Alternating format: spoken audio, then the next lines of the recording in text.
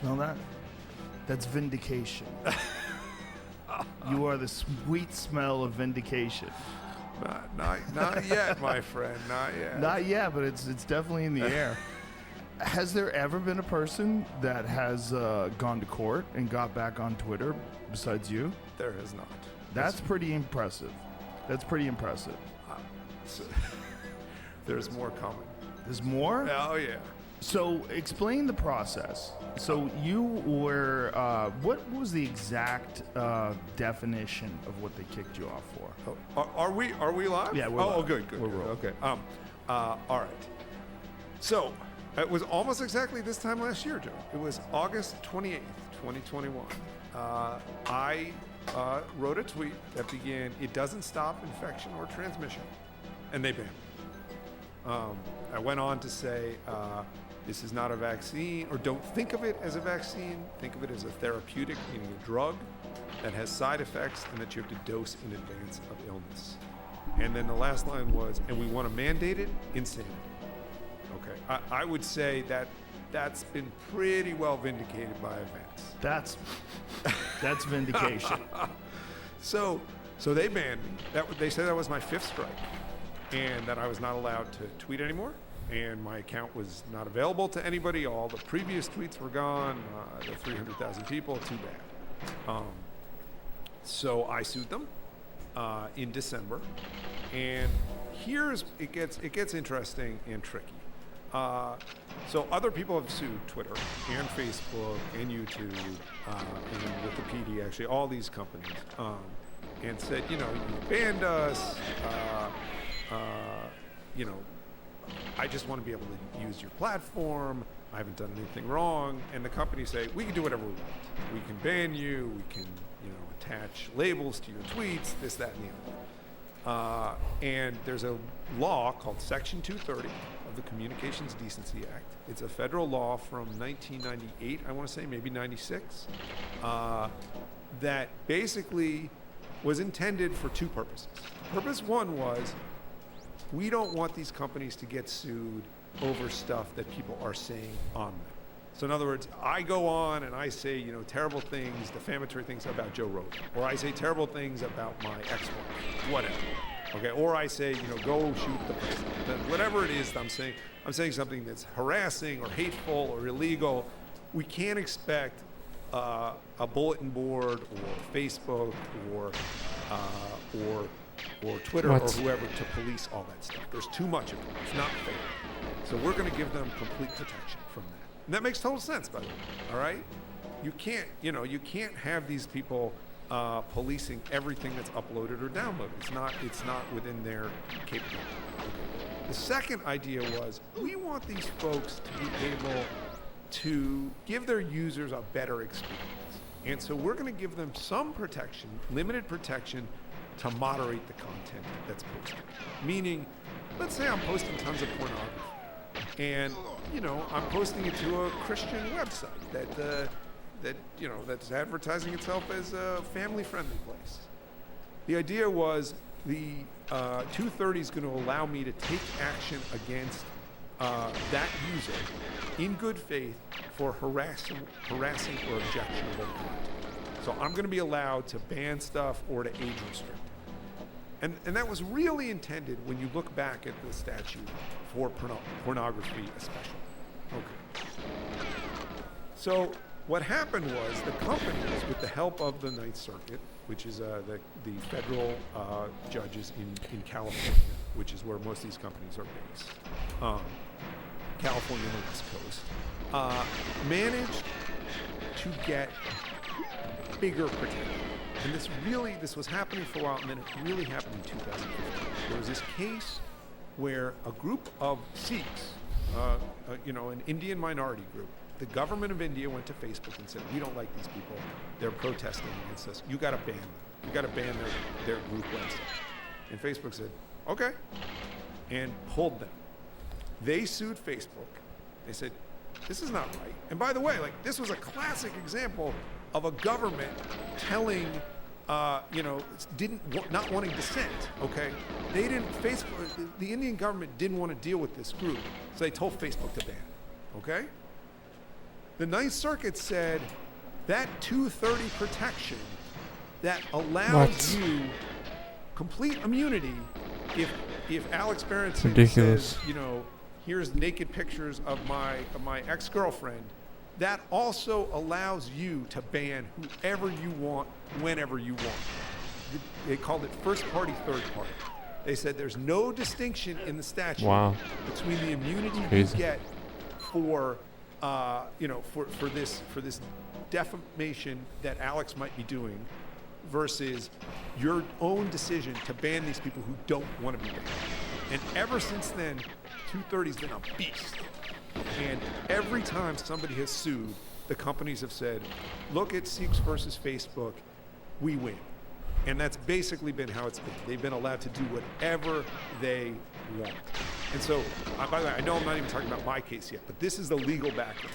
So sometimes when conservatives say, hey, we need to ban 230, we need to repeal 230, that's actually not true. You just need to have the courts interpret 230 the right way, which is you don't get to sue Facebook or Twitter for these defamatory or harassing or illegal posts that other people are putting up.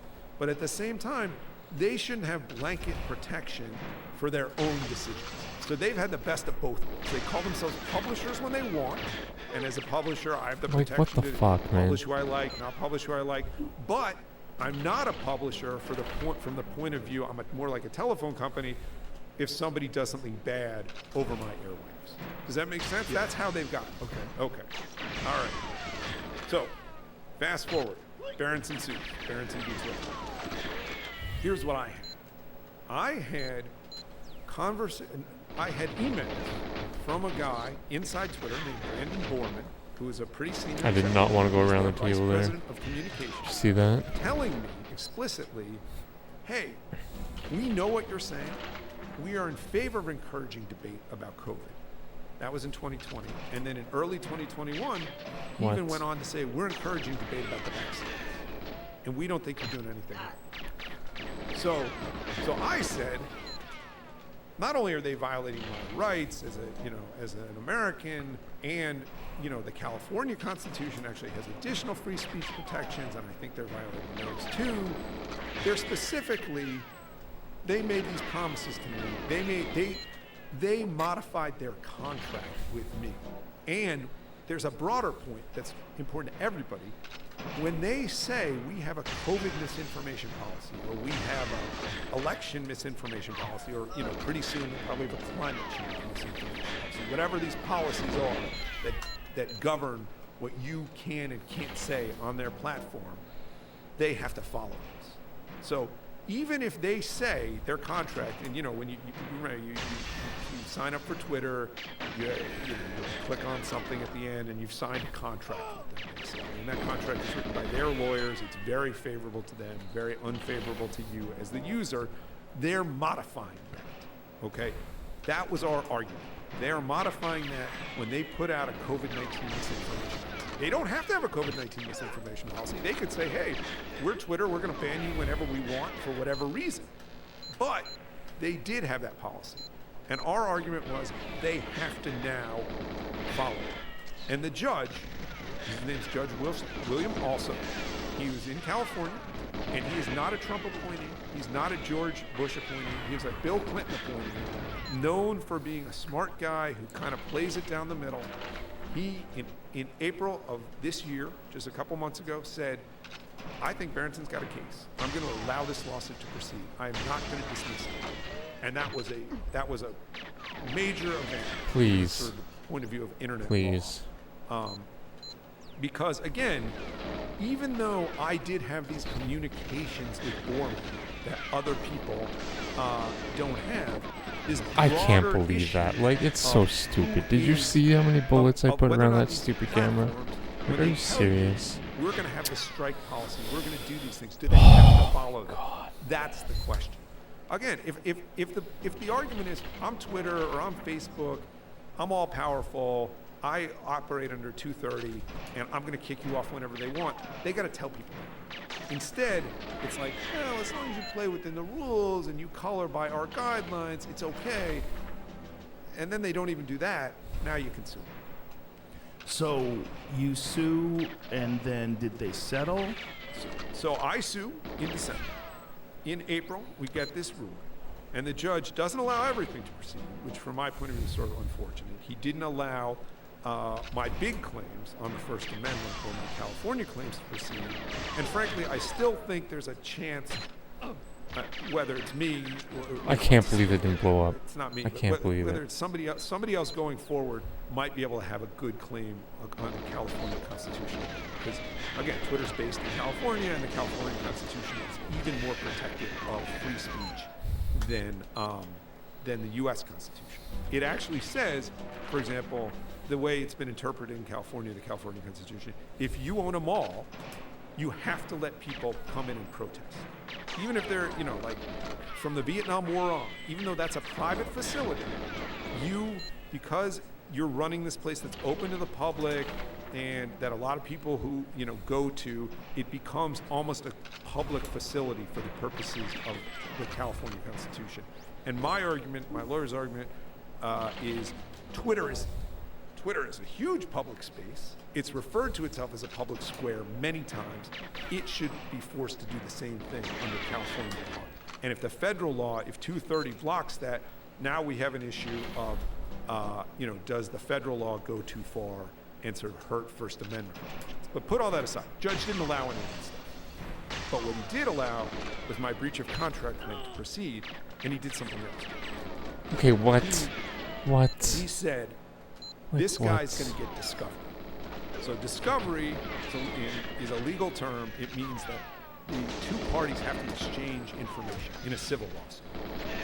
So and it's actually kind of amazing if you think about this, that this is how this works.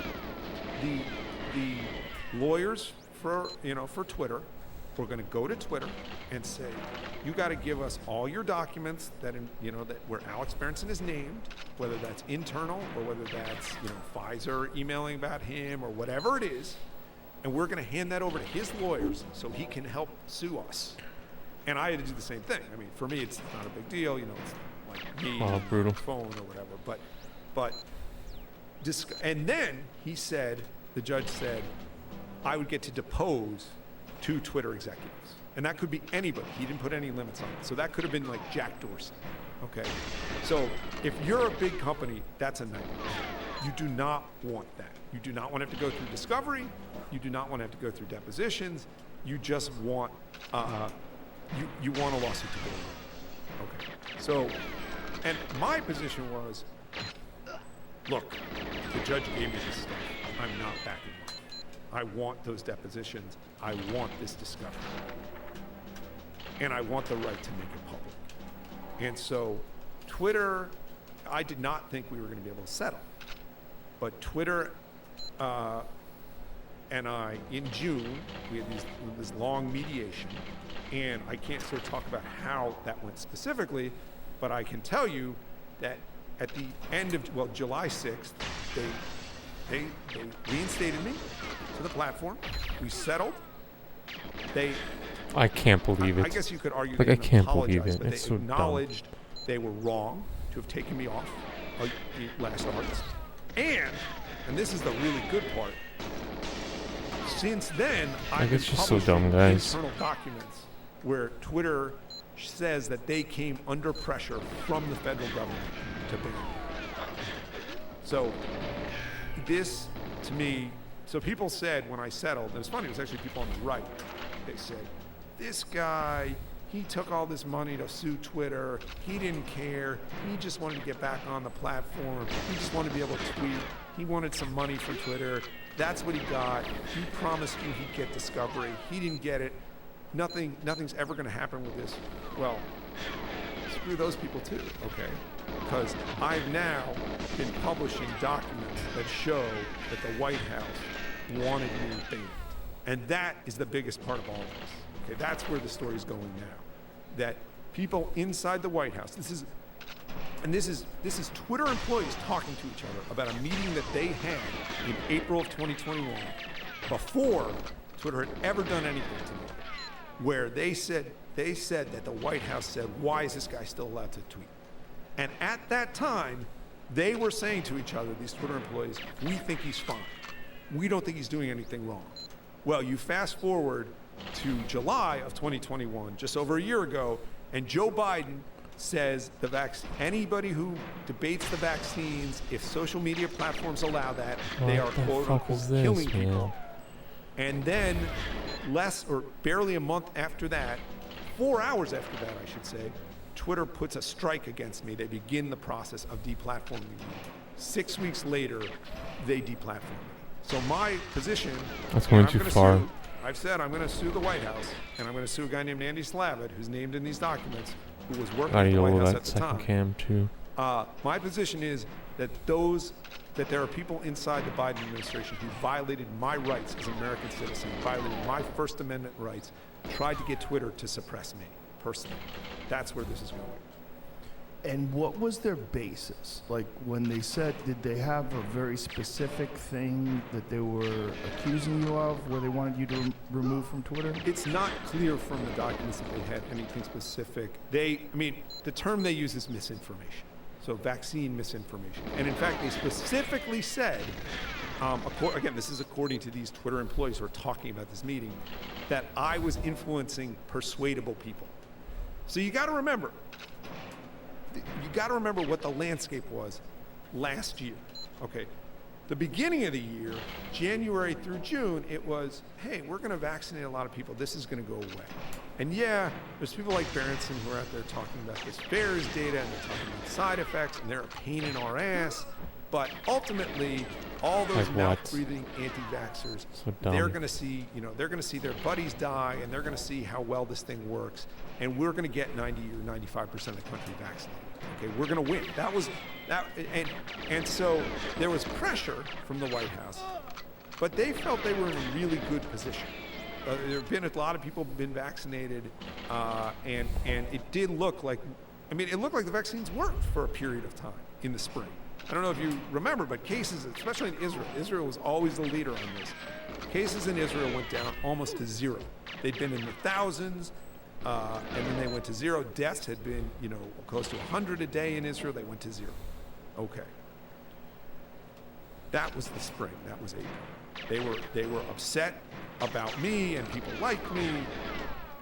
Disinformation, misinformation. To me, it's journalism. Okay. If I'm pointing to you to government statistics and data, and I'm saying, here's questions, and I'm saying, here's some questions about the clinical trial and how long it went and who was included in it and whether or not it actually shows the vaccines work as well as you've been told, that's journalism. One man's reporter is another man's disinformation specialist, okay? Just like one man's terrorist is another man's freedom. Okay. So, that was April, May. Then something happened in June, July, and August. The worst case scenario from the point of view of these people.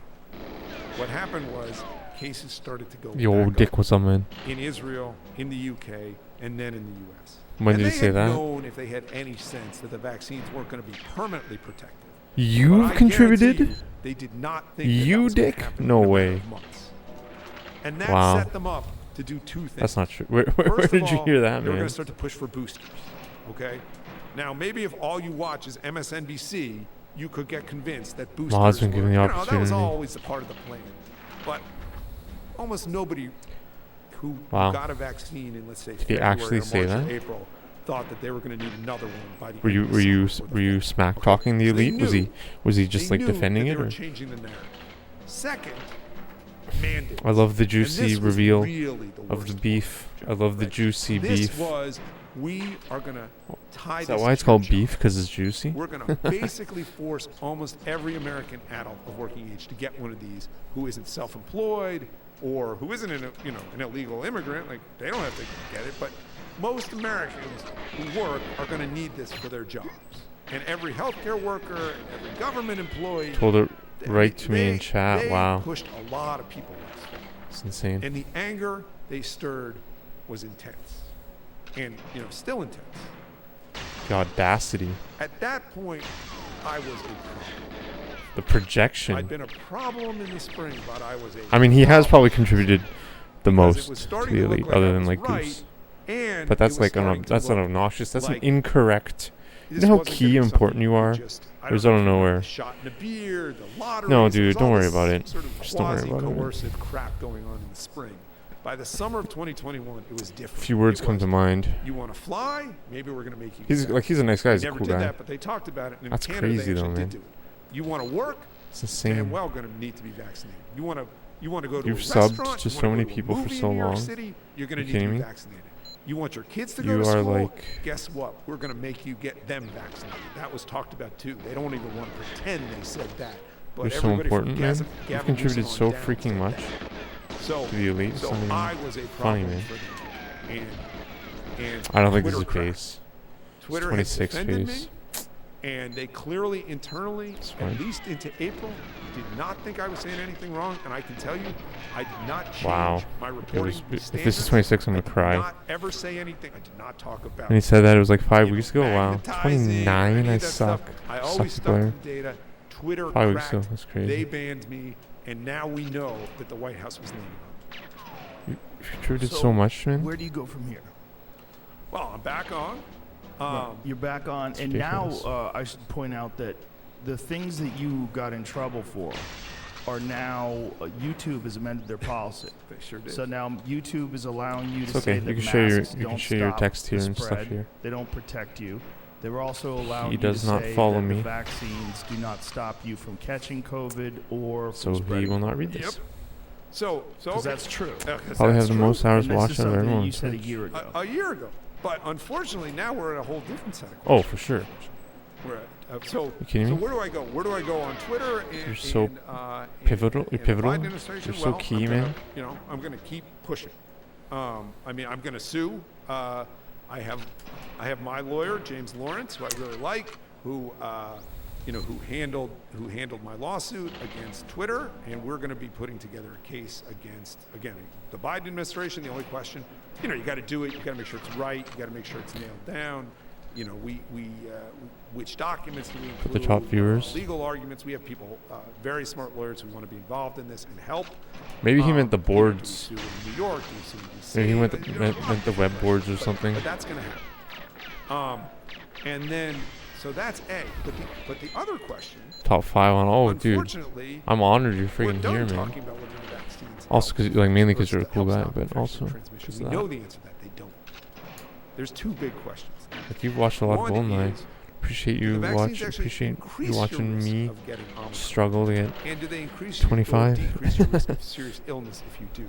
And in some ways, because Omicron's pretty mild, and because we've all gotten it at least once, maybe twice, Sorry, man. assuming nothing terrible happens to the virus itself going forward, in other words, assuming The only thing I can virus think of doesn't is that maybe you somehow were smack talking in the mutate again to elite.net, become like more the virulent, forum or it's something. gonna be what, For something where what he we made thought some it was gonna be 2 sarcastic years joke ago, and which he is ultimately tried to winds up defend as it a cold for everyone. and just was This talking is about the another, forum. Virus that I you don't get know. from time to time. And eventually they'll stop counting the cases and they'll stop counting deaths. In part because they don't want to admit the vaccines do nothing. Oh, it's So the insane. easiest way to move past that Yes, it is is. to just stop collecting. They're data. jelly, man. And you can already jelly see of the data is ASMR. being collected less frequently. It's certainly being publicized. I need a less. jelly So emote, that's man. question A. And I'm hopeful. It's just like literally jelly. I'm hopeful, basically, that we will get to a point where That would be sick. whether or not the vaccines do any good, I think I'm gonna the make a virus jelly itself is essentially, not a big threat. Not that it doesn't kill some people, but that it's not. I'm a not big on threat to there? society. Okay, but there's a bigger, even bigger. What's that? no one- What do you mean you're not on there? On where? Oh, on and the that is elite.net. What is happening to all-cause mortality? Yeah, exactly. Birth rates. Maybe that's why he. in Maybe countries that's that what he use meant. these mRNA and DNA COVID vaccines very heavily. So essentially, Western Europe, Japan. He has like South 7,000 Korea, posts on there or some shit. Australia, the United States, Canada. There's this notable Goose is over increase 20,000 in posts. death rates in a lot of countries. And in the last couple months, although the data is less clear, there's been a notable decrease. God bless him in his posts. Now, I don't want to overstate this. A I'm not box talking jello. about like deaths are doubling. or Yeah, tripling but or I want to be like going to zero. jelly, When I like say made notable increase, jelly. I mean it looks to me. So there's like Jello. and What's I Jello? just wrote a It's like Substack jelly. on It's this, like I get it. Thursday morning. Wow, isn't that amazing? All cause deaths might be up. Like some 10% made And when I say slimy Holocaust, jelly, that's literally what Jello, it's like. Jello-y. How many people died I don't know. in I Germany might just get this some. week? It'll be like How probably some many colorful people slime or died some in shit. the UK this week?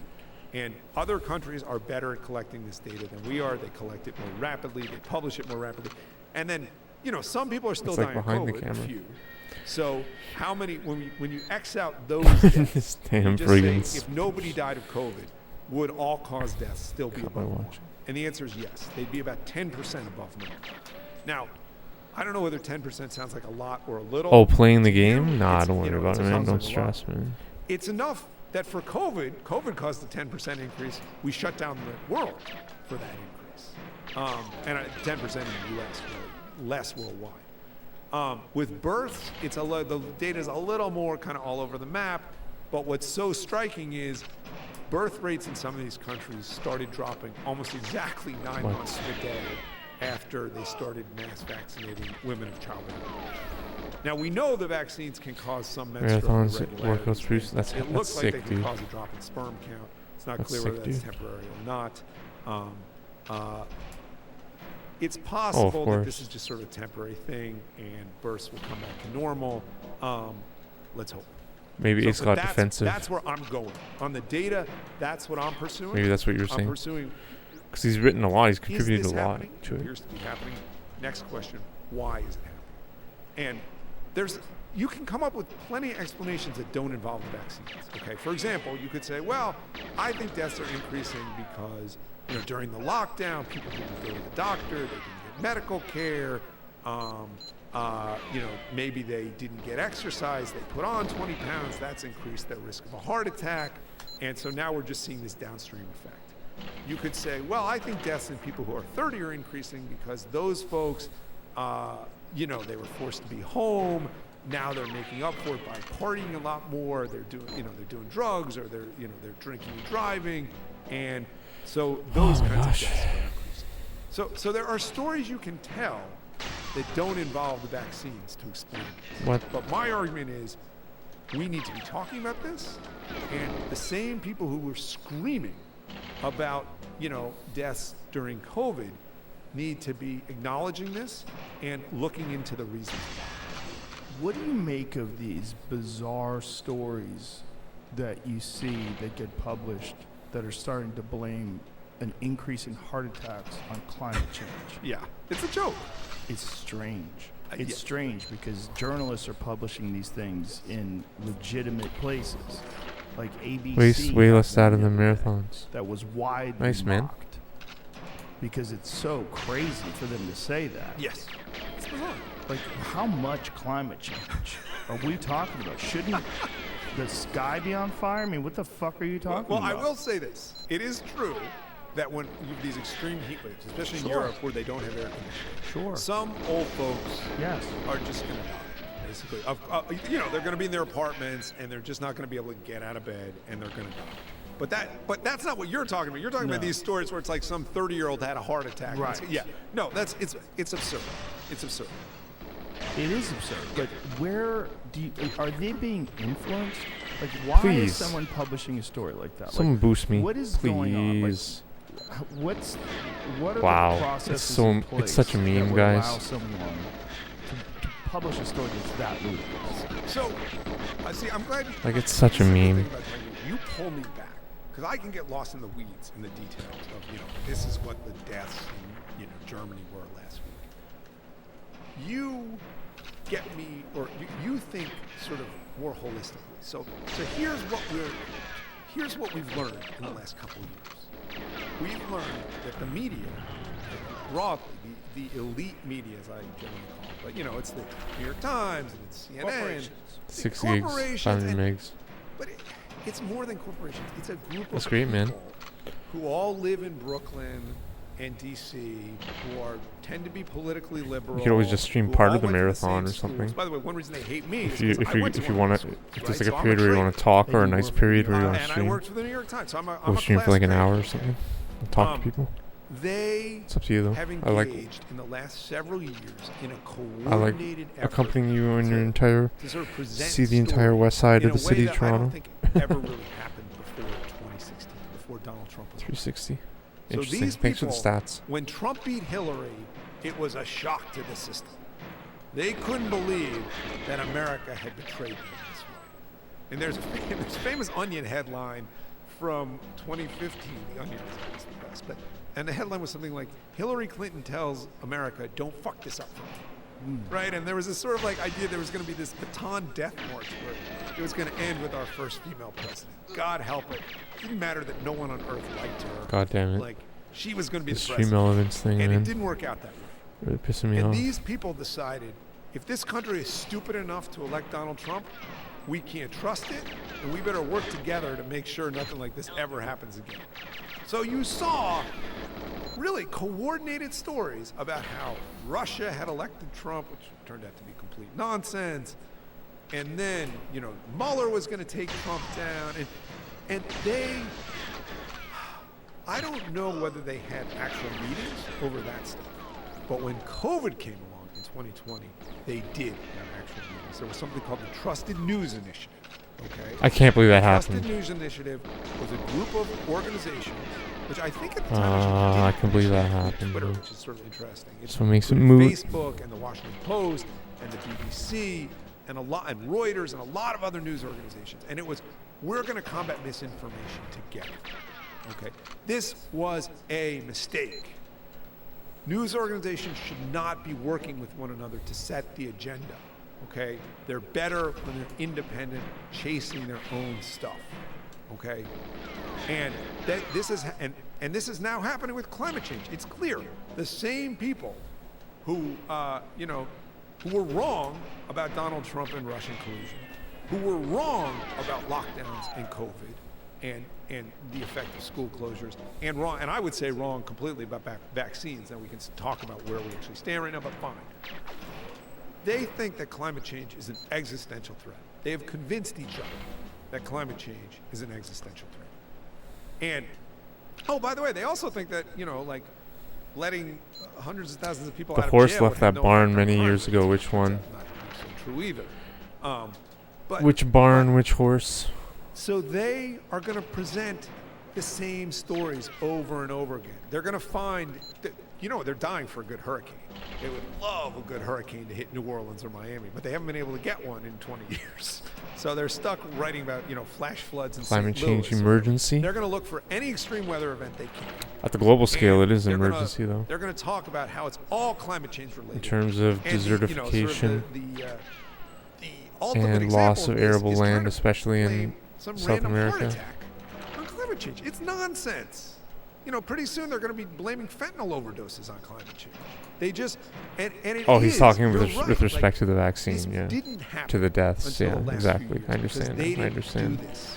They I'm not really didn't paying work attention together to the podcast. I understand Can this ship the be turned critique back now. around at this point? I don't know. I mean, Well, the there's media people like wasn't you, repeating the there's same shit people on every on channel. Substack, but See for a few. I Yeah, but I'm. Yeah. I'm not a good that example. horse, that barn, I'm yeah. not chasing stories, and that's not what I do. No, I'm and- just talking to people. So the fact that I I know can what you mean. get something that's widely spread, and I can, Good point. have this podcast and have conversations with people like you and some other controversial folks that have been telling the truth and have been suppressed. It's great. But, clearly I'm not a journalist. right, and you do need like these, or when you have war reporters in Ukraine, okay, or you have reporters willing to spend a month chasing. I can't believe I got stuck really again, doing man. High-end news work is expensive and difficult, and it requires editors and requires trained. There's a skill to it, a legit skill to it. And there's only so many organizations that I might can play do this it. for like another hour or And, so. I'm not gonna How we go break full them retard out on it. I don't of think I'm their gonna order food monoculture, soon. I don't know. I mean, from This is gonna place is gonna close at 11. one of the sad things about So I'm gonna order food and then I'm just gonna sit here. I might eat a little bit around 10:30, For 11. example, about the vaccines. Play some more. That wouldn't necessarily. But I be might like, just sign all off at vaccines that are point. terrible and they're going to kill you. You could have written about, like whether or not enough old people were included in the clinical trials. Okay, that would have been a legitimate question that once upon a time, the New York Times would have seen. We can write stories questioning the development and pricing, let's say, of the vaccines. We can question whether the United States should be putting tens of billions of dollars in profit into the companies, when this is a public health emergency. And those would have been legitimate questions. But because it became so politicized and polarized and ideological, they fell down even on asking those questions.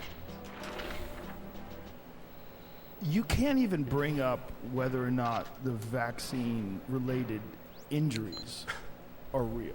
That's right. They won't even discuss it. That's right. It's not. You don't hear legitimate stories about the numbers of people that have suffered strokes and blood clots and all the various ailments, and people that have pacemakers now. They're in their 30s. Let me give you, to me, what is a really good example of that. So, there's diabetes, type 1 and type 2, right? So type 1 diabetes used to be called childhood diabetes, and type 2 is adult. And the reason it was called childhood was it's an autoimmune disease, essentially, right? So type 2 diabetes, you just eat and eat and eat, overwhelm your pancreas and your insulin, and you become, you basically eat so much you destroy your ability to process all that food. But type 1 is different. Type 1 is your pancreas, you stop making enough insulin as a kid. It's an autoimmune disease. So there are legitimate cases in peer-reviewed journals of people getting type 1 diabetes as adults following mRNA vaccination. Okay? Now, to me, that's a giant red flag. Okay? What are these numbers? They're not a lot of cases, okay? It's like 4 cases in Japan, 2 cases in Turkey. It's what you would call in epidemiology or medicine a signal event, right? It's a signal that should be followed up on. And by the way, you never see these case reports coming out of the U.S.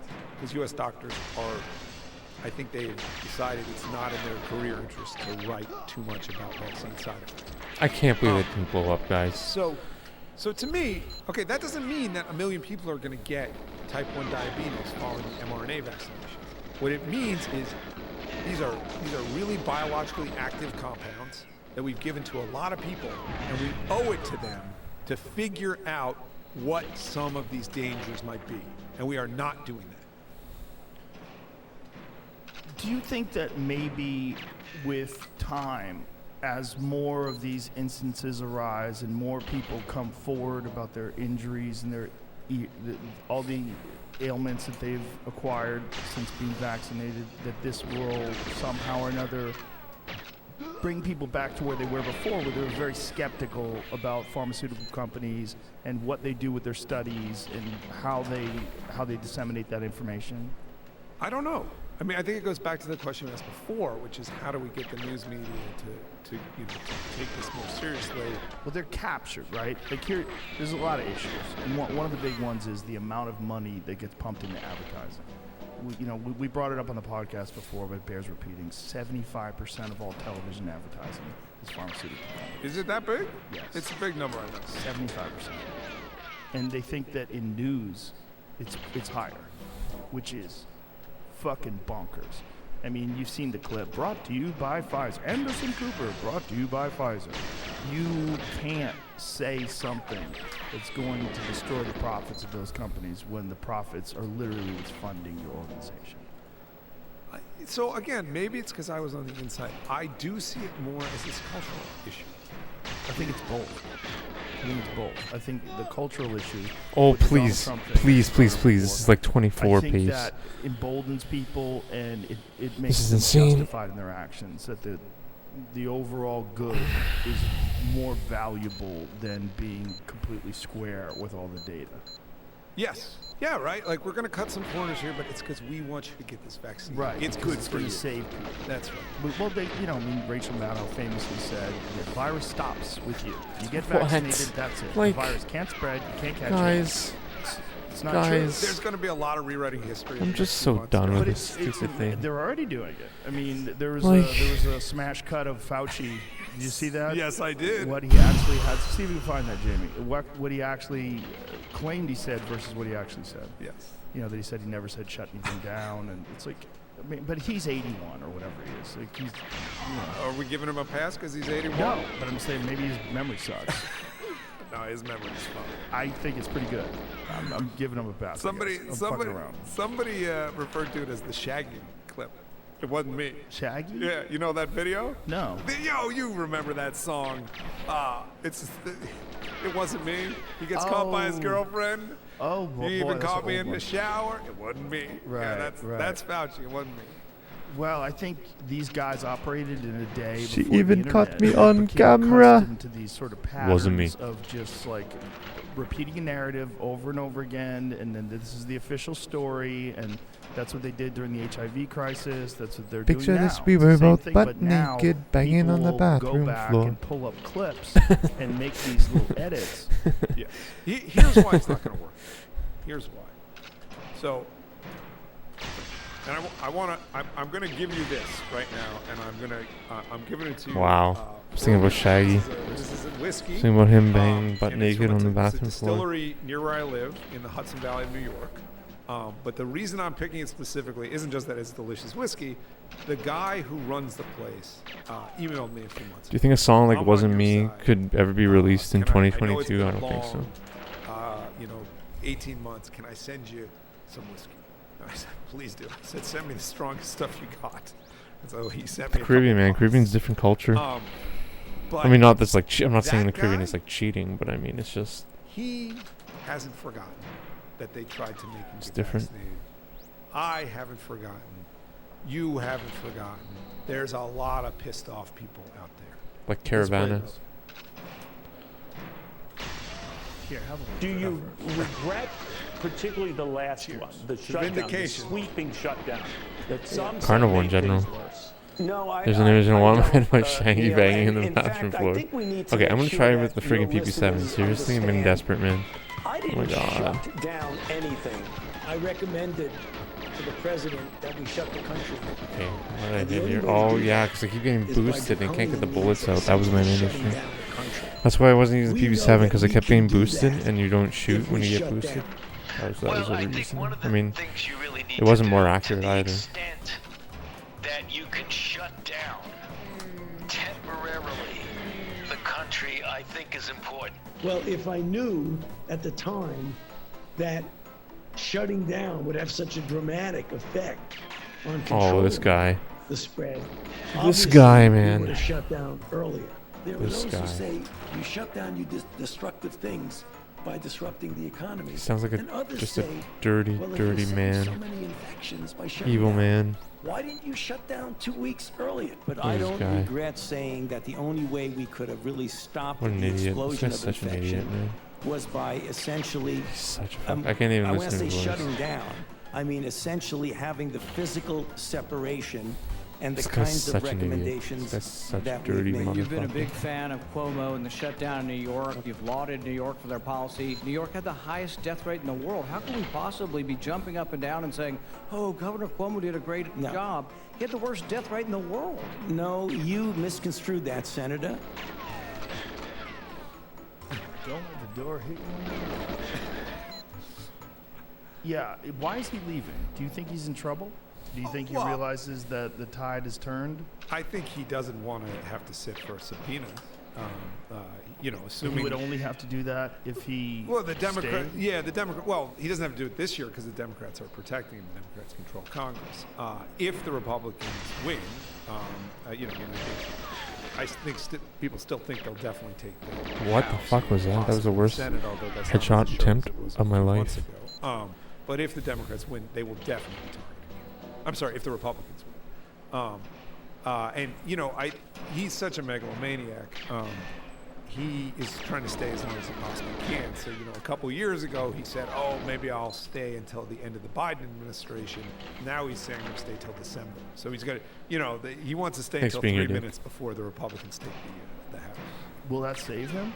I think it makes it, and this is I'm not an expert on I don't think they can subpoena him, or the process is much more complicated if he's not a federal employee. They have to negotiate and get him to testify. Remember, there's 3 separate issues for Fauci, right? Gain of function research. Gain of function research, which he's definitely on the hook. Yeah, that one's the clearest. Yeah. Okay. This came out of a Chinese lab. I'm not even sure too many people will argue that anymore. There's still articles. There's still articles, and they're Like preposterous. what? They're preposterous. Well, there's no biological, there's no megalomaniac, animal yeah. host. That's right. They have this mapping data that claims because most of the cases the Chinese reported first were in the vicinity of the market. It must have been. So there, did you see that? I waited to shoot a second. I hit the camera there because I took Alka's advice. The first 3 bullets are super accurate. That's exactly what I did. I Well, waited to never shoot trust there. I that don't know if you saw that. in the past. No. Which So, is I so waited to bizarre. shoot. so there's gain of function. So I think that's going to help There's the significantly lock. improve my And, completions because that was the he's first pushing. Now, attempt he's probably waiting got to actually shoot a little the bit. best defense on I that hit it first try. It was insane. because that's about, we didn't know exactly what was happening, and I didn't make the decision. I just made my best recommendation. It was these governors who did it, and we all agreed. It's okay, but nonetheless, he could get some heat for that. And then the third issue is the vaccines, right? And that one's interesting because NIH, National Institutes of Health, they were basically a direct partner with Moderna not on the Pfizer BioNTech vaccine, but there are 2 mRNA vaccines, and the federal government was basically I think more than a that handshake change, partner me of shooting a bit Moderna later, on that vaccine, and so it's going to there's help gonna out be, a lot. assuming we ever start asking real questions about what the data shows Like about a lot. the vaccine, What the fuck, man? he might be on the hook for that too. How much of an impediment is this agreement that they had where they're not allowed to be held liable? It's a huge impediment. So it's a huge impediment for a few reasons. Now, as my lawsuit with Twitter shows, if you sue, the civil litigation process is very powerful. It's not as powerful as a subpoena, from a prosecutor. Still very powerful. You get these companies to hand over documents, so you can see what they were thinking. And for the most part, it's actually kind of hard to believe, but the companies do comply with this. They will, whether it's because their lawyers make them, or whether it's because they don't really know what they're giving you, or whether it's because they actually believe in the American justice system.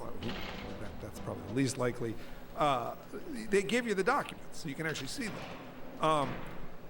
No litigation or immunity means no liability, means there's no way to get the documents, and B, the really good trial lawyers aren't interested because there's no money for it. It also means Wall Street doesn't care. Because Wall Street, from their point of view, if there's no liability issue, it's not going to hurt the company's stock. So they don't care either. So 2 very powerful forces that could help kind of keep the companies on a straight path are gone. It was so strange to me to watch people blindly believe the pharmaceutical companies, given their history. Given the history that they have of being fined insane amounts, causing tens of thousands of deaths that could have been prevented, causing the opioid crisis, all the things that we know that they lied about, hid data, distorted data, and yet still people were getting Pfizer tattoos. It was a Wow, I did not shoot strange later at thing all to there. watch, to sort of, I shot way too what does early there. Robert Malone call it? Mass formation formation psychosis. psychosis, yeah. And people are like, that's not a thing. But what about, forget what he called it. That thing is clearly real and happening.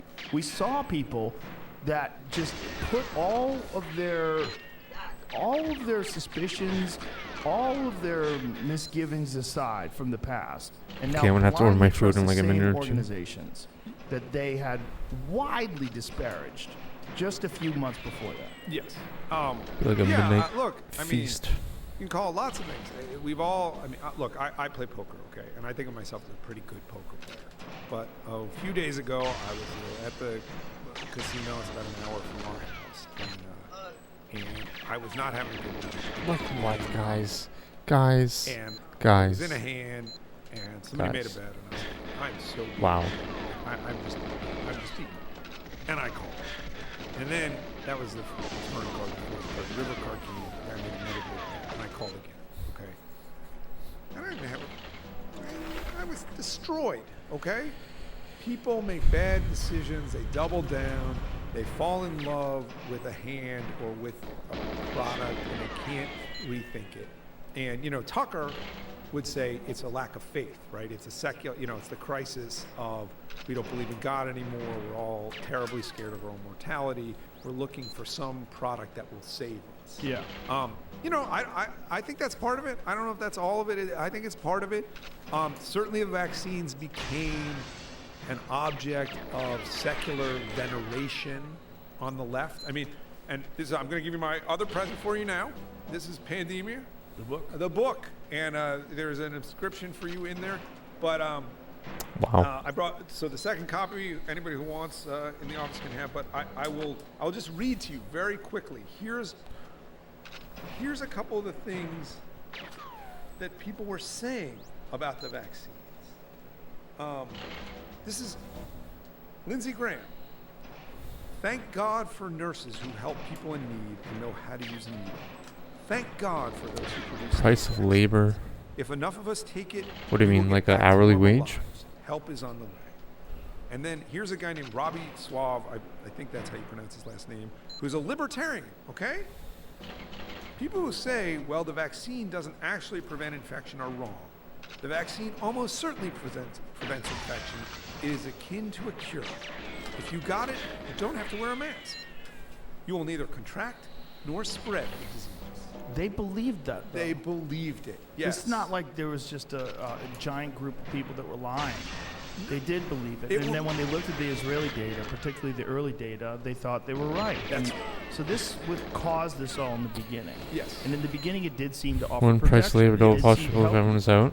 But what I'm saying is people were primed. I don't think so. to believe. One more. Right. One more. This Okay. is from somebody on the left. Who, you know, this is a woman named I think Molly there's still, who Under. who was like the voice of the terrified. I think there's still too few jobs. Okay, this is what these people thought of the vaccine. Yes, the vaccine is coming. I told myself as I spent my Still, first Thanksgiving. I can't without believe he didn't any of die. my I shot him. 70-something parents in the hope of keeping them safe. Yes, the vaccine is coming. I told myself as I look ahead. I mean, I don't want to even sound lonelier like Christmas. crazy Yes, the not vaccine crazy is Maxime coming. I tell Bernier, my but I don't want father to sound who like hasn't seen his grandchildren in months. anti-immigration guy. Yes, but the vaccine is they're gonna coming. like I silently import a bow lot as of I look into my immigrants too. children's bedrooms as they That are stare working into for the less blue money. lights of their computer screens. Don't call me like School, Donald Trump or anything, friends, please. family, and It's what just an used to be objective called normal life. observation. Now that wasn't my 2020. Just objective okay? math. And I suspect it wasn't yours either. But for these people who had terrified God, themselves man. about COVID, who had told themselves that COVID really was the Black Plague, they needed to I think believe in something. society They would make believed in the society vaccines. Let poorer me tell you, even now, it is hard for them to accept. before they increase It is hard. finite I mean, resources I that companies have. have. Friends that were against You know what I my mean? perspective initially. Like They we thought would go that I into was like a being recession before they'd like pay more money. ignorant and foolish, that I was believing conspiracy One, 'cause it's theories. finite amount. I and mean, if it's not being now printed they're by the like, government, Fuck, how did I buy in? and two, The just same people, and some of them are vaccinated, and some of 'cause them everyone have is real paying problems higher now bills. because of the vaccine. And I know a lot of people that got vaccinated had zero issues, none. And I know a lot of people that got vaccinated that never got Oh, COVID. please, baby. And Come on, and they're boost me okay, in, they're let's go, fine. come on. And I think that's most people. And if you looked at Fine. the overall, What? No, Positive net no, benefit of the vaccine. no. I think it saved lives. It's so fucking stupid, I will guys. give you the best bull case. Sorry for swearing. So last Order year, the food now. Delta, I was really Delta dumb, was guys. clearly a worse variant than Omicron. For a period of months, in the spring, probably into the summer of 2020, So dumb. the vaccines probably reduced the infection rate substantially. That's what they do for a period, a few months. They really do. And then I think the booster in the fall probably helps some, not as much, because there's definitely, your first hit is your best hit. There's definitely a limited sort of benefit from boosting. But let's say that last year in 2021, there was a substantial decrease in the number of Delta infections. Now, all those people wound up getting Omicron this year, but Omicron is not as dangerous as Delta. And we have Paxlovid now. So even just by delaying a few months, you can argue that the lives of some 70 and 80-year-olds were saved. Okay, some of those people who got infected this year and were fine might have gotten Delta last year and died. Particularly older folks. And I think there's a legit case to be made about that. I've actually been meaning to write a Substack about that because I think it's important that people understand that. But that doesn't mean that this benefited anybody under 50 or 60. Okay? And unfortunately, certainly with the myocarditis, which is, this heart infection you can get that can actually be quite dangerous and in some cases deadly to younger people, especially men, the risk is the other way. The younger you are, the worse the risk seems to be. So here's what we should have done. Okay, first of all, we should have tested the vaccines for longer. And we should have made sure that we tested them on old people who are the most at risk. We didn't do either of those things. But okay, they wanted to get this out very quickly in the winter of 2020, which is January 2021. Fine. Oh, They should have said, okay, we think we have something good here, but because it's been tested for such a short period of time, and because the technology is so novel, we're going to limit its use to the people who are really at risk from COVID. We know who those people are. Over 70, maybe if you're under 70 and you're really severe comorbidities, go get your vaccine. Can't hurt you. The rest of us, we're going to wait, and we're going to see. And probably if they had done that, they could have had whatever benefits they did have last year without any of the problems that seem to be getting worse. And again, this is why we have to talk about all-cause deaths, okay? Because those numbers shouldn't be where they are right now. Now, these people that were convinced early on that the vaccine was the savior, and that, these people would have resisted that narrative, that you were going to vaccinate the older folks and the other people are going to wait. Yes. They didn't want to. No, they were desperate to get vaccinated. But there was also this narrative that kept being promoted, safe and effective. Yep. Those were the two words that they used, and it was so prevalent. It was everywhere. And if you resisted that, somehow or another, you were an enemy of the future. You're an anti-vaxxer. Yeah, you're an anti-vaxxer, which is that pejorative that they used over and over again. It's like it didn't matter if you had every other vaccine there was. If you didn't believe in this one thing that you stated, and I think accurately so, that you should think of more of as a therapeutic. It's a gene therapy, correct? We can argue about that. But what I meant by therapeutic was it had a limited window of work. It worked for 3-4 months. Well, there were certainly people that were resisting the idea that it was a leaky vaccine, which was crazy because there was already indications that people were. And remember, in the early days, it was breakthrough infections are very rare. That's right. It was breakthrough infections. Yeah. These were these aberrations, these rare outlier cases, Yes. and they're not to be taken into consideration. Yeah. And now, all of a sudden, it's just the norm. It's just, and they've changed the goalposts in this weird way where everybody just didn't want to admit that they were wrong. Everybody didn't want to admit they got duped. So they started saying it too. Well, we've always known. Yeah, total lie. Total lie. And by the way, I will argue this, and this gets complicated epidemiologically. I don't think the vaccines work very well. Once they stop working against infection, remember they have this period when they do work against infection. I think that once they stop working against infection, the protection they offer against serious disease and death is actually pretty limited too. And I think that's really true for Omicron. Well, the CDC but it gets complicated. They didn't want to release the data on boosters for people 18 to 49 because they said it would increase vaccine hesitancy. That's right. What the fuck does that mean? Yeah, if telling the truth indicates that you're going to have a problem with vaccine hesitancy, the problem is the vaccine, Joe. Right. The problem is never the truth. That's right. That's bonkers. That's right. It's a very bizarre time to be going through this because there was such a social push and so many people were upset. And I've seen so many of those people come around now when they've had friends that have had strokes or they've had their own personal issues with it. And then they've also got it and they got COVID. Yep. I had a very good friend of mine who was all about the vaccine. And then he got COVID recently. And I'm the first fucking person he called. And I sent a nurse to him and I had him taken care of. We got him monoclonal antibodies. That's another thing that was very bizarre, was the not just limited distribution, but preventing people from getting monoclonal antibodies. Yes. Yeah, well, the Biden administration was playing a game with Ron DeSantis. They were trying to get... DeSantis has been the smartest politician about all of this from the beginning. And he knew that the antibodies were a good idea, and he tried to get a lot of them for, people in Florida, and the Biden administration tried to stand in his way. not a great moment for the Biden administration. Well, they were also trying to they were trying to limit the distribution of them, saying that it was based on the earlier strains. Meanwhile, they were trying to increase the distribution of the vaccine, which was also based on the earlier strains. Yes, absolutely correct. Just how the fuck did we get here? It's so disconcerting, and it just makes you distrust the very foundation of truth that we supposedly operate on. So I wrote a Substack a few days ago where I said 25? we need a name for this phenomenon of I used to be somebody, I'm not a conspiracy theorist. Well, we're right? pacing 25. I used to think, hey, if Even with a whack cam. government says this is a safe drug or safe medicine, I'm going to take it if my doctor tells me to. I believe in the system broadly. I know it's not perfect, but I believe in it.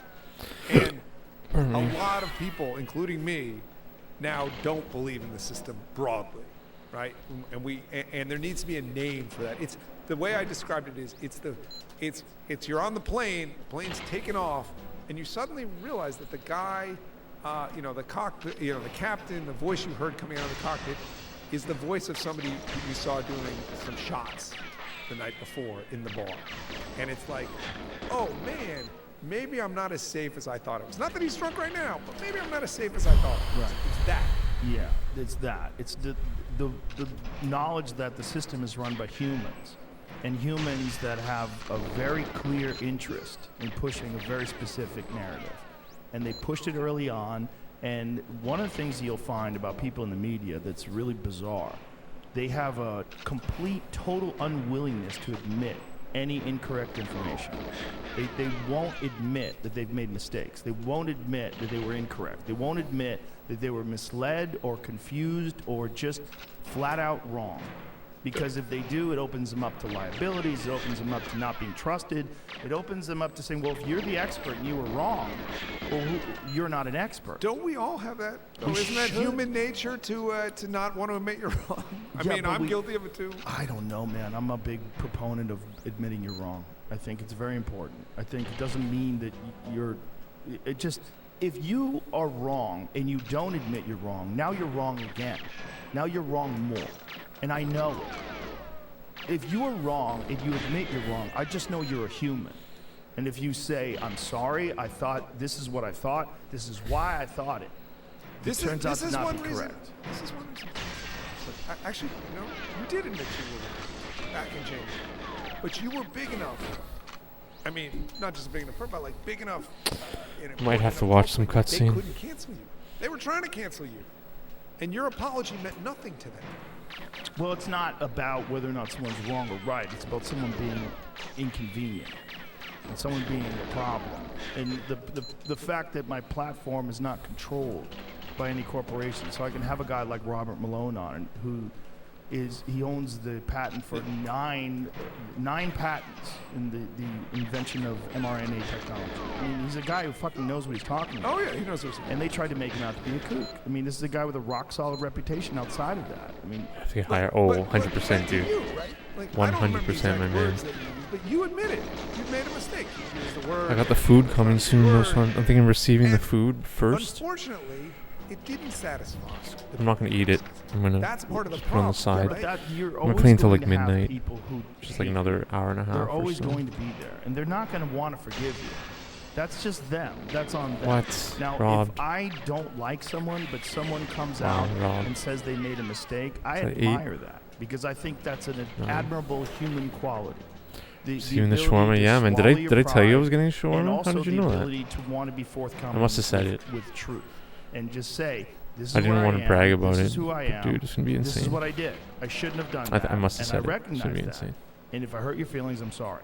Or if I misled you, I'm sorry. If I gave you information that made you act in a certain way or go and make a certain choice because you thought that I was informed and I was correct, I feel like you have an obligation if you're someone who's your job is to distribute the truth. It's what you're doing. If you're a journalist, if that's what you're doing, if you're a pundit, if you're someone on television and you're speaking from a position where you supposedly have some sort of authority, or at least some sort of like reasonable research basis to say these things. You should come out and say it. I mean, look, I basically agree. Look, you know, I just said a few minutes ago, I think there's a case to be made the vaccine saved lives. I think there's a case to be made too. But see, I'm not a black and white person. I'm not a 1 or 0. I'm not binary on these things. What? I think Like, it's it's a so very dumb, guys. messy situation. And I think part of the problem is that we were so indoctrinated with this propaganda. It was so shoved down everyone's throats that people were very reluctantly to abandon their earliest notions. And a lot of their earliest notions were based in anger on people who weren't doing the right thing, who weren't We're spreading doing the what right they're thing. told. Yes. We're Doing what they're told. But they thought that doing what they were told was doing the right thing. And I think there's a lot of people that did it with noble intentions. I really do believe that. So here's what I Wow, now look we're like the actually- last go back bullet. again. Here's what I would- Terrible. Even if the vaccines are good, even if they work perfect, That jump was so way key. last year. Yes. It's wrong. Okay? It's not The paced, fact it's not they didn't fast work enough, is it's just the not. icing on the I cake. messed this up But too. when Joe Biden says a pandemic of the unvaccinated, if you're not vaccinated, you're going to be sick or dying, and you're going to fill all hospitals. No, it's not fast It enough. was- It's not. It was not. demonizing a lot of people Wow, for 28. a personal medical decision. Yeah. It's wrong. That door is so Not key. allowing You gotta Novak get the door right, or else Djokovic it's to pretty much play over. In the U.S. Open, he's not vaccinated. It's wrong. That's now. That's now. Right now they're doing Yeah. it, which is fucking insane. Yeah. It's insane. It's I mean, he's one of the healthiest human beings alive on Earth. And he's had COVID twice. Leave him alone. Let him play tennis. That's what's even crazier. He has the antibodies. His Yeah. body's recovered. Yeah. And it wasn't a big deal for him either. No. Well, of course, because he's a fucking super athlete. I mean, it's really crazy that we want everyone held to the same standards, but we're still not telling people to lose weight. I mean, if the government cared about you, they would say, hey, you know, one of the things we found out is 78% of the people who are admitted to the ICU with COVID are obese. And that's a giant problem with your immune system, and we have to fix that collectively as a country. Oh And man, here's what we need to that do. was We so need to fast. I avoid all can't believe I these missed the things headshot. that, you know, are terrible for you and the things that people are addicted to. Well, I mean, they're doing it with monkeypox, Joe. They tried. It's The true. data came out, and everybody's like, hey, hold the fuck on. Yeah. First of all, no one's dead. No one. Second of all, it's all- 98% unprotected gay sex. That's right. And Okay. the other 2% are liars. That's a joke. That's just a joke, folks. Like, oh, I got it, and maybe you can get it. The other two. It's not a lot of people. It's and, not and a it's, lot of it's you know, it's an unfortunate disease that people are getting for getting reckless. Well, and look, listen, it's a free country, okay? Get reckless if you want That's to. that's right. Yeah. But let's be honest with these folks about, you know, they're the ones at risk. And you know, by the way, this is what happened with HIV the first few years too. They wouldn't tell the truth about that, and then eventually the gay community said, look, we're the ones who are dying here. We have to be honest with each other, and we want the government to be honest too. And hopefully that will happen with monkeypox. But the idea that the public health establishment, their first inclination is to lie and to not tell you who's really at risk, I don't understand. Guys, Well, the I don't know why that conversation I didn't had work. With, Like- one of my friends who's a doctor. It was a very quiet conversation where he was like, I can't. Wow, what tell a you meme. What I really think. That was about really this. memey. I cannot. I can't say it. I can't talk about the people that I've treated that have had real issues after being vaccinated. I can't. You know, I can tell you that I know a lot of people who got COVID who really got fucked up by it, really bad. But I can't tell you that most of them were fat and old. I can't say that. That's right. I can't say you, a guy who works out 6 days a week, you're probably going to be okay. Yep. You, a guy who regularly takes vitamins, has all sorts of things you do for your health, you are supposed to be treated the same way as that fat old guy, which is bonkers. Yep. And one of the things that drove me nuts about when they were so mad at me about COVID, forget about the fact that CNN literally used a filter on my face to make me look jaundiced, which is so... that true? Oh, yeah, 100%. Yeah, they literally, we've showed side-by-side clips of the original video that I posted on Instagram, which is just me standing in front of my sauna with my iPhone going, I feel pretty good, you know, and then they took that and put it through a filter that made me look yellow. Have you seen it? No. See, pull it up, because it's so strange. But all those people are gone now, which is hilarious. Yeah, all those Brian CNN Stelter. people. Yeah, they're all on the chopping block. Don Lemon's on the chopping block. Jim Costa. They're all on the way out. which is hilarious. Look, I shouldn't laugh. But this should be because they suck at their job. It's not. It has nothing to do with what they did to me. I mean, but look at this. That's the picture on the oh bottom. My God. That's the real You me. look like the Hulk.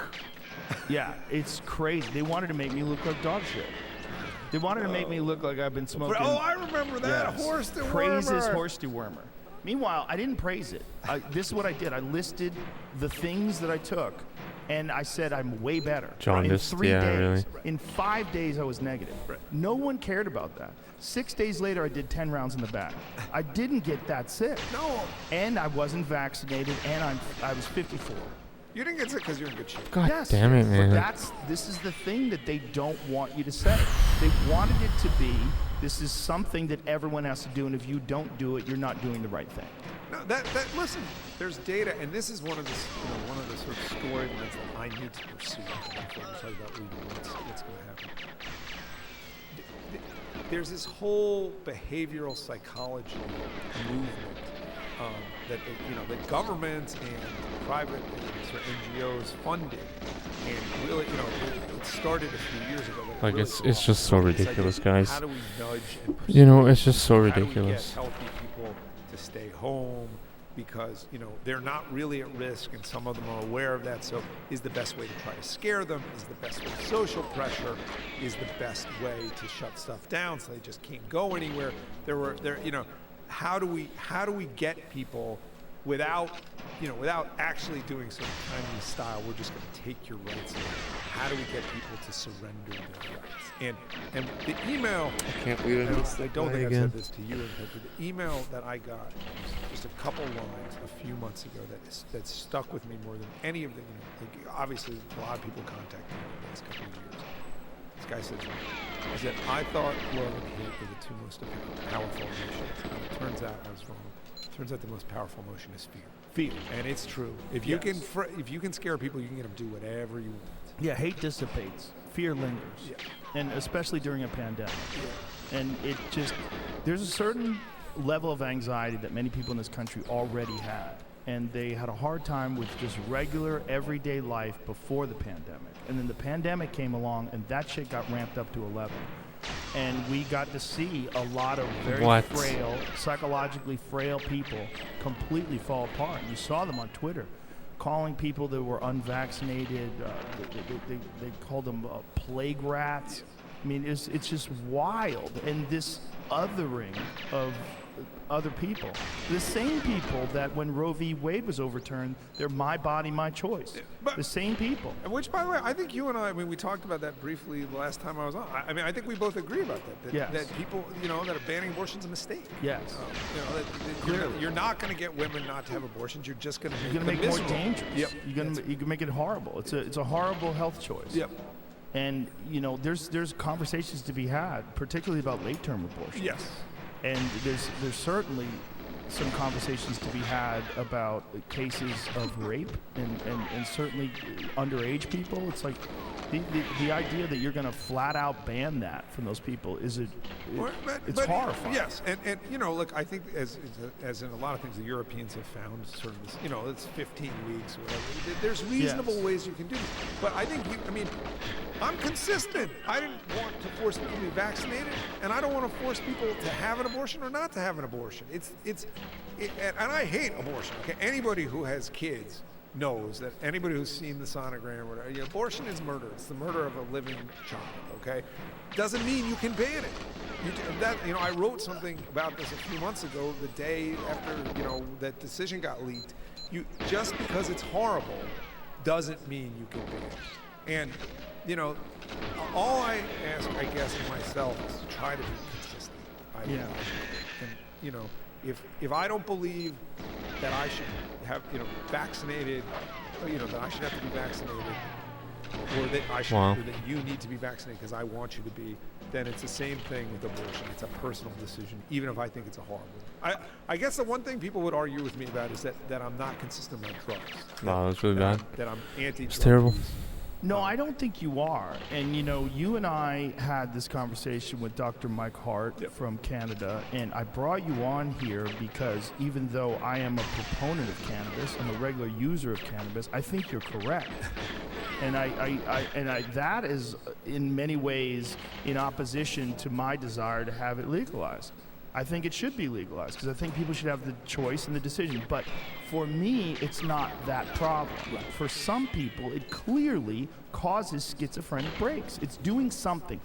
At the very least, there's a correlation between cannabis use and I think edibles in general, or in particular, rather. I think there's a connection, and I've personally witnessed it. I've seen it. I know people that went over and didn't come back. I remember we talked about this. It's funny. Like, I now feel like we have had a conversation that's gone on for years about various topics. We have. You know, my problem with cannabis use and with sort of drug use in general, whether it's cocaine or methamphetamine, is that these drugs have risks that most people use like underestimate until it's too late. And there's people who can use like you clearly can use drugs and use them your whole life and not have a problem. But there's people who are going to have problems, and we don't really know who those people are, and they can do a lot of damage not just to themselves but to their families. They can destroy families. And this is the case with alcohol. We both just had a drink. Yep, you know, that's true It's too. the case with many, many, many things that people regularly consume. But human beings are not identical. We're not bioidentical. The things that affect you might not affect you. It's just the way it is with being a human being. And to deny that nuance, I think, is ridiculous. And for me, as a person who uses cannabis, there were so many people that were upset at me that were cannabis users. They're like, just for having me on, huh? Yeah, well, not just for having you on, but agreeing with you.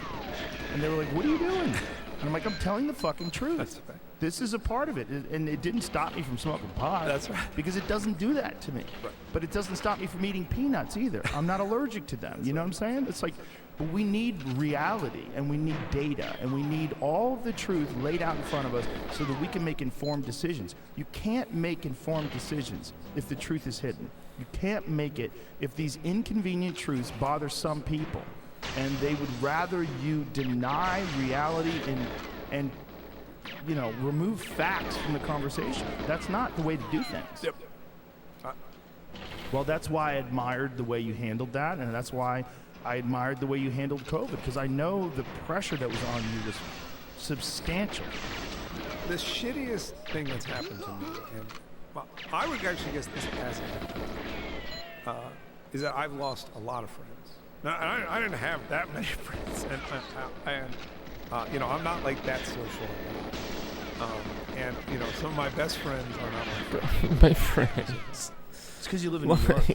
You live in Texas. That you'd have This the same camera's friends. terrible. I guess so. I guess This place is different, man. This camera is so it is terrible. shitty to realize that there are people who, you know, who will let their political views or their feelings about. I mean, and I feel strongly. First of all, I feel strongly as right about the lockdowns and right about the vaccines. I also feel strongly that even if I'd been wrong, it's my right as an American to be wrong and to be publicly wrong.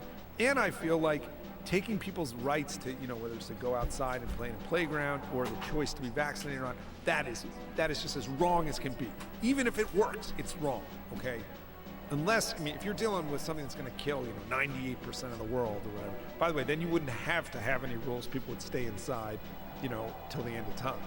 But it was striking and upsetting to me that people who I'd known for years would say to me basically, screw you, I don't like the way you think, I don't like the way you've been talking about this, and I'm not going to talk to you anymore. I mean, that's your right, but God, like, what does it say about what our relationship was? It's not a good relationship, and you're better off without those people. You got off light. You don't want those people in your life. They're weak. It's not, there's a lot of people that look, there was a lot of people that were very pro-vaccine, that were very anti what I was doing, that I still am friends with. You can, and my God, so many of them turned around. My God, I mean, the numbers are crazy. The numbers of people that have emailed me or texted me or called me. They say to you, hey, you know, you were right about that. Yeah, comics in particular. Comics that, you know, really thought that this was their way back to touring. Huh. You know, and they would text me, hey man, you know, I think what you're doing is bad for us because, you know, we need to tour and this and that. And I'm like, dude, if you get vaccinated, if this really works, you shouldn't care about me because I can't give it to you. That's right. What are you talking about? That's right. So I have to do it so it protects you. I have to wear a condom so your wife doesn't get pregnant when you have sex with her. It doesn't make any sense. Right. What you're saying is nonsense. But it's a narrative, and it's a narrative that was based on fear. And I understand their perspective. Look, I came within a moment of getting the vaccine. The only reason why I didn't get the vaccine was because I would have had to go. The UFC allocated a certain amount of vaccines for their employees. I showed up on the day of the fights, and I was going to get vaccinated right before I called the fights. I didn't think it was a big deal. I'm like, maybe I'll be tired. I don't give a shit. I can do this.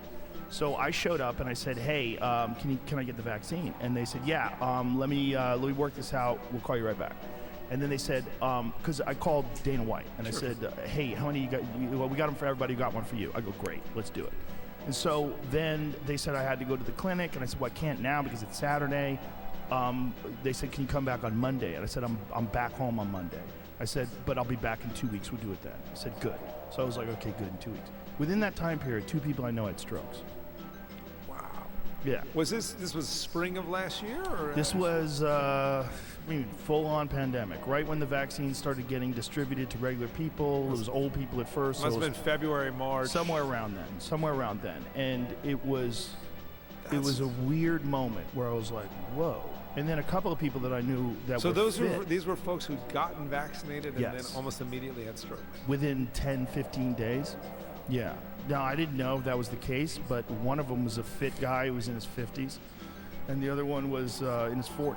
It was weird, and it got me like, whoa. And then it brought me back to all of my thoughts that I had always had about pharmaceutical companies and studies. And what I understand from talking to people, from talking to researchers, when they would describe how they were allowed to throw out studies that didn't fit their narrative, and that they would do 10 studies and then they'd have 2 bias studies that showed, 100% effective because, 2 people got it in the control, but 4 people got it in the COVID. So that means, it was weird it was weird monkeying of data, the opposite. 2 people got it in the Yep.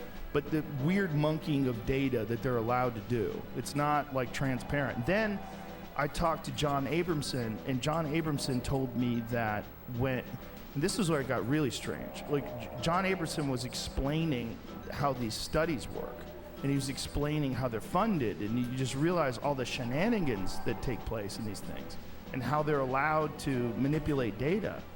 And also that the scientists that are doing peer-reviewed research on the data, they don't get access to the raw data. They get access to the data from the review by the pharmaceutical companies, which is just fucking crazy.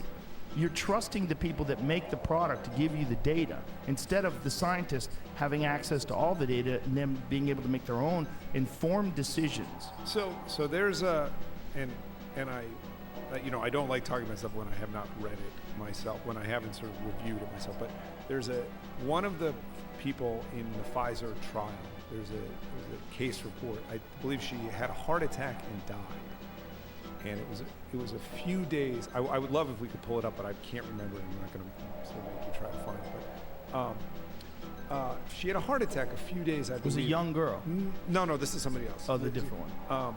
She had a heart attack and died after the second shot, I think it was. And the reviewers said, I think they said, she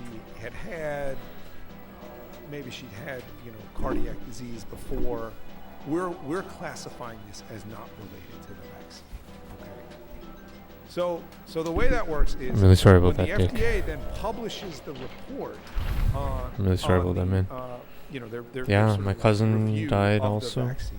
And when the pharmaceutical company, when Pfizer writes about it, when their researchers write about it for the New England Journal of Medicine, My friend's father also. there were X deaths. His in the cancer trial. came back. None were related to a vaccine.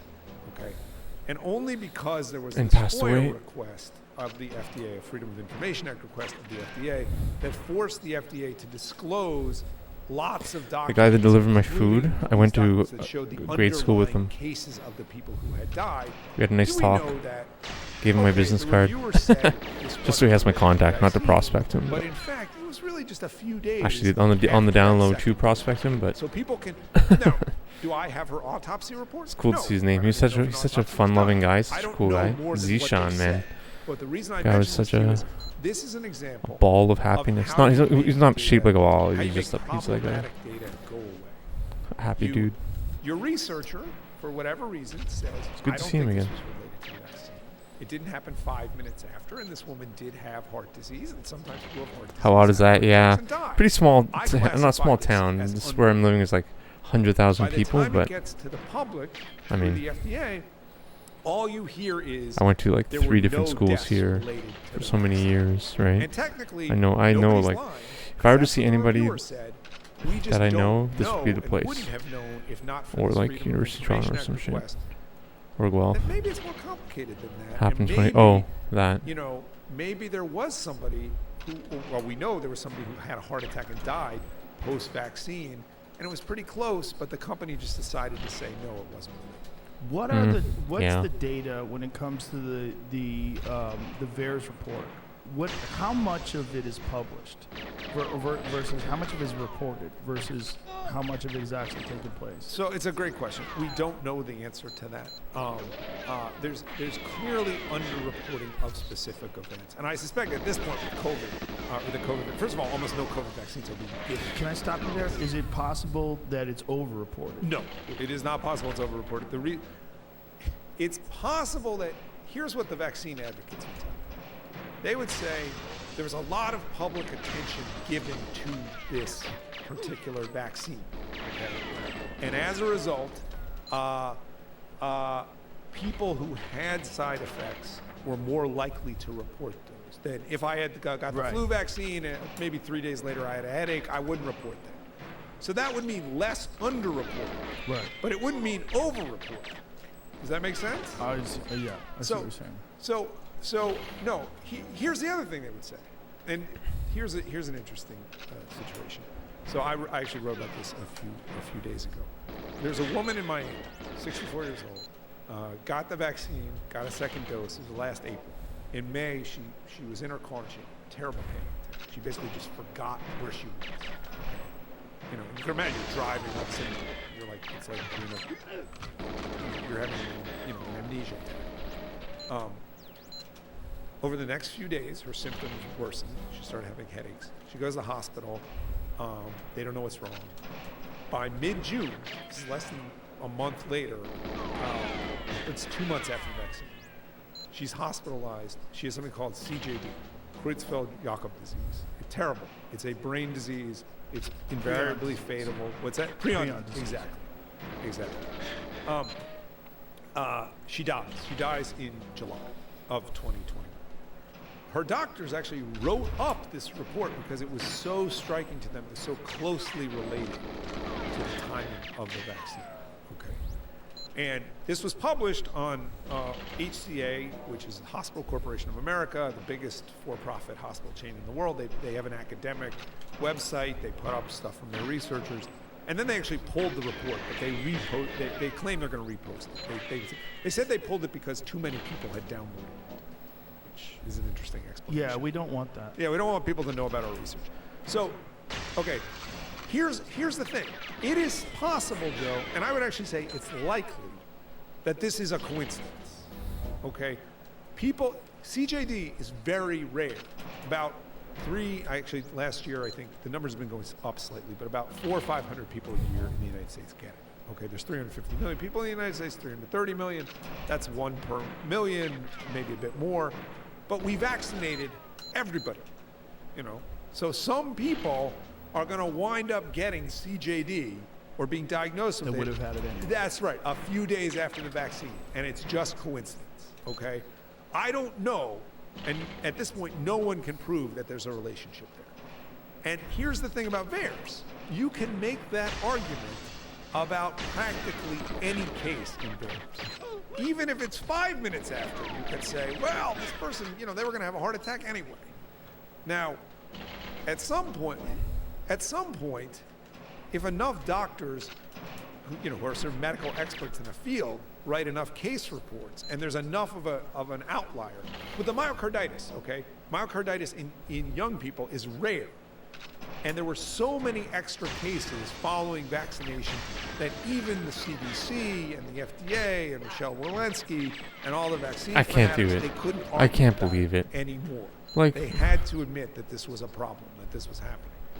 But for something like strokes, especially the more common the illness is, even if there's a big increase, any one case, it's going to be hard to argue. And the increase has to be really big before it stands out. So what if you had, you know, Peter Hotez or some, you know, vaccine advocate on, he would be saying to you, well, Joe, I'm really sorry your friends had strokes, but we can't know that that's related to the vaccine. And Berenson, that Berenson character pointing at the VAERS data, he was just putting out things to try to discourage people from getting vaccinated, and that's wrong. It's so weird to hear you say these things because it sounds so logical, but it's more acceptable now for some strange reason. Like it seems like the tide is turning, and then the numbers of people that are upset about the fact that they had been misled and the fact that the data was somewhat, I mean, absolutely filtered. It's such a confusing time because I don't remember a time where there was this much pushback against data, this much pushback against analyzing something that could be a significant factor in the rest of people's lives. Yes, I agree. I mean, again, I do think it'd be interesting to see how it goes in the next few months and years, because there are people, and not a small number of people, who are angry now that they were forced to be vaccinated. They feel they were forced, right? At risk of losing their jobs. Yeah. And they are, I hear from them. They are angry. I know people. Yeah. Yeah. And I know people with vaccine injuries that were forced. I'll tell them to email me. I'll write about it. Yeah, well, get ready. But you know, here's how we know, or here's how I know that the zeitgeist has changed more than people even admit publicly. Look at the data on kids. Look at how few children under 5 have gotten this thing since it was approved in June. And I don't know if Jimmy can pull up the numbers, but 95% of kids under 5 have not gotten a single shot. And what's even more stunning to me is that even in that group, that 5% group that got the first shot, 80% of those kids didn't get a second shot yet, even though most of them are eligible at this point. So 99% of children under 5 are not vaccinated against COVID. And you're a parent, I'm a parent. If we believed that that was good for our kids, or even not bad for them, we'd go do it tomorrow. Yeah. So people know. Well, that's where people are freaking out, right? When you come to their kids. And that seems to be the data on children was so undeniable in terms of like what happens when they actually get it. Yep. I mean, I have anecdotal data because both my children got it, and it was nothing. I mean, one kid had a headache, the other kid she just didn't feel good for a couple of days. Yep. And I've seen her way worse with the flu. Yep. The flu is much worse for kids. It's, you know, my parents, on the other hand, were terrified of it. You know, I didn't see them for a year, and they're hardline Democrats. My parents are hippies. Oh, that's interesting. And they were all in on the vaccine, and they thought I was wrong. How do they feel now? They're reluctant to change, unfortunately. But I think they recognized clearly when I got better so quick that at least for my own personal choice, I was correct. Have they gotten COVID? Yes. And they've been fine. I had been taken care of too. It's one of those things, man. It's just people have these belief systems that they've adhered to, and they don't want to let it go. And that gave them comfort during the early days of COVID, and it's going to be a slow erosion of that faith that they have. And I don't know what's going to, turn the tide for everybody, but I feel like in the future, when the dust settles and we get a chance to look at this accurately, I think people are going to have a very different view than they had when this all was going down. I hope you are right. I mean, you and I are both old enough to remember the Berlin Wall and remember the Berlin Wall coming down. And there was this moment afterwards when the Soviet archives opened up, and it was like, we got the truth. We always knew the Soviet Union was bad, and they did X, Y, and Z, and they had these camps and whatever. But to see the internal documents and to realize, like, here's what they were saying inside that government. it was, I think, you know, especially if you lived over there, it was this moment of great relief. Like the truth came out. You know, we always knew they lied to us. We always knew that they were terrible and they cheated us and everything else. But here's the truth. And so, you know, I'd like to believe that maybe we'll have that moment with this. I'm not so sure. I think the people that stick to the original narrative are going to feel so foolish. I really do. I think they're going to push back against it for as long as they can, and then they're going to stop talking about it. They're claiming that the vaccine saved 20 million lives, which is a joke. How many do you think it saved? I have maybe saved 1 million? How many old people? How many fat people? I mean, it has to have saved people. No, here's, again, I think it is, but again, the math gets really complicated. First of all, it's not an accident that both in the US and the UK, the deaths, and Israel, deaths went up in January 2021. Because there is this period of time after you get the first shot, watching cutscene, I think. definitely more vulnerable. That's why you don't vaccinate for the flu in the middle of flu season. Right. You try to vaccinate out of season, okay? Well, that's what they always have said in the past about pandemics. But they didn't do it in this case, okay? So there was that period. Then you had this, what I call in the book and what I've always called the happy vaccine valley. Okay, you get this period where it actually works for a few months, all right? That's where the lives were saved, the spring of 2028, okay? I don't know how many lives that would be. Then it started to break down. They gave people a booster. They got a couple more months. Then Omicron came along. Since Omicron, the vaccines are useless. Useless, if not negative. And I am promising you that I can't believe he didn't die. infection, the data's clear. Can't believe he didn't and I would die, again guys. argue against serious disease and death. Can't believe he didn't pass also away there. useless. It's a complicated data argument. I'm not going to bore you with it. But at the least, they're not very useful against Omicron. Is that because they believe that Omicron is a vaccine escape variant? Yes. Probably because we gave it a billion-person target of people who all had the exact same immunity. No anti-N antibody immunity, just the spike and a very specific version of the spike. We gave the virus a target, and the virus, you know, it's going to mutate in the way that it gets the greatest benefit. All right. So the vaccines are now useless. They're useless now. There was this moment in January of 2021. I don't think they did any good because, again, you had that first month or the first couple of weeks of where infections actually appeared to rise. You have a few months of protection. How many people got saved? I don't know. How many of those people were under 50? Almost none. Do we have any data on why they tried to stop the distribution of the antibodies? Well, because they said they didn't work against Omicron. So again, you made the point. If the antibodies don't work against Omicron, why are we giving people this vaccine that causes your body to produce the old spike? And I'll tell you something else. This Omicron booster, it's basically BS. It's basically PR, okay? Because anybody who got vaccinated with the original, their body, it's called original antigenic sin. It's called immune imprinting. Your body is going to be focused on the original, even if you get the new vaccine. And this is the theory as to why Omicron evades it. Because your body's looking for something that's Crazy, not man. there, and then this other virus comes in and gets the spike. The spike is different in shape, right? So this is like this incredible, you know, the simple coronavirus. It's it looks like a fist with these spikes sticking out. But the spike itself is actually this incredibly complicated, essentially coil of proteins. Okay, and Omicron has different proteins in various places, so the coil looks different. It's subtle, but it's different.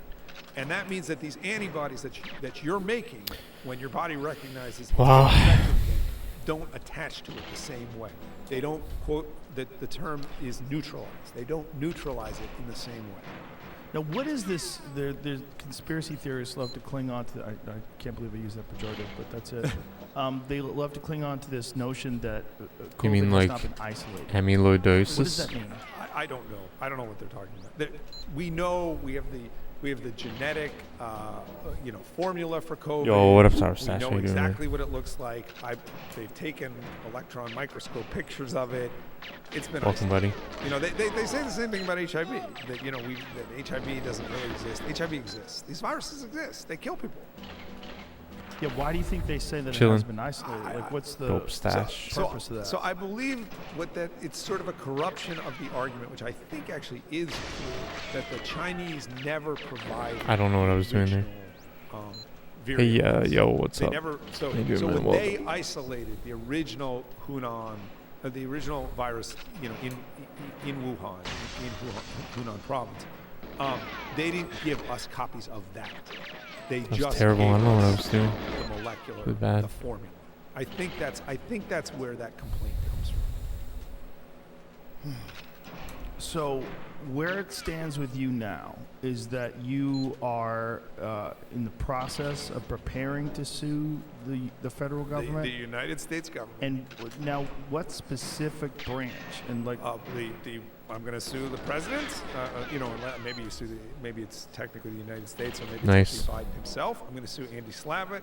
I'm going to say they That's violated amazing, my dude. First Amendment rights by attempting to get Twitter. Twitter's a private company, so again, we can argue about what the can't believe I California missed him. Constitution might, give what rights it might give me.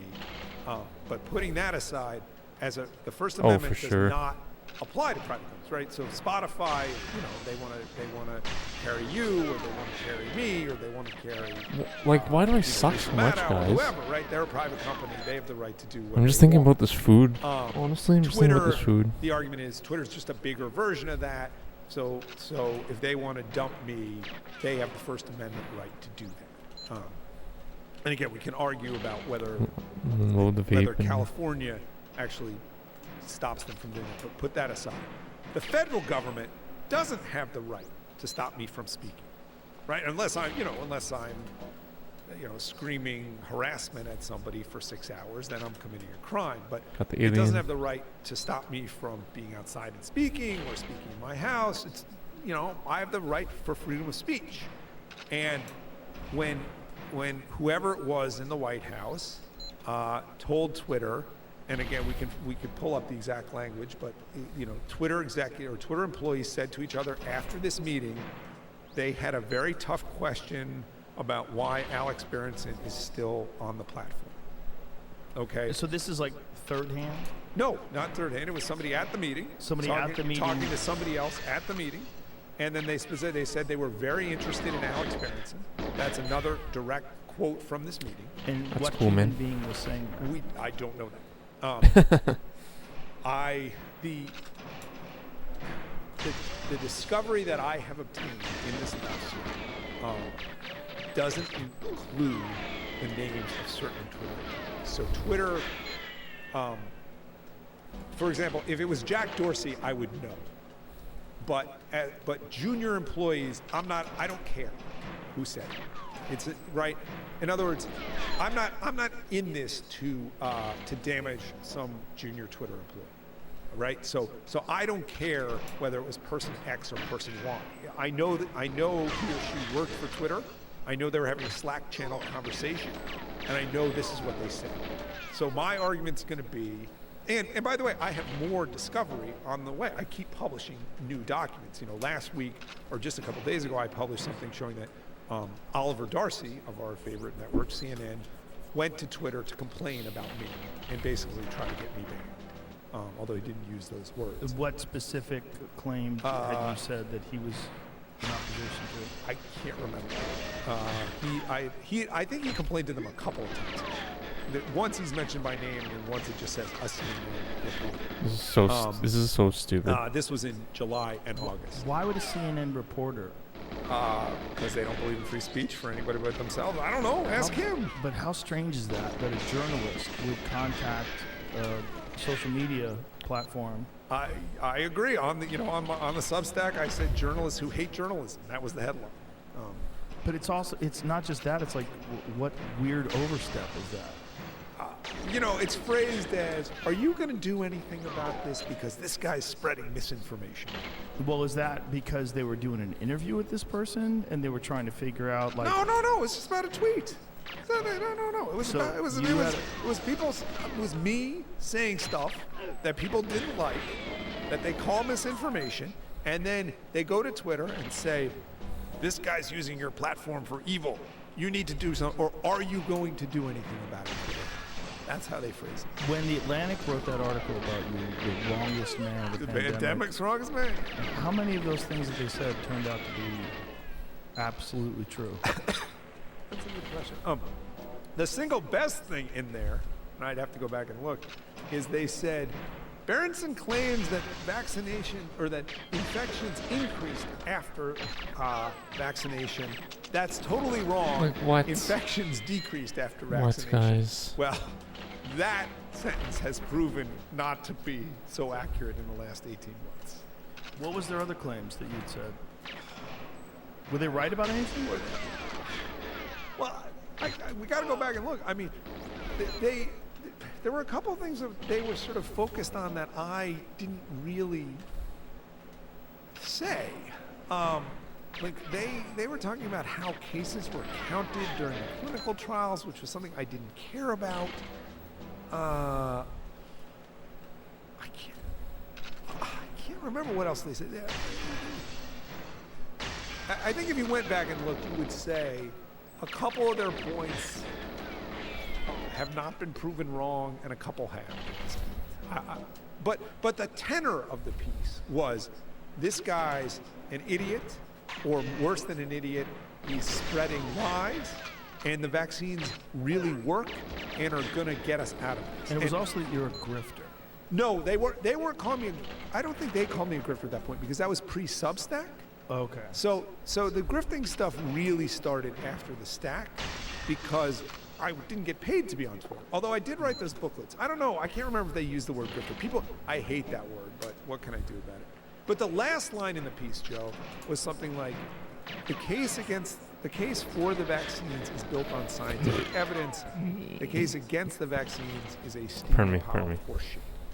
So that's, you know what? Here's the problem with that term, scientific evidence, is now that we know where the evidence is coming from and how the evidence is actually being relayed to the people that are reviewing the evidence, it's not raw data. Well, it's more, a vaccine, sort of by its nature, is supposed to be a long-term solution, right? So one of the points that I made was, Oh, wow. because we rushed this out, and then because we blew up these clinical trials, in other words, we gave everyone who'd had the placebo the vaccine. Why did they do that? Well, this is a legitimate, I think it was a terrible idea, but this was the argument. The argument was, we know these work, and we have a couple months of data showing that they're not dangerous, and so it's unethical to deny these people who took a risk, because we don't, they went into the trial, we didn't know how well the vaccine would work, now we know it works, we have to allow them to be vaccinated. And since we're rolling this out to everybody, as a practical matter, they're going to go get the vaccine anyway, so we might as well offer it to them. And the FDA agreed with that. But what it meant was, we don't have any long-term safety data that's really clean. And now that all the strokes, the myocarditis, and worst of all, this I've never liked anything Kissinger all-cause has done. deaths that no one has been able to explain, now that this stuff is piling up, if we had this group, if we had continued the trials and said to those 20,000 people who've gotten the placebo, you can't get the vaccine. We need you to continue to be in this control group so that we can compare your outcomes to the vaccinated people. Okay, for the next what? 5 years. I'm sorry. We just need you to do this. It's important because we're going Like, to give guys. this to a lot of people, and we need a clean group. We would be able to say, okay, right now, Wow, crazy. if 50 people in the vaccinated group had died of anything, and 100 people in the placebo group had died of anything, I'd feel pretty confident saying to you, hey, vaccines are pretty safe. Even if it was 50-50. Say, okay, you know what? Yeah, we have this weird thing happening with all these deaths, but in this really good sample, there doesn't seem to be any problem. You know what? I so can't believe I Barron's got is stuck just- again. The back he's just- boosting he's again. just firing Stuck. flares, okay? On the other hand, if it was 100 people who'd been vaccinated had died and 20 in the placebo group, then we say, this is not good. And we really need to look at what might be causing this, whether or not the companies want I'm a little to vape. or not. The problem is we don't have either of those. We don't have any of those because we blew up the placebo group. So we are operating in a, and it's not an information vacuum. It's worse than that. Okay, this is why.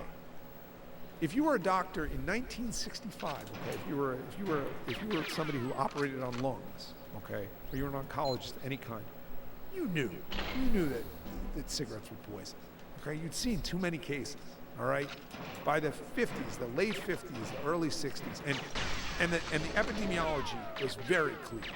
All right, cigarettes are not good for you. You smoke for a long time; they're not good for your lungs. I can't believe it, you know. Duh, right?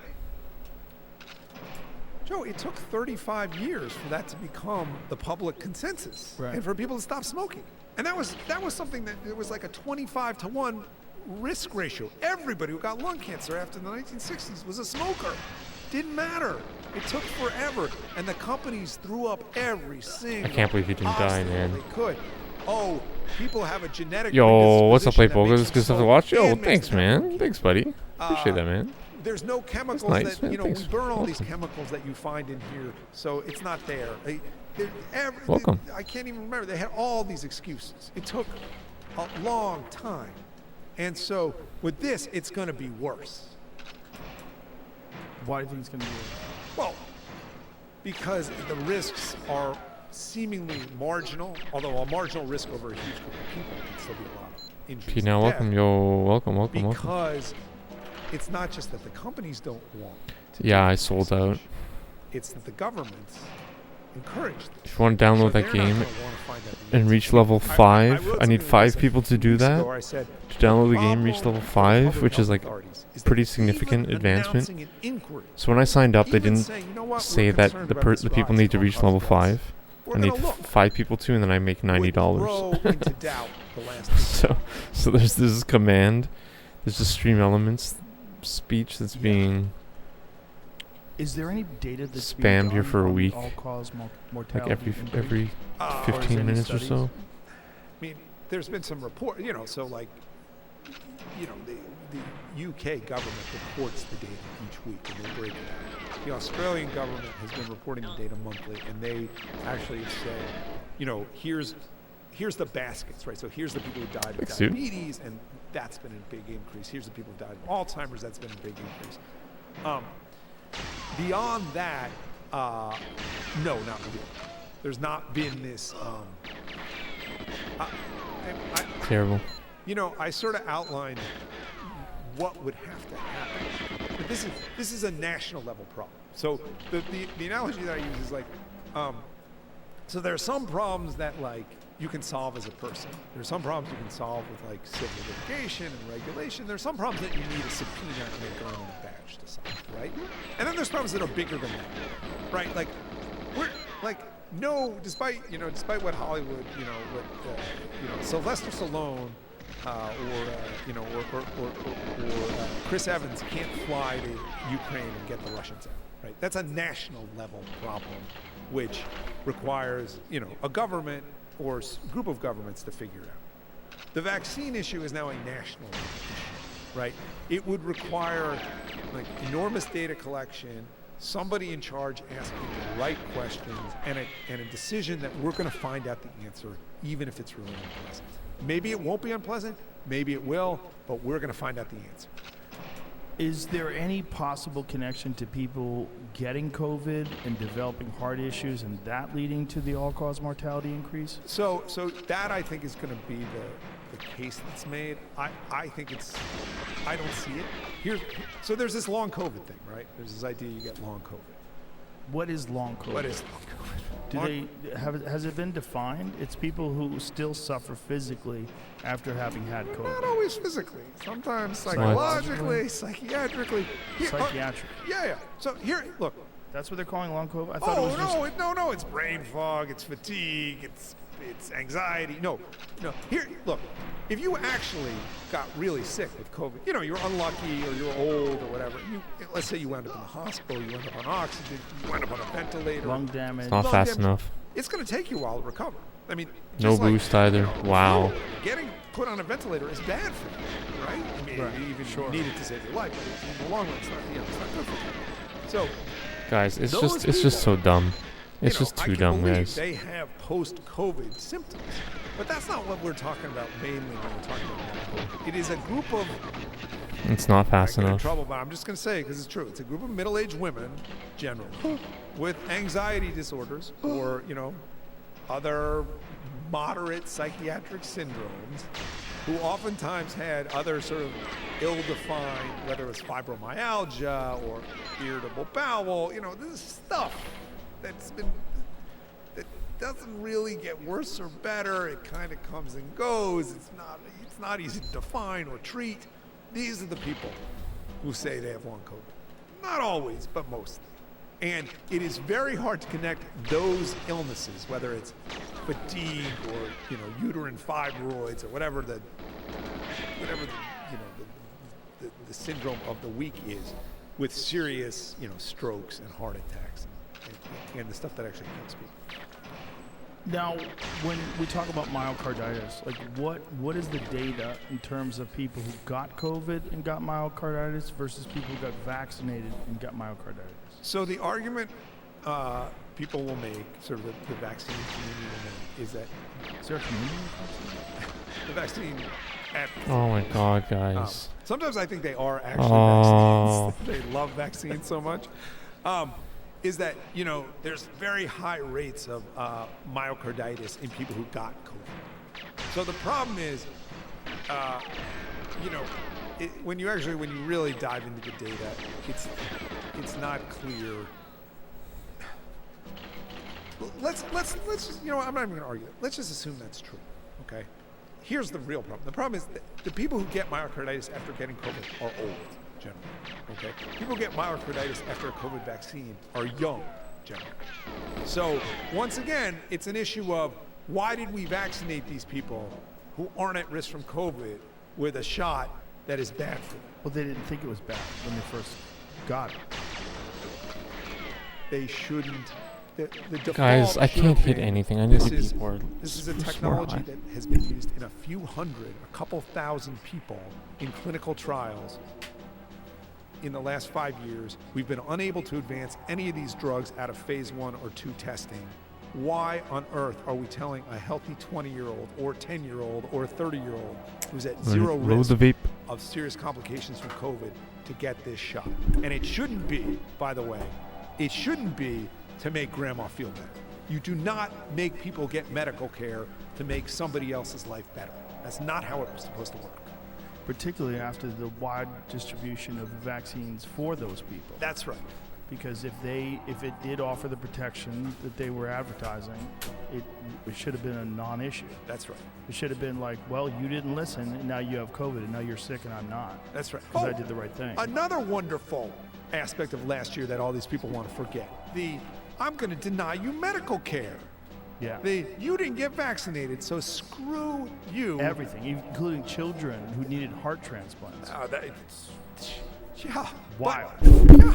Wild shit, because with what we know about the potential risks of the vaccine, giving that to a child who's already compromised doesn't seem like a wise choice anyway. Yeah. I mean, look.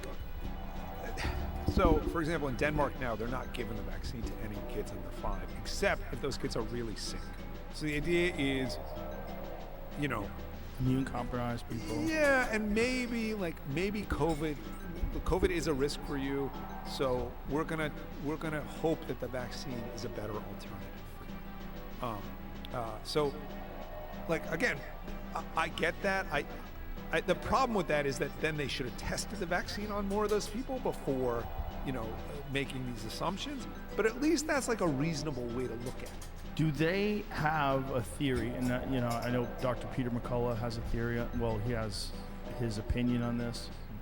But what do they think is causing these adverse reactions? So So the best guess is that it's often autoimmune. So again, this is what the diabetes points to. This is what there's cases of shingles and sort of bad psoriatic arthritis, bad in some cases rheumatoid arthritis. These are all autoimmune conditions, right? So your body is attacking itself, right? Your immune system is going haywire, going to overreach. But what does the vaccine do? The vaccine is designed to encourage your immune system to ramp it up in case you are infected with COVID. So, is it possible that is having off-target effects in some people? Again, what's up, man? As you said, we're not all the same. Not Thanks, everybody man. has a peanut allergy. Maybe some people, for whatever reason, have nice, these yeah. bad autoimmune reactions. Now, there's Yeah, buddy, I did. I another got theory 26, my man. That it is simply the spike protein. Yo, thanks, in your dude. body.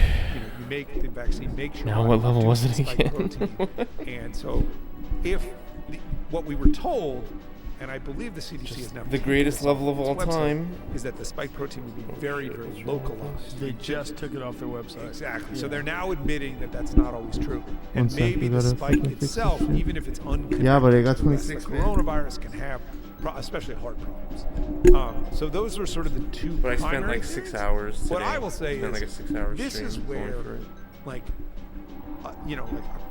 Thanks, an buddy. A team of Thanks, man. immunologists and virologists. Choose them instead of power play people cows. I say, who oh specialize snap. in organic Oh chemistry. my goodness. This is where we need Hell yeah, man. those people to be operating outside. Told you, of 25. Pfizer Yo, thanks, man. and Thanks, to dude. be Yeah, dude, you coming did call it. clean and It's to really Bunker looking for 1 this. Secret Agent And maybe the play answer poke is, now. you know Thanks, what, dude. we've looked for a year, Wow, but we I'm really so actually honored, don't man. think the Thanks, vaccine's man. causing this problem. Yeah, I got But I would feel 26. way better I'm. if it weren't the same people who've been saying since What am I doing December differently? I'm 2020, just trying to the go a vaccines little are perfect, faster. saying Why? I'm playing is for it 25 affecting now. Young boys and young men. I see so much? 24 is, So, is like you gotta be great crazy question. fast.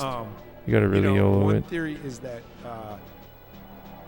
the analogy that I've heard is that so like if you're a young athlete, Yeah, man. for Thanks, example, buddy. You know, you're the equivalent of a fast car, right? So Heck yeah, good luck, so dude. so if there's if the engine is going to blow, May the it's lotto going to be more obvious in the case of a car that's be beneficial for 10,000 you. RPMs a minute, than most of us who are semi-sedentary. Hence the soccer players. Exactly. What's world record? Exactly. It's 20 seconds. So that essentially that there's going to be other 20 people who had heart seconds. damage.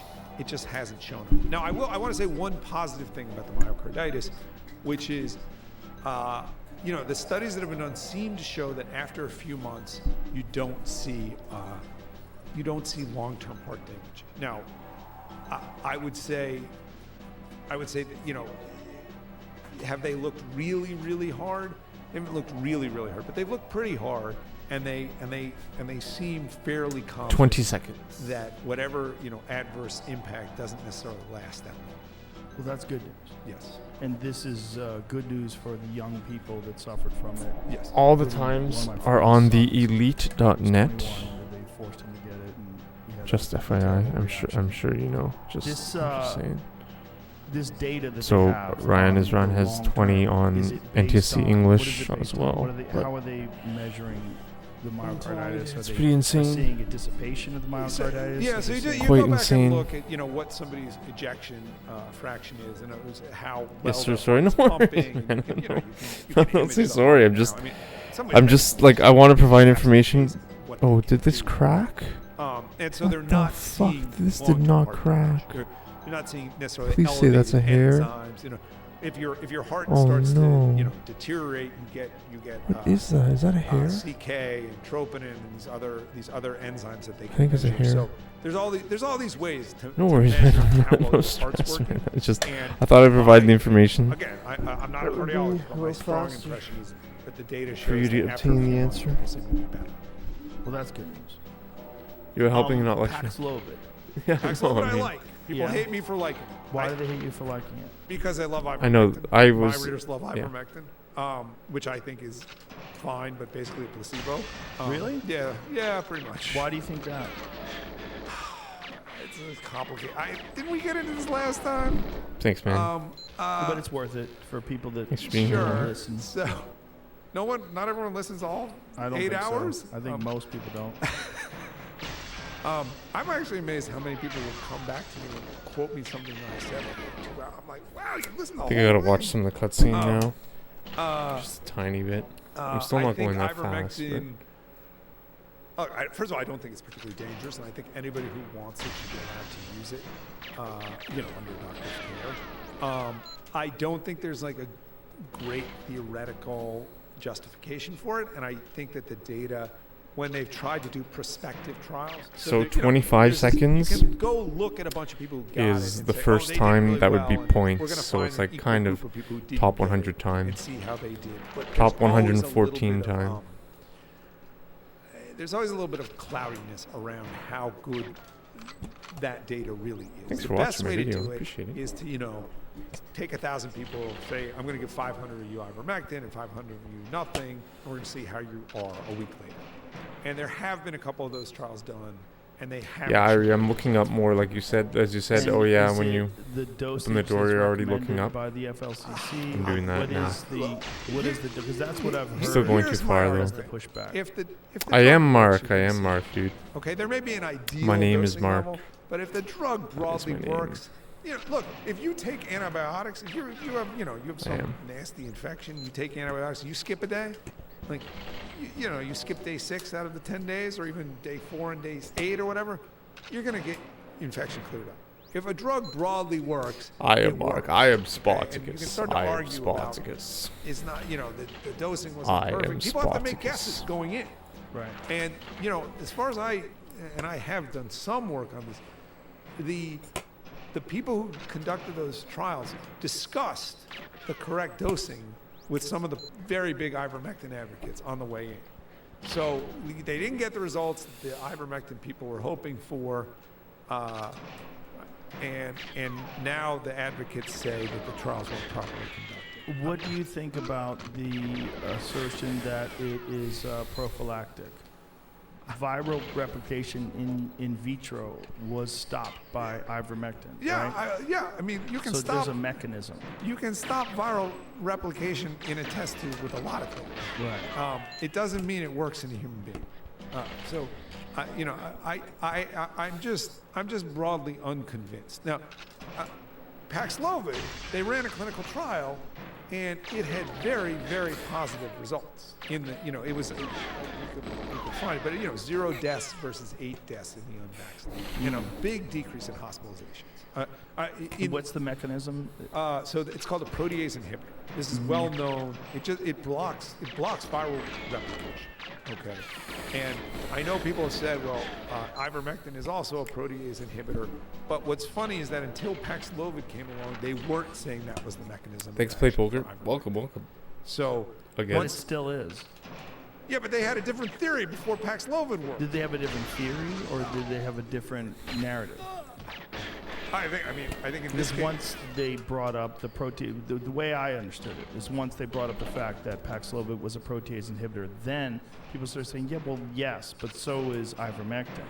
right, but you can't. If you're going to say ivermectin works because it blocks entry of the virus into the cell, which I think was the original theory, and then some other drug comes along that works really well and has a different mechanism of action, it seems to me bad faith that all of a sudden you say your drug is just like that other drug.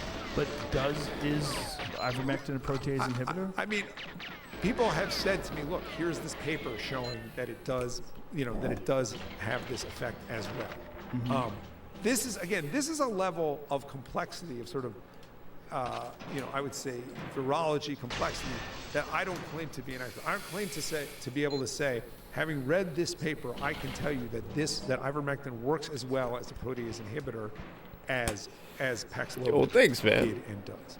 What I can say, this is what I am good at, Joe, is saying, you guys are changing your Yeah, story. this was a lot of fun. Yeah. And that's what I say to Thanks, man. anybody on any side. Thanks, dude. Right. You're It's not very fast, though. So that's why I'm skeptical. Now, the other I need to go argument about faster. Paxlovid is, well, they tested in the unvaccinated. They didn't test it in the vaccinated. So how do we know it actually works? I gotta watch more cutscenes Well, too. there was a pretty good retrospective trial where they looked at 2 groups of people with Omicron, and once again they had very positive results for the Paxlovid. Now, if you want to say to me, you just said to me that's not a good kind of trial to do. You discounted all the positive ivermectin trials that had that kind of study where you go back and look instead of going in at the beginning and then measuring the two groups. I will say to you, you're correct. But what we don't have for ivermectin, what we do have for Paxlovid, is a prospective trial with the same good results. I mean, is that just because they haven't been conducted? No. There's been ivermectin prospective trials. This is the one we're talking about where they supposedly didn't use the right amount. Mm-hmm. So at some point, you got to stop making excuses for your drug. And here's what I say: when people try to tell me ivermectin works, I know all these people who took ivermectin and didn't get sick. My argument to you, and I say this about all these things. In most people, COVID is just not that dangerous. I think I got in trouble because what I said was I could give you Alpo and you'd probably recover from COVID if you were healthy. This is why you got to test the vaccines in people that are high risk. You got to test Paxlovid in people that are high risk, which they did. You got to test the monoclonals in people that are high risk, which they did.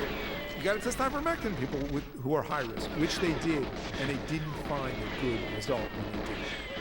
I've seen recent articles that have started to promote this narrative that Trump is to blame. Yes. Because he Thanks, man. fast-tracked the COVID vaccines. Yes. Which is really fascinating, Yes. because if the COVID vaccines were what you were reporting, not you, but what these people were reporting, that means it's safe and effective. So why are you upset that he fast-tracked something that was proven to be safe and effective? Yes. See if you can find some of those articles, because Just in the last couple of days. started to roll out. Yep. And to me, that knowing that the government did come in contact, and even CNN came in contact with Twitter about you, I wonder what kind of influence is causing these new articles to be released. Trump White House, this is on Politico. Trump White House exerted pressure on FDA for COVID-19 emergency use authorization, House report finds.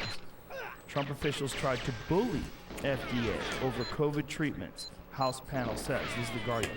So this is a recent narrative that it's one of those, trusted news source initiative weird things that you realize that, okay, there's a signal.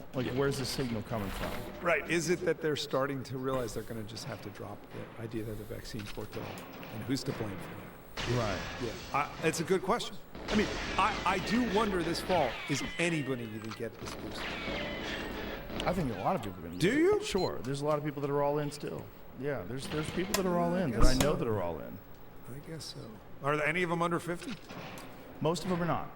Yeah, I think most of them are not. What there's a thing of B cell and T cell immunity that's imparted by the vaccine that people find comfort in, right? Yeah, that's the really good research that's been done suggests that it doesn't. The T cells that you gain don't work very well against Omicron, which is another reason that I think that this notion that the vaccines give you any help against severe disease is nonsense. And one of the things that you see, if you look at New Zealand and Australia, which are very interesting cases because those countries locked down hard, right? And New Zealand's a couple of little islands, Australia's a big island, continent-sized island. They were able to control COVID for 2 years, right? Really control it. And so they had almost nobody who was infected. They were going to be the great success story. The ones that showed how terrible Donald Trump was, how terrible I am. They got through it with no deaths. And no deaths in 2020, almost no deaths in 2021, and they got everybody vaccinated. They win. There's only one problem. They've had terrible COVID outbreaks the last 7-8 months, basically continuing the whole time. And bad in January, which is their summer. Bad in May, June, July, August, their winter. And a lot of deaths. Now, not as many deaths as we had. I mean, I'm talking about relative population. Not as many deaths as we had at our peaks, not even close. But this is Omicron. Omicron is less virulent. And it's gone on and on and on. And they've had a bad flu outbreak. And their hospitals have been pretty overloaded. And their all-cause mortality has been terrible this year. So if you want to tell me that they are the great success story, it doesn't look like it did a year ago. It does not look like there's any free lunch. It looks like you're going to Fitness get industry your COVID balance outbreak, but hydration you like I lock down do. hard, Oh, what do you eventually you're mean? gonna have to let up, Because I drink so and much you're gonna water. get COVID. It's very I interesting. drink a by the way. lot There's of water, another man. Let me fascinating show you my water. thing you never hear about. Show you my Chinese, water okay? thingy. And we don't really know what's going on in China. I do Never need some water. have. Let me show you. They- My who 4 knows liter. if we ever I drink will. But nearly 4 liters a day. they, they were first. Then they got, they got scared. They locked down really hard. They've been basically isolating themselves for 2 years. Two things. They've completely avoided the mRNA vaccine. Completely. They've had contracts to have those vaccines in their country for more than a year. They've refused. They haven't given anybody mRNA vaccines. They, for whatever reason, are continuing to stick with this. Oh, it's to like my a mind, goddamn bizarre waterfall of strategy, water. Zero COVID. It's like So, a waterfall. It's like At I'm some point, drinking from the presumably, source they're of the gonna earth. have to let it out. Oh, And because I it have my will be drink very floating on my interesting to shirt. see Oh, I what get their it. experience is without the mRNAs. Whether they have a lot of deaths, a few deaths. I just we have will to see. say. As a journalist, what has this been like for you? That water check You was were great. never I involved feel much more in any real hydrated. significant controversies Feel rejuvenated. about the things that you reported at data, or you being called a grifter, I feel like I went or swimming in a Brazilian spring. promoter of misinformation and disinformation. What has this been like for you? Catherine never it's been skip pretty again. great, Oh my actually. god. Um, South Park style, the Cartman shitty part style. has been, the personal stuff with my friends, and it hasn't been great for my marriage either. But as a reporter, it's been great in two ways. First off, I have all these South great Park, stories, man. and no one else writes about them. So I get to, it's like to me, this is the most important story in the world, and I'm coming at it, and like there should be 15 people out there, good investigative reporters who are competing with me to break news about the vaccines and everything else, and there's none. So if you're a whistleblower, you got some data from a health insurance company, you're coming to me. You're a pilot. You want to talk about, somebody who dropped dead in a cockpit. You're coming to me. That's what I mean. Like the life insurance By the way, companies you here, folks, they if you're still out don't there, ask about. it's- Well, I don't know I'm if they will in the very future. They don't ask about What vaccination what is the status. data But on pilots? 'Cause if you take a pilots medical that's a experiment, unique your case, life right? insurance is null and Yes, void. they're like fighter jet pilots. Well, so I don't So know it's what the really data's on fighter big jet gray pilots. area. They have said that they're Here's what they're I know. not A lot going of to pilots didn't want to get vaccinated. discriminate against A lot of them did under vaccination pressure. for And, life insurance. For, They and have at said. least one, But let's see what the statistics say at through least time. one Oh major wow, yeah. airline, disability claims are way up. It's like a gray area. Everything in law, from all the pilots. laws, Now, it's look, all gray that area. may be because they're just sick Law of is it's just one being thing says screamed at one by thing, one law vaccinated says one thing, and then the and they second don't law have it, but, says a completely but- other thing. but That's it's what certainly I'm an learning. interesting That's what I'm learning about But so legislation so and law. just to go back to the Just because reporting people want to question. do So different first things. off, I feel People want to do I their feel like own I've got a great fucking story, thing. and I have a big audience that's interested. I mean, it's not a Joe Rogan size audience, but it's a good audience. And not those fast people, enough. some of those people by are willing to design. pay. My Substack, like in most the people who other one. subscribe don't pay, but Yeah, it's another thing of enough people division pay too. that, Anything with I'm doing division. well. Any like And- yeah, which by the way, I think exactly. is one other reason that a lot of people don't have To time isolate people when people are not unified. The idea is if you Like ever the need extremists. time, you're never going to support yourself as a journalist. And I've managed to do that pretty well. You know what I mean? So is Barry Weiss. So, So, is many others. yeah, Glenn, that's It's right. it's a weird world now, right? Because I think people are recognizing the influence that corporations have on information. Yes. And they don't like it. No, they don't. It's so far Substack's been good. Let's see. Let's hope. Substack is fantastic. Let's hope they can stay that way. I think they can. I mean, as long as they don't get bought out. As long as they don't get bought out, and as long as they can generate enough money from their 10% to support. Yes. But they seem truly committed to free speech. They do, and I think that this also opens the door for similar platforms. And there have been some copycat Substacks out Yes. there, and I think that's great. And by the way, I think the fact that Spotify supported you the way it did is very, is significant. And hopefully, that's. Big Thanks for to their being here, benefit. my friends. Because You you really want During the height of the You really made my night cancellation, I and my gained 2 day. million subscribers. Wow. See, so It was wild. that's amazing. I mean, really. Yeah, it's pretty wild. But fortunately, you know, they're not an I'm really American lucky. company. Right. Yo, thanks, dude. Honestly. Swedish, right? Yeah. Because I know there's a lot of streamers on Twitch that's is that I have this that great like don't have like story. any B, and viewers you may have or had this any experience too. I was talking to chatters. somebody about this a few days ago. So there's a reporter. So I appreciate it. I think And I his know last some name is people on Ryan, Twitch that are Ben freaking Ryan, like and amazing. He's a Especially GoldenEye science players. journalist, and he's gay. So I And appreciate he's been it, writing a dudes. lot about monkeypox. Oh, thanks. And homies. he's gotten kind of upset with the public health authorities. I mean, you see it on Twitter. He's you know, why aren't you telling the truth? Why aren't you telling, you know, I gay still men stream who at are night? most at Oh, thanks, risk? Did man. we learn anything from HIV? Do I need to adjust And the he's gotten volume some anymore? pushback. Do I need to turn up the podcast? And what I was saying is the podcast what too I think quiet he has relative seen to my is voice? What I've seen, and 'Cause maybe what I you've want seen. is I don't want you guys If to you have are to telling turn the it truth, down you're when doing I'm it. speaking and then turn it and up you when I'm believe you're not. telling the truth and trying to get So the do I word need to out turn on up the whatever podcast? issue Let me is. know. And people start lying about you and You attacking know what I mean? you That's good? personally Okay, perfect. and calling you a grifter. It doesn't make you want to stop. Thanks, homie. It makes you want to push because it becomes personal. This is you're attacking my skills. You're attacking my integrity. You're attacking my family in some cases. I'm not backing off. I know what I'm doing. Look, right or wrong, and I think I've been pretty right. I've done this to the best of my ability for the last 2 years, and I am not going to let somebody say, you know, I'm not going to let somebody intimidate me. What have you been wrong about? What have I been wrong about? I've been wrong Terrible. that the number one thing I was wrong about that I can remember is that in 2020 in the summer, I thought Color that, changing bulb? we might be getting close to herd immunity. No. I thought there was this possibility because the waves seemed to come and go without Seeing some mood lighting? that there would be this sort of what people speculated would be what was called cross T-cell immunity, that people who'd been exposed to other coronaviruses couldn't get sick with Get some with the mood lighting? SARS-CoV-2.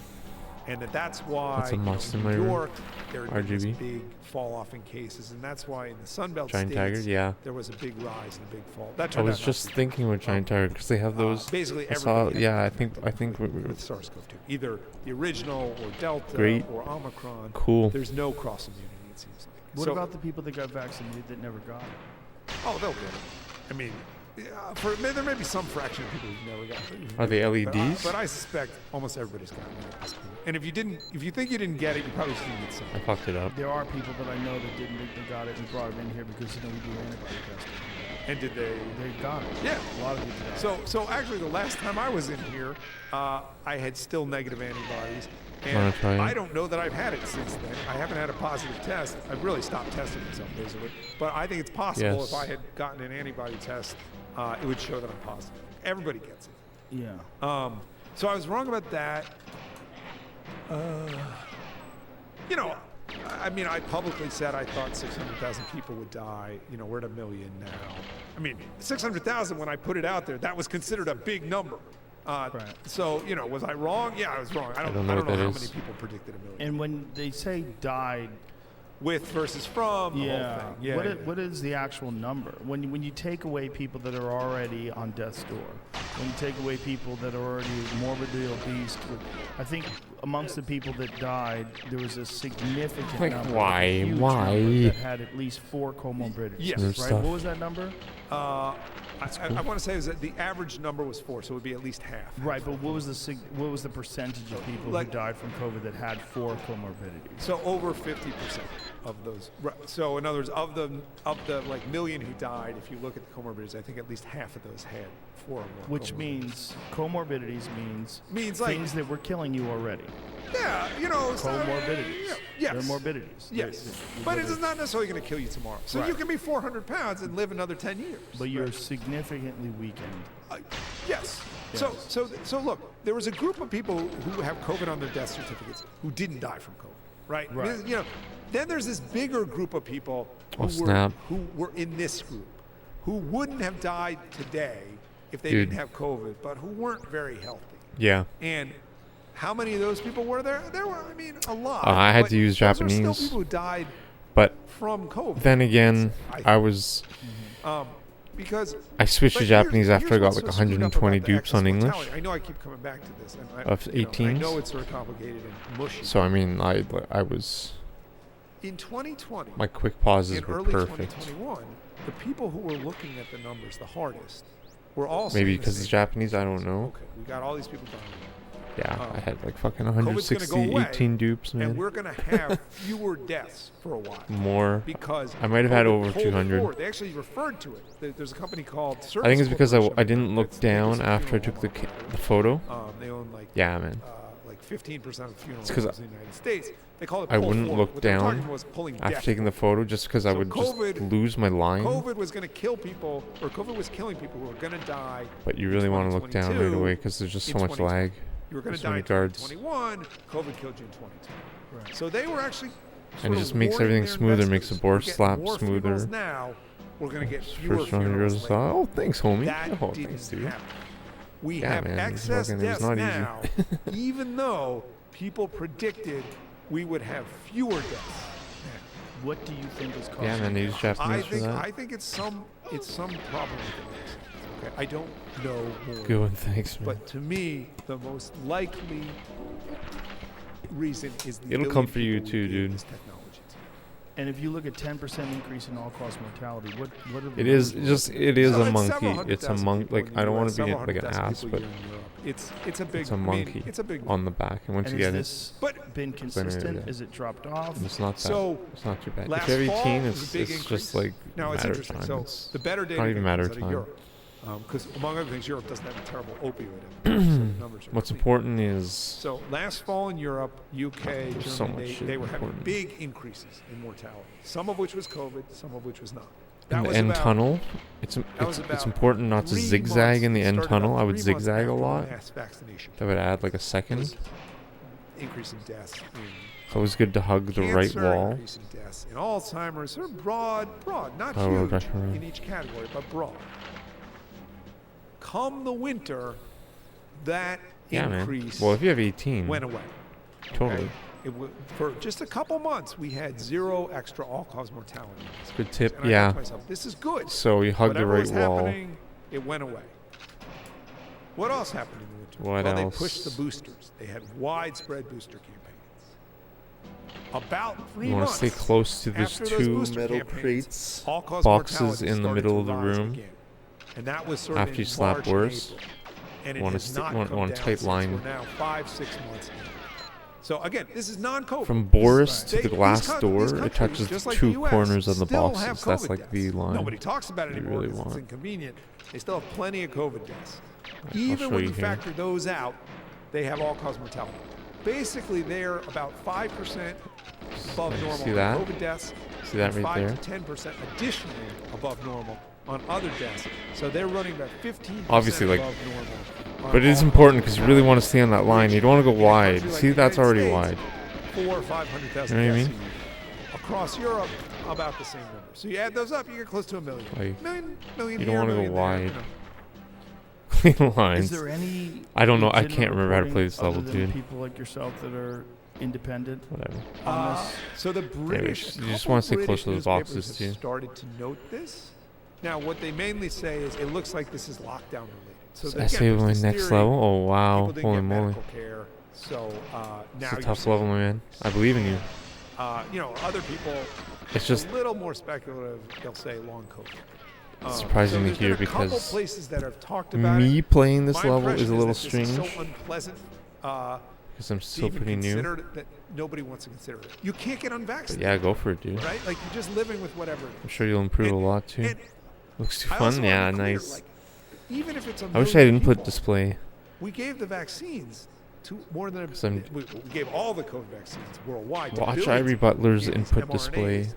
to a billion. So he starts So holding it could be down. a See, very I'm holding down. small I'm doing the same input displays as absolute him. increase per person in your Just not as risk, fast. still leading to a lot of deaths just because so many people got it. What is the So I'm holding relationship C up between there. the mRNA vaccines versus the adenovirus vaccines? They're just completely different. But he Right, says but I mean, in not to terms hold of, C like, up there, but all-cause I'm going for mortality, 25. In terms of the health complications. So the AAVs actually, Which- by the way, look a little bit better now against COVID. It's still It like it's looks still like pretty they- slow. It's like, not slow, but it's interestingly, not the If you got one fastest. dose of J&J, your protection So you want to shoot wasn't as sooner. great initially, but it looks like it lasts longer. They kind of look like better vaccines as vaccines. They You definitely wanna watch can some cause cutscenes, what's get called faster. thromboembolic events. They can cause nasty, nasty clots in people that lead to strokes. Yeah, dude. You know, this is another great question that if we had a real investigative reporting community would be asked. Yeah. Somehow, for reasons that are not clear to me, the mRNAs won. Okay, they won commercially. They won in the Yeah, just even what public buttons to view. push. Normally, public health Right, authorities like wouldn't I'm take a holding strong down position on C, one vaccine down versus C, and another. right C here. What they did in this case, you basically can't get Start. J&J anymore in the U.S. And there's and you no way I can't would have get known the that if I didn't AstraZeneca see vaccine Iris Well, they this pulled way. the J&J vaccine. They basically pulled it, and it This is is, by the way, right in the same time period that I was going to get From back. start. yes, it was back in April of last year. Oh yeah, Now, I watched in slow it is motion, not clear to me at all that the overall safety frame by profile frame, of on the YouTube. DNA vaccines is worse. The comma and the But for semicolon some button or whatever. reason, a decision was made. Go frame by frame, back and inside forth. the governments and inside the public health authorities, we're going to lean on the mRNA. Now, you said DNA versus mRNA? Yes. So the adenovirus vaccine Yeah, I love is a YouTube. DNA? That's right. So they And or is it Twitch. adenovirus? Is that how you say it? adenovirus, yes. So what it is it delivers DNA to your cells. This virus, it's a cold virus. It delivers it to your cells. Your cells process that DNA into RNA and then cause your body to produce the spike.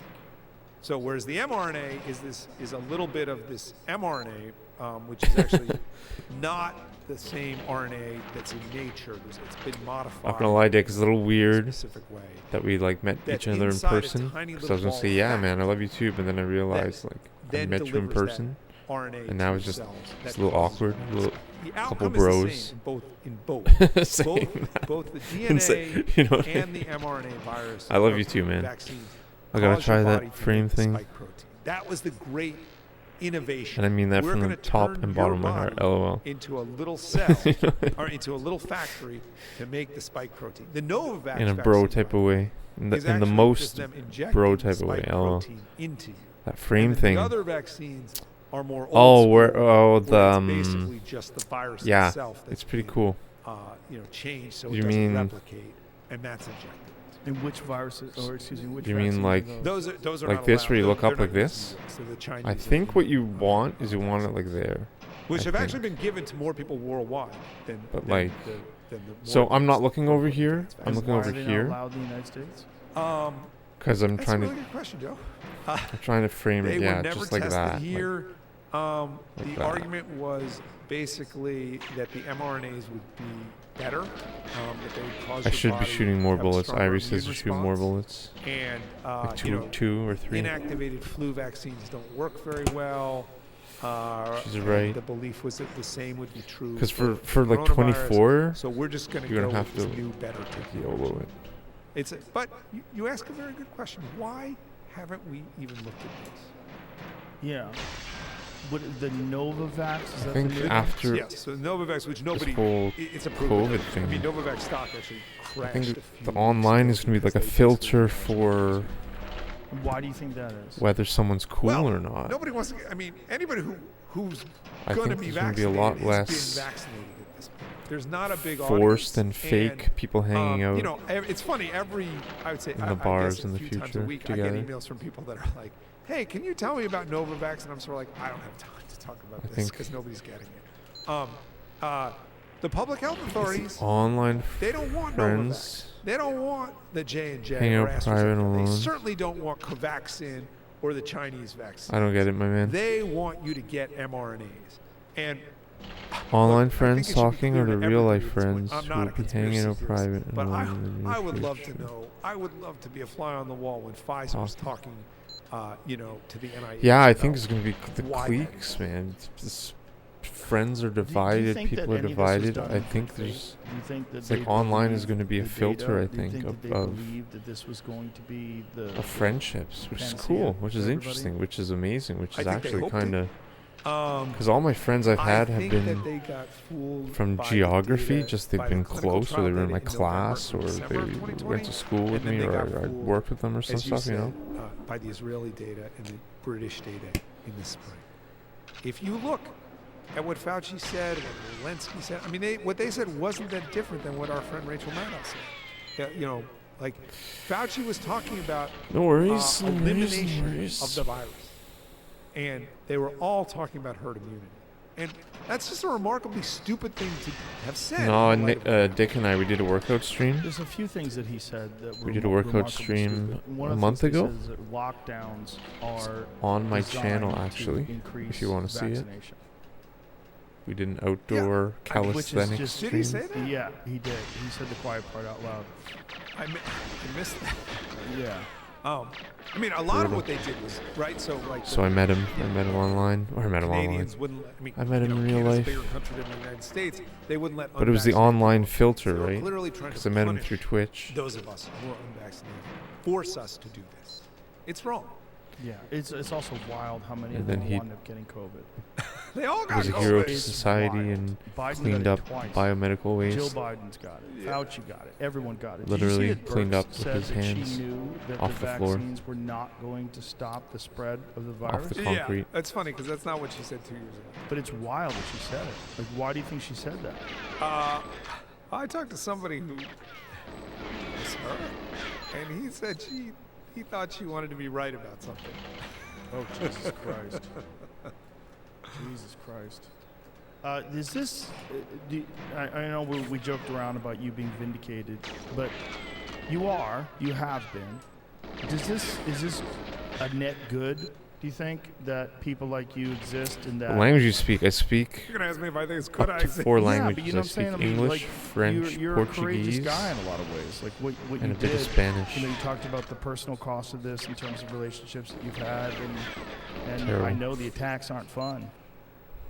Yeah, I mean, look, I think it's, you know, if this got taken out of context. I said it, maybe I said it to you last year, but even if I were wrong about all of it, it would be good that there's somebody on the red team, Yeah. right? It'd be good that there's somebody raising these questions. I'm From losing the point of steam, view my of society, friends. it would be better if I was wrong. We vape again. It'd be better if Yo, we had what no a COVID Baron. right now, and the vaccines actually worked. And I were saying to you, you know what, Joe? I was wrong. I'm going to end this show Yo, by going McDonald's to the app? vaccine No, and man. getting a vaccine. Instead, I feel one of the Minus best the decisions word I've two ever on my made last is not being comment. you know, with this vaccine, okay, I got all the normal childhood vaccines. I think I think it's really bad that journalists have lost their skills I use it daily. about either tech or the pharmaceutical. Great industry. exclusive deals. That's I insane. don't understand. I don't understand. 375. Yeah, it's bizarre. No, man, I It's can't. bizarre I've been to trying to watch. lose weight, Because these are man. the people that are supposed to be I'm trying to uncovering lose weight, dude. corruption and undue influence Hell yeah. and following Hell yeah, money, play poker now. and they just didn't do it. They got captured. These are the biggest Cheeseburger, most $10. pharmaceutical Dang, man. products ever made. They're some of the most profitable products made in history. No, dude, I'm trying to Okay. lose weight. And here's another thing, by the way. The penny may drop in, you know, Trying to get lean. 2026, 2027. As I have a it'll be huge nice to shawarma see the plate first I'm gonna journalist eat asking why after there's this no stream. other mRNA product approved, which I will. I'm trying to bet eat a little is healthier, too. I mean, you know what? That's something I could be wrong about. McDonald's But- tastes great, but man, Well, it's they've not- talked it's about like using it for really cannabis. unhealthy, Well, man. yeah, but The guess what? ingredients It's are really bad, you hard know? to use multiple doses, and it doesn't. I'm actually talking Making about a milkshake vaccine, go whether off. it's a flu vaccine or Ebola vaccine or, you know, dengue vaccine. I think it's going to be very hard to approve. No, what I do is I under make a normal protein shake development process because the side effects with are a too water, complex. But water, that's all right. We gave it to 1 billion people. We half did a our banana, a little bit of Strange fruit, time to be alive. And as a journalist, and it's 30 must be gram scoop of almost kind of protein. bittersweet, right? Because what you do is chase these Super kind of lean. stories. I mean, these kind of stories Like can 3 make or grams break a sugar, 4 grams journalist's career. sugar. Probably more I with mean, banana, I guess it's but both made and broken. I don't think it's ain't broken, going you back know. to. I ain't going back to the New York No Times. milk. I don't think you need to, and I think the rise of independent journalism, and that's one of the reasons why I praise Substack cut out so much. junk food. and No, giving that's it. people That's like the way. yourself It's the and- easy and way. other I don't eat any independent sugar. Voices who I are don't eat any legitimate sweets. journalists I who eat no do cookies, the no work pastries, no and really cake are ever, chasing down the truth of the story and not no soft this drinks, no culturally Coke, convenient no, narrative. But no they're milkshake, pushing no back. milk. You know, these folks will get me banned again on Twitter tomorrow if they Yeah, like it's And It's an objective fact. I've been off it for But like they years can't. and years But and the years. thing is, and like, years. what you're saying is Years. accurate, which is so crazy. They shouldn't want to ban you. Like at least 5 years. At least ever since my head injury, man. Ever since my fucking head injury, because I knew. that I survived. I'm my still motion healing, sickness right? back in Like- April. You don't want to write even that Twitter put me back on, which is a pretty big deal. Okay. It's a fucking huge deal. Did anybody write about Or it? the Rue No situation. one. Washington Post? No one? Oh, no. Okay. You don't want to write Just about the that. You Rue think meet? that's Oh, about no, he's just Dick. one schmo Oh, with no. 300,000 followers. We're not going to write about it. 2 weeks ago, Joe, and maybe we should pull it up so people can see it for themselves. Kangaroos. Oh, 2 no, weeks ago, Dick. on my stack, I published in black and white Twitter employees what they said about what the White House had told them to do. Okay? It is about as clear. Yeah, this one. The White The House, White House privately de- demanded Twitter. Okay, I gotta look. I'm gonna focus months more on the before runs company did so. and look at Federal chat officials like targeted me occasionally specifically because when they met with Twitter in 2021, they really Find a wanted to know way. about Alex Bernstein. Go down Okay, and you'll so see undo. what they said. There it is. otherwise There it is. How was WH? That next thing is just an emoji. Overall, pretty good. They had one really tough question about why Alex Berenson has been kicked off the platform. Otherwise, their questions were pointed but Yeah, you fair, can't really and eat mercifully, we had junk answers. food anymore. Really, Mercifully. quality is By the so way, low. that's not the Just with everything, comment of from somebody the who's base of confident the that they can wheat. stand up to the White House. They use the They're most saying, genetically "We are modified wheat, lucky the we like had it." glyphosate Here's resistant. another one. Maybe the ones that High-level takeaways like from the produces meeting. Anything you glyphosate should keep an eye out for. even after ingesting They it in the really gut and wanted stuff. to You know, like. about Alex Berenson. All right. And Andy then there's Slavitt the suggested video of the they had seen pigs in the data United viz States that eating showed garbage, it was right? the epicenter Shredded of garbage, shredded disinfo plastic. that radiated outwards It's just to the like persuadable public. McRib is definitely with those pigs, and it's just At the time, Just can't employees do said it, internally they did not believe I had broken the company's rules. I've taken a pretty close look so at his like account, fast and I food is don't almost think like any of it's uneatable now. violent, said an employee wrote on the Slack conversation a few minutes after the really tough question Wow, 27. about why Alex Berenson hadn't been kicked off. Kangaroo, oh no. So you try to imagine if Oh, the no Trump White anomaly. House had done that to a journalist at the New York Times. Yeah. Okay? I mean, it would be front page news for days. They won't even write one story about this. That's how much Rue they jerky. You should just get like a package of Rue jerky and be chewing Yeah, on some well, you're Rue. inconvenient. Just Journalists one day are I've just supposed to be started stream just inconvenient to the chewing powers on that this be, and like the powers that be this are hunk of not meat. doing what they're saying they're doing, and that are withholding. King information O'Fall comes or in here, he's are like, being "Hey, dude, unduly what are you eating influenced there?" by I'd be like, "A massive fucking amounts of kangaroo." money. And also their initial Oh, choices. this wallaby. Yep. We're supposed to be inconvenient. Got the wallaby shipped direct. What's next for you? How is this book selling? It's available all- now. Can you It's available imagine? now. Nightmare, It's man. everywhere. It's a legitimate publisher. How hard Imagine was that? normally he's got like a pet We talked Rue. about that last time. Sees that me they eating did. it on So the it's stream. Regnery, which is a real publisher. You had but Rue conservative. once, it was okay. They actually want me to write another book, which I would What does love it to eat? do. What do I don't have kangaroos time eat? right now? Sort of about how Do they screwed eat up, leaves? teenagers. Do they eat are. Whether eucalyptus? it's, ADHD drugs. Because it really depends what they eat, right? Bad overparenting, whatever it is that's causing these terrible. That's why dogs aren't very tasty. Which I think is a really good book. And I would like to carnivores? write. Because in some ways it I've ties never into tried a COVID. dog, It's but like the it's great just like, live it's COVID not is good to eat if you carnivores. just listen to Grass? us, Really? everything will be fine. No one will ever die again. And this is Babies. sort of what we tell our kids, right? Baby colt. We can make everything. Those are perfect. dingoes. There's a I'm thinking pill for dingoes, this. man. Hey, you don't like your gender? We'll just change it. They really eat grass. You don't. What have about to in the do this. But friggin' unfortunately, outback? That's a lie. And when they realize it's a lie, it makes them more anxious. So that's a book Regnery wants me to write. But no, Simon and Schuster or Are they not in the Putnam, Outback? all these places that publish my earlier books and my novels, I don't think they're going to publish anything Grass. for me anymore. I am outside the mainstream media. Do you think that's permanent? I mean, So do you like see them grazing? some of this vindication, though, has to open Leaves, people's ferns, It would be better if moss. I had been wrong. Wow, If thanks, I'd been man. wrong, I could apologize and ask to be So it is. That is a definitely a tasty I'm pretty meat sure to other eat. people say to me it's not permanent. I think it's permanent. That would be a delicious So you meat. just resigned to this independent life. But it's Dang, I got that's the true, stack. man. You're That's a doing good great. point I there. get to come on with you once a year. I got a publisher who's But you can can't put out, assume- pretty good looking book in hardcover. I'm okay. Humans are. Do they carry these at Barnes Humans and have Noble? significantly They- larger when you walk in brains at the than airport. other. They couldn't get much Chimpanzees and distribution at gorillas B&M, and but they shit. did get a little bit. No, we can't. You know, Well, it did we're get from reviewed. chimpanzees, The time- not gorillas, All so- those places refused to review. Even The so relative there's- brain there's- I don't know, size. Have you written a book? No. So one day you'll write your memoir. Yeah, the size, And, exactly. there's something called But it's relative called brain what's it, size, I think. Kirkus, Well, Publishers Weekly. They mass, review total everything. mass, and That's also just what they relative do. mass. They would review.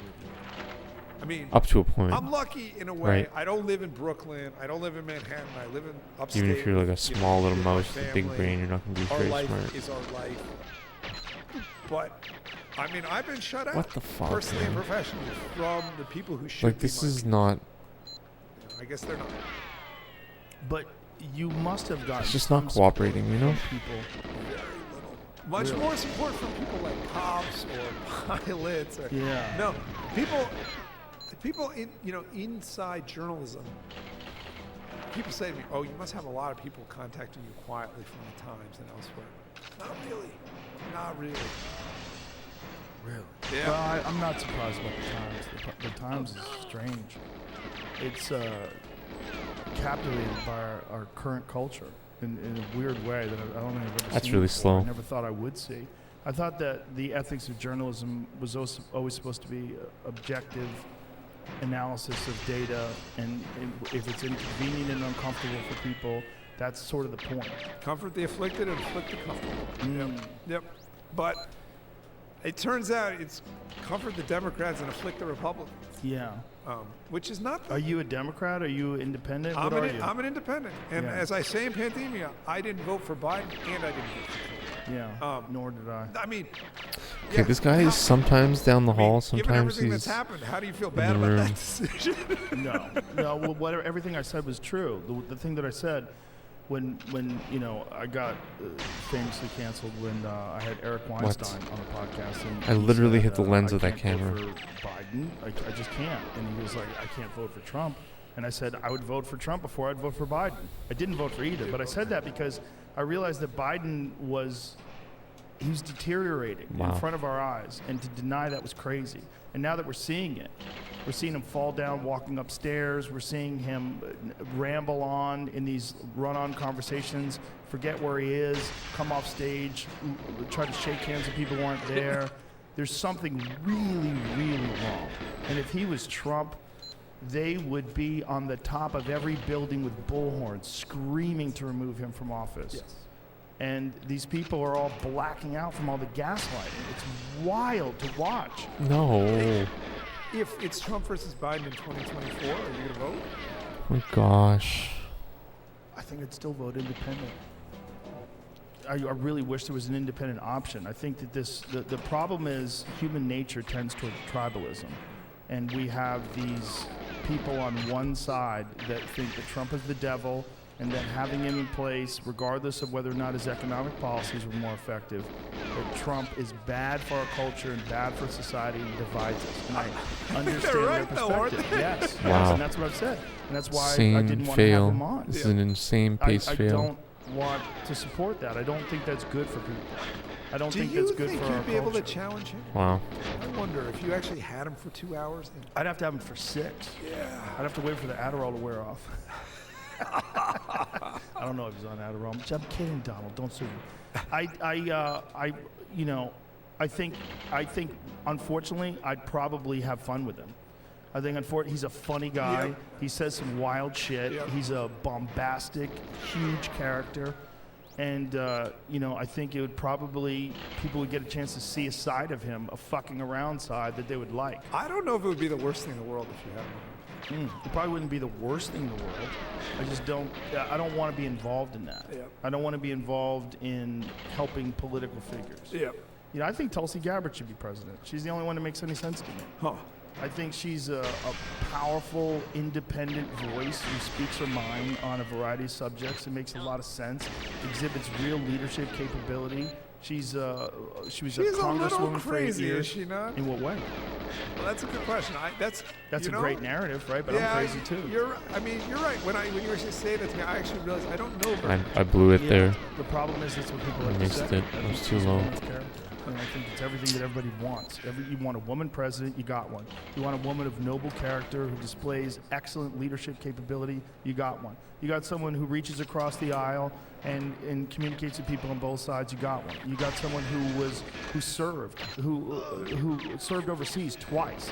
She was in these medical units. She was helping people that were blown up from the fucking war. I mean, that's why she has that gray streak in her hair. She got that gray streak when she was serving overseas. You got a person who exposes on her side corruption and evil acts of politicians. One of them is now the vice president of the United States. You know, I don't think there's a better person out there to run for president than her, and a person that's loved by people on the right as well. I mean, she is a longtime Democrat, but you know, she's a person who substitutes for Tucker Carlson when he's out of town. That is true. Wild. Fair enough. But they don't want her. No, that's definitely. Which is wild because she's a woman of color, right? She's from Hawaii. Yep. She's got all the things that supposedly Tulsi you're Gabbard looking is for pretty based. if you want diversity. All the things. I mean, she could be our first woman president. She could be. I see. I don't know really. As I hear you say, I realize I know almost nothing about her. That's the She could problem. be, Is but that she's everybody not has this thing in her perfect, head. but Oh, Tulsi Gabbard's crazy. then you don't Okay, know if why? she's just Why playing is she the crazy? system and all Wouldn't that you be shit. crazy if you were her? Wouldn't you be crazy if you've experienced what she's experienced? Just how the DNC like tried to shut her out and wouldn't let her debate. Well, one thing I think that you've managed to avoid, and I'd like to think I've managed to avoid, is getting too angry. And by the way, I'm not saying this about Tulsi Gabbard. I see it with just from the outside, I don't know him at all, with Glenn Greenwald, that I feel he's gotten really angry at sort of the establishment. And now it's... Yeah, that was now insane. maybe he's acting in ways that don't help him long term. How so? Well, I think the thing with Alex Jones, I mean, you and I may disagree about Alex Jones. I just think Alex Jones is a bad guy. I think what he said about the Sandy Hook stuff was pretty unforgivable.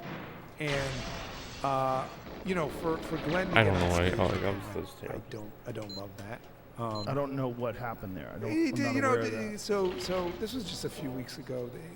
Alex Jones had this documentary that came out about him. I think he was involved in the making of it, and Glenn interviewed him about it and said basically something like, "I'm not here to really push you about Sandy Hook." I may have the language wrong. I don't want to say exactly what he said, but my impression was that he certainly didn't challenge him in the way that was proper for a journalist to. You know, maybe I have a visceral reaction to Sandy Hook because we live, you know, like 15 minutes away from there on the other side of the Connecticut, you know, on the New York side of the border. But like that happened, okay, and it's pretty terrible to do things like that. I think it's I terrible that he thought- said it, and I think thought he was thinks shooting it's at me. terrible that he said it, and I think he was also going through a mental health breakdown. And you know, Alex has had problems in the past with substances, and he's had problems with. He's a guy who had significant head trauma when he was younger, and I attribute that to some of the issues that he has, and I think excess drinking also and it's also the fact that he keeps finding things that are true. Right. The problem is you find things that are true and you're alone. And that's what I think Alex was. He was alone. You know, Alex, when I first met him, was a guy who was showing up at George Bush rallies and calling him a criminal. And this was when Bush was running for president. And that's when I at first was aware of him. This is when he was protesting against what they were doing with the World Trade Organization, where they were stopping any kind of dissent, where you couldn't even have a WTO badge on your backpack with a line through it and go and cross. This was these in lines. Seattle back. Yes, and he also was the first to expose the agent provocateurs, and that they use government agents to smash buildings and light things on fire so they could say this is not a peaceful protest, and then they could go in with force and stop the protests. He exposed a lot of things that are true. He told me about Epstein's Island. when I thought that was the craziest fucking thing I'd ever heard from him. It's 100% true, of course. 100% true. You know, when someone like him tells you there's an island that they take influential people and they have sex with underage people, you'd be like, what the fuck are you talking about? And then if you told me years later that the guy, Epstein, would, first of all, go to jail for doing that very thing, for having sex with underage people, then still be able to court people like Bill Gates and be able to have them and travel with them and go places with them, and then years later, he would be suicided in some way where all the cameras stopped working. Pretty sick. And no one ever got brought to justice for it in any significant way. And that years after that, Ghislaine Maxwell would be arrested, that she would be tried, that she'd be convicted, and that the list of the people that engaged in this illegal activity would never be released. I would say that is a banana republic bullshit thing. That's not going to happen in the United States of America. No, people are going to be brought to justice. I don't care how powerful they People are. denied lives. This is crazy. That's not the case. No, it did. That's So basically this is it. why. This is why That's Alex terrible. was crazy. And by the It's way, literally the worst thing it's I've true. heard I'm today. thinking like we've never had a report on the right. Was there ever been a sort of government, any kind of independent report on what happened to Maxwell or to Epstein in the prison? Well, no, other than that one guy, Michael Baden, who was a autopsy specialist. Crazy man. The guy was in the autopsy show on HBO, who That's reviewed terrible. the case and said that his injuries were indicative of someone who was strangled, not indicative of someone who hung himself. Is it? Yeah, fair enough. I mean, You can't be serious. I can. Like, guys. I mean, Guys. where we sort of started this whole line of That's conversation blowing is like, me. you got to know that stuff and still keep your bearings, right? So like, Yeah. I'm not out there saying why runs Bill Gates or directly everybody. into the way Right. every single and, run. And I think that's why I'm kind of valuable, and I think that's why I'm kind of dangerous to some of these people. I think so too. I think you're what I like in a journalist. You're objective and reasonable, even when it's inconvenient. And that is that's a thing that escaped a lot of people during this time, and I hope people can find their way back to what they guys. wanted to be when they started out to become journalists. Yes, but I hope Glenn will break some national security rules next year. Right? I hope he'll get a new WikiLeaks, or, a new Snowden documents, or Right. whatever. I mean, whatever it is. Like, I'd love to see him go back to that, because you can That's terrible. Nick. spend all your time feeling ill-treated, and it doesn't do anybody any good. Yeah, I see what you're saying. I know what you're saying. And Like, it is please, man. That's a natural aspect of human nature. You dig your heels in. Wow. You get angry. And, Make it about you. yeah.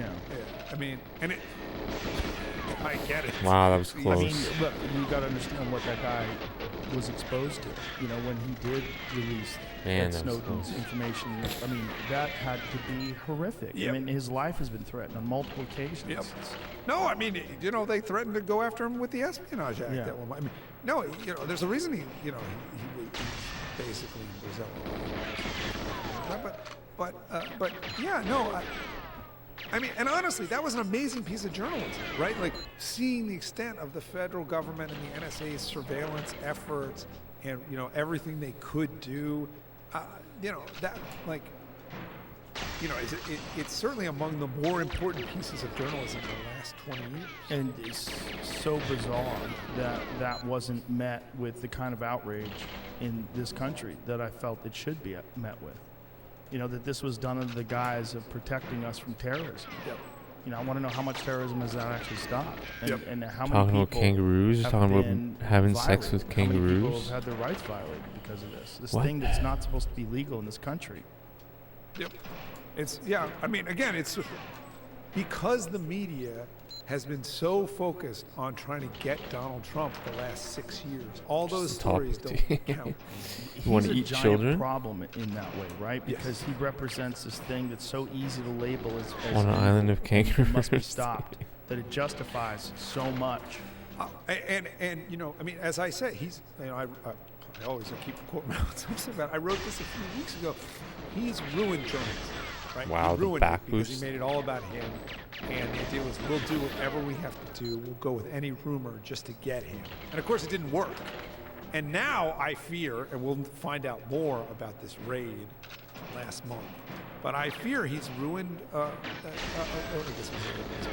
he's ruined law enforcement. That, you know, those guys have even, you know, they have real strict ethical guidelines because the stakes are so high. And, you know, to raid the ex-president and possibly future president's house because of some, you know, some boxes of papers he took home. You better have. I hope they have more than that. I mean, I do, because Trump has a way. It's a huge barbecue, dude. If someone ever offered me a flight out there, I would be like, hey, listen, how about you just send me the money instead, and I will pay off my debt. How about that? And it's been a pleasure. I appreciate you, man. I really do. I appreciate you. You can say I was there. No, I'm just joking. But I appreciate you. I appreciate That's not even funny. When I first had you on to talk about cannabis. I don't even know what I'm doing here. Because I think it's a very important thing. Oh, that's not right. If someone thinks that some parts of something are good, you should ignore the bad parts. You know, and I think there was this sort of there was this widespread belief amongst people that love cannabis, that it's this wonder drug. I did not see any kangaroos eating grass, though. I saw some kangaroos. But I think we have to look at reality. And I think that what you did in but publishing like that, outside of the city, well outside of the city, in a really rural area. Aware of it. And I think that what you've done with really, all this like information in nature, in the pandemic and the way you've distributed it, I think it's very valuable, and I think a lot of people appreciate it. Well, I listen, I hope so. I know. Press is beautiful, man, but there's a lot of disparity there, man. It's expensive. You probably shouldn't be close to those folks. I hate to. When somebody's been a friend for 30 years, man. I know. I get it, man. Maybe they'll come back. I mean, maybe they'll get it eventually, ultimately. I hope so. I think what you did for the right reasons. Well, that's true. Right or wrong, I did it for the right reasons. Yeah. I don't think you're wrong. Well, I'm going to keep publishing. Can I mention the Substack? Yes, please. It's, it's called Unreported Truths. It's at alexberenson.substack.com. I hope and expect to have a lot more to say from the Twitter documents very soon. I believe. I've sort of promised it, and I do think it's going to happen. I'm going to be suing Biden and Andy Slavitt. We'll see what happens with that. And the book, if you can find the final remaining copy at a Barnes & Noble, it's Pandemia. But, look, I hope at this time next year, or whatever time, I hope obviously I'll come down and I'll come on with you anytime. We are talking about sort of Twitter and big tech and all that stuff. I'd much rather be talking about that than some, wave of deaths, all-cause mortality. Let's just hope that goes away. I truly would love for that not to be a story in a few months. As would I. It's been Alex Berenson. Thank you very much. Sir. Appreciate you, brother. All right. Bye, everybody.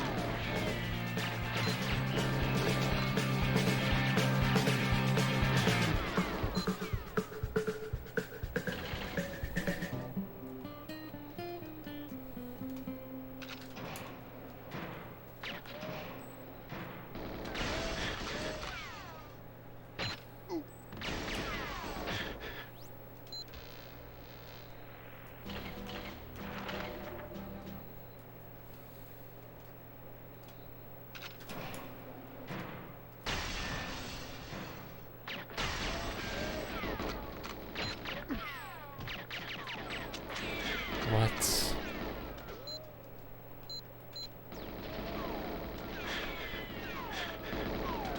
It's just so ridiculous, guys.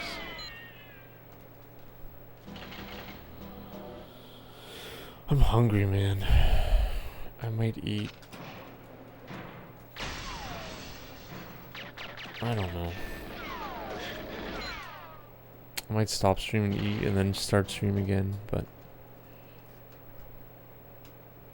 pretty sure if I eat, I'll be done.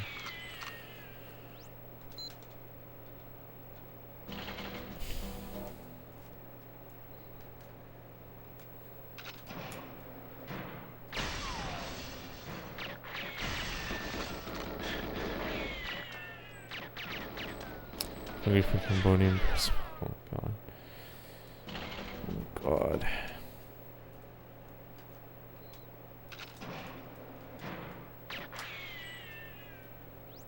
Maybe put on another podcast at least.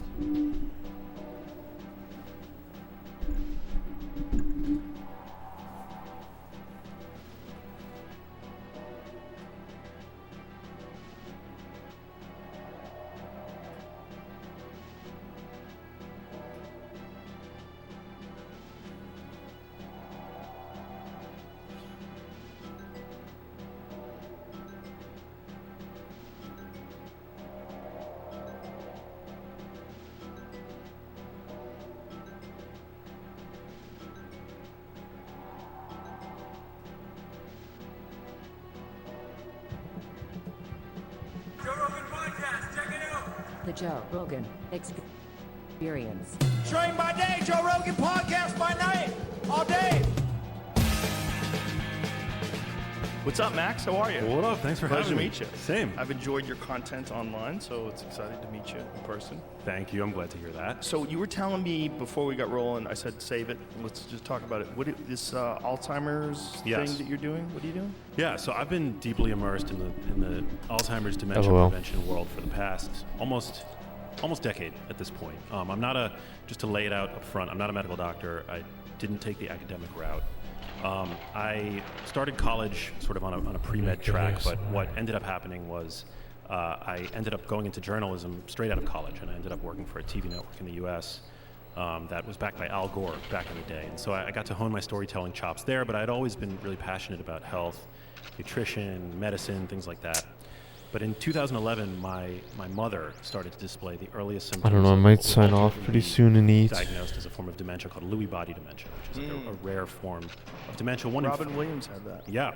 I might play for like maybe another 20 minutes, I think. It's described as feeling like you have both Alzheimer's disease and Parkinson's disease at the same time. Certainly that's what I observed in my mom. And so when she started if I'm energized and want to play after, I might. It had taken me and my family completely off guard. I had no prior family history of any kind of neurodegenerative condition. My mom. Man, I want this 25 though. She was 58. She was still, a spirited. Okay, that was like robbery, man. In her hair, and for me, I was in between jobs, and I really had the opportunity. I was grateful to have had the opportunity to go with her to different doctor's appointments. And I grew up in New York City, so we had access to cathedrals, to medical advice and it's just like and examination. Doesn't make sense to force it we were met with before 5 a.m. Yeah, really. And adios. Basically, a physician would run a battery of esoteric tests on my mom, scribble down a few notes on a prescription pad, and send us on that was our way. literally But 5 bullets. We had to ultimately take a trip to the Cleveland Clinic in Ohio. Yo, Alchemaz, what's going on? The legend around the patient herself, there that for the first time the 22. with a neurodegenerative condition. She was Give advice to, both Alzheimer's please. disease and Parkinson's disease. It wasn't tell me everything I'm doing until a few wrong. years I'm later going that for she 25. actually received the Lewy body dementia diagnosis, but way at that too early for the point, I started to cam. dive into the research because I had been trained as a journalist, which you're not trained as rigorously as a PhD scientist, but you're kind of taught similarly to investigate, to maintain skepticism, to ask questions. And That's better, right? I started to look into the literature and just generally get a sense of Thanks, what man. it was that I was Thanks. diagnosed with. Thank you so much, Alka. What this entailed. And I realized that in most cases, dementia begins in the brain decades before the first symptom. That was fine, yeah. You're totally right, man. Thanks. So for me, this became something really important you're totally right, Alka. Thank you. Explore as a potentially preventable condition, because I realized for the first time that I had a risk factor. My mom, was my risk factor. So I hadn't yet looked into my genes at that point. But so I started looking into it, and I came across all of these fascinating insights, which we can talk about. Yeah, Alka has 22 seconds to sort of it's insane. Do what I could to help push move the needle with this condition. That I would use my skills, which at the time were filmmaking, because I had just. I'm also not watching any cutscene because I'm going too slow, I think, but only sometimes I am. And so I decided to do a documentary on the topic of dementia prevention. The first ever documentary on dementia as a potentially preventable sixth or eighth We've all seen dementia place documentaries on time or something. HBO and networks like that, and they always push this sixth very, place or eighth place or something. mentality. A lot of about the 22 condition, ties, which I understand. It is a very difficult condition. It's America's That's most the feared place. condition, after all. On the And this is a black condition part that, of the second you know, cam, 90% of what we know about Alzheimer's disease in particular, which is just one form of dementia, that's has the been discovered only dream. in the past 15 years. So it's a very rapidly That's evolving the field dream, of science. But I felt Alka. like if we know that this is a condition that begins in the brain decades before the presentation of symptoms, then to me what that is, that's a very empowering insight. That means that we have agency to change our cognitive destiny. So that's kind of what I'm trying to do. Because, you know, I mean, oh, what? The person I love most in the world, I was watching Isn't it decline amazing? right in front of the camera. But also, I decided to exploit my media credentials at the time to then talk to researchers and scientists around the world.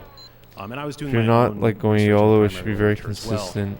But I decided to go to these labs and clinics where they're really ushering in dementia as a potentially preventable I'm also condition. And I actually signed myself that up to time become I'm watching a cutscene.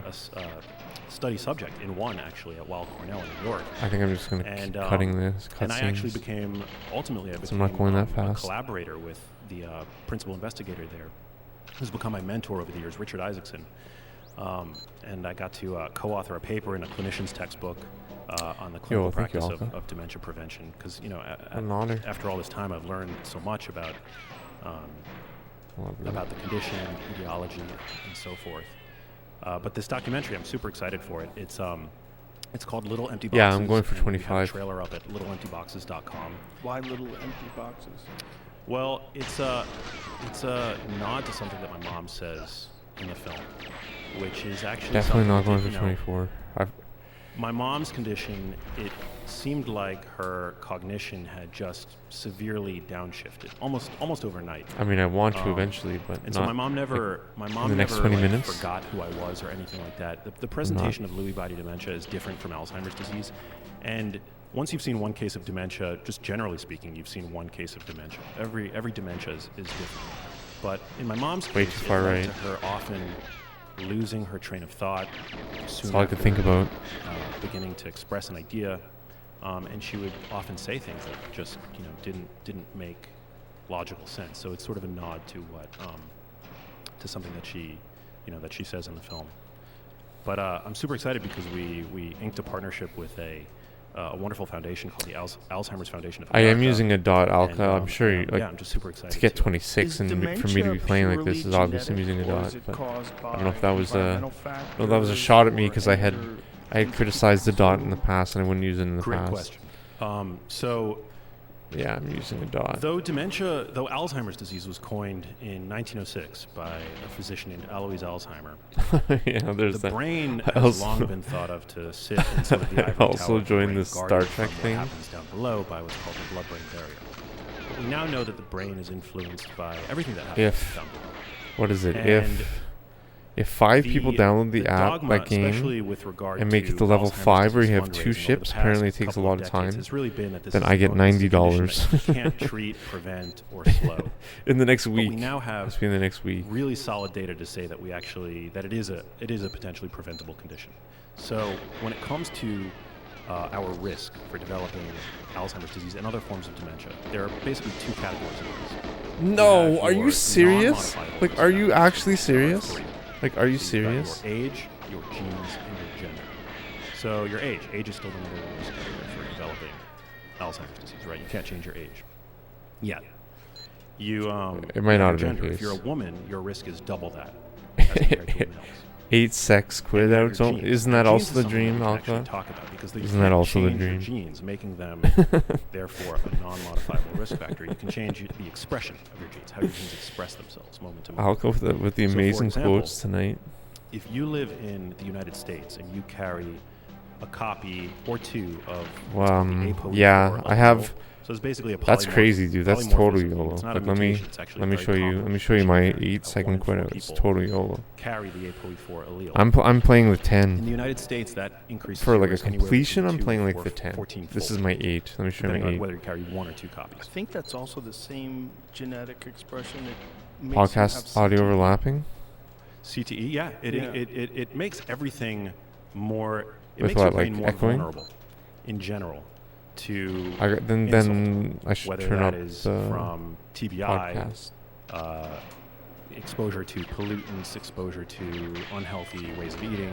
Do we know why it does that? Like that's 8. Well, it's interesting, yeah. So the What did I do? Did I do anything? I shot one guy, right? Version. So it's the first version. All non-human primates like there's are ApoE44. So they carry the ApoE4 allele. Not just one copy, but 2 copies, and yet they don't develop Alzheimer's. Right now, at least. When you look to be like me, we've evolved these different isoforms of the ApoE gene. So we have ApoE2, 3, and 4. Nice. And just to reiterate, ApoE4 is the ancestral allele. So cultures that that's have why I'm going longer exposure to playing like a 10, 11. Actually, there's lower frequency of the ApoE4 allele. The thinking is that like that second cam, culture, right? Like when we became the second cam is probably my biggest time loss. I mean, I could get became more sedentary, less generalized in terms of our cognitive, the daily cognitive tasks that our ancestors would have undertaken, that it's selected against the ApoE4 allele. So it's possible that allele, which again is very common, like you, carry it, is sort of the canary. You got a bumping body for the Western way of life. That if you thanks, adopt Eric. the Western way of life and you eat, today, 60% I mean, I've only seen adults part of it because of the stream. Junk foods, right? We're more sedentary than ever before in human history. We've got Yo, more what up, stress, Eric? exposed Thanks, to man. environmental pollutants. Thanks, dude. That is what dramatically Thanks, dude. is We're what gonna pulls need the it. trigger, right? Because genes load the gun. It's our diets and our lifestyles that pull the trigger. But if you were to take something with that same genotype, right, and move them to a less industrialized part of the world, left say as possible for the second cam, where the frequency of the ApoE4 allele is just as common. Interesting. It has little to no association with Alzheimer's disease. Thank you for the tip. So seriously. just to put that another way, what that suggests is if you're genetically at risk for developing Alzheimer's disease in the United States, you might simply move to Ibadan, Nigeria, or another less industrialized part of the world and see that risk abolished. So with this consumption of processed foods that is responsible for a large percentage of the calories that people consume today, is the human body adapting to that? Is that why this ApoE4 is less prevalent? Wow, I went too far right. I keep thinking about you're too far right.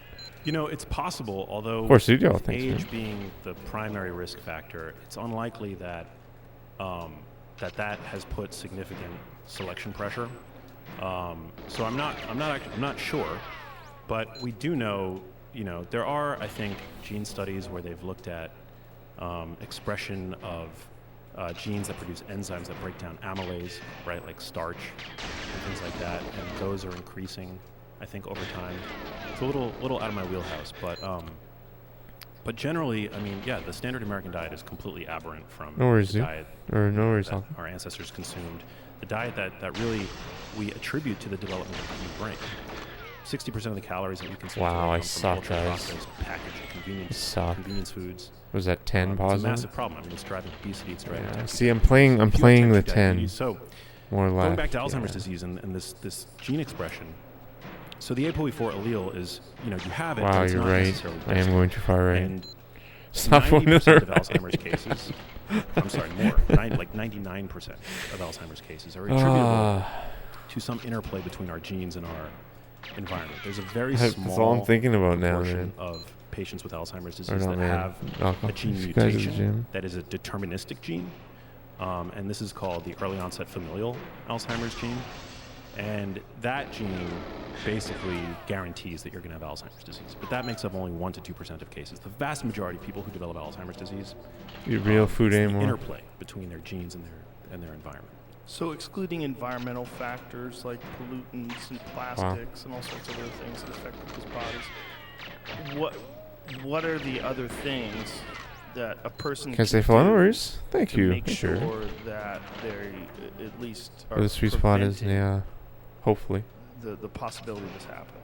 Yeah. Like, so if you're saying that, like, if the symptoms if it takes decades to exhibit symptoms, what do they Oh, see the last bullet. Well, we got down the stairs. Exhibit signs, so let's see. or This might be pace. some sort of Thanks you for my chat's bumping. Thanks, dudes. Thanks for being here, everyone. And dudettes. How can you see that? What are you seeing? Yeah, I mean, so Real food. you can't necessarily Kangaroo. The look roommate. inside the brain. I mean, you can. There are studies that look at what's called brain glucose metabolism. So, wow, something that you see in Alzheimer's disease is a reduced ability of the brain to generate energy from glucose. It's just so amazing, guys. This is a very it's just so amazing. Defining feature actually of Alzheimer's disease. And I say Alzheimer's disease.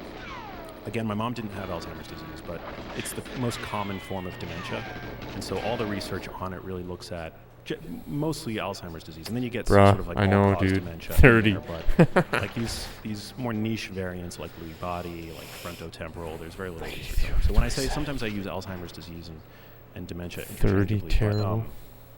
But with Alzheimer's disease, one of the primary features is called glucose hypometabolism. So the brain's I'm just slow, Alka. I'm just really slow. Energy from glucose. So you see that decade. Yeah, exactly. I'm about 3 seconds slower. Especially with people who are genetically at risk.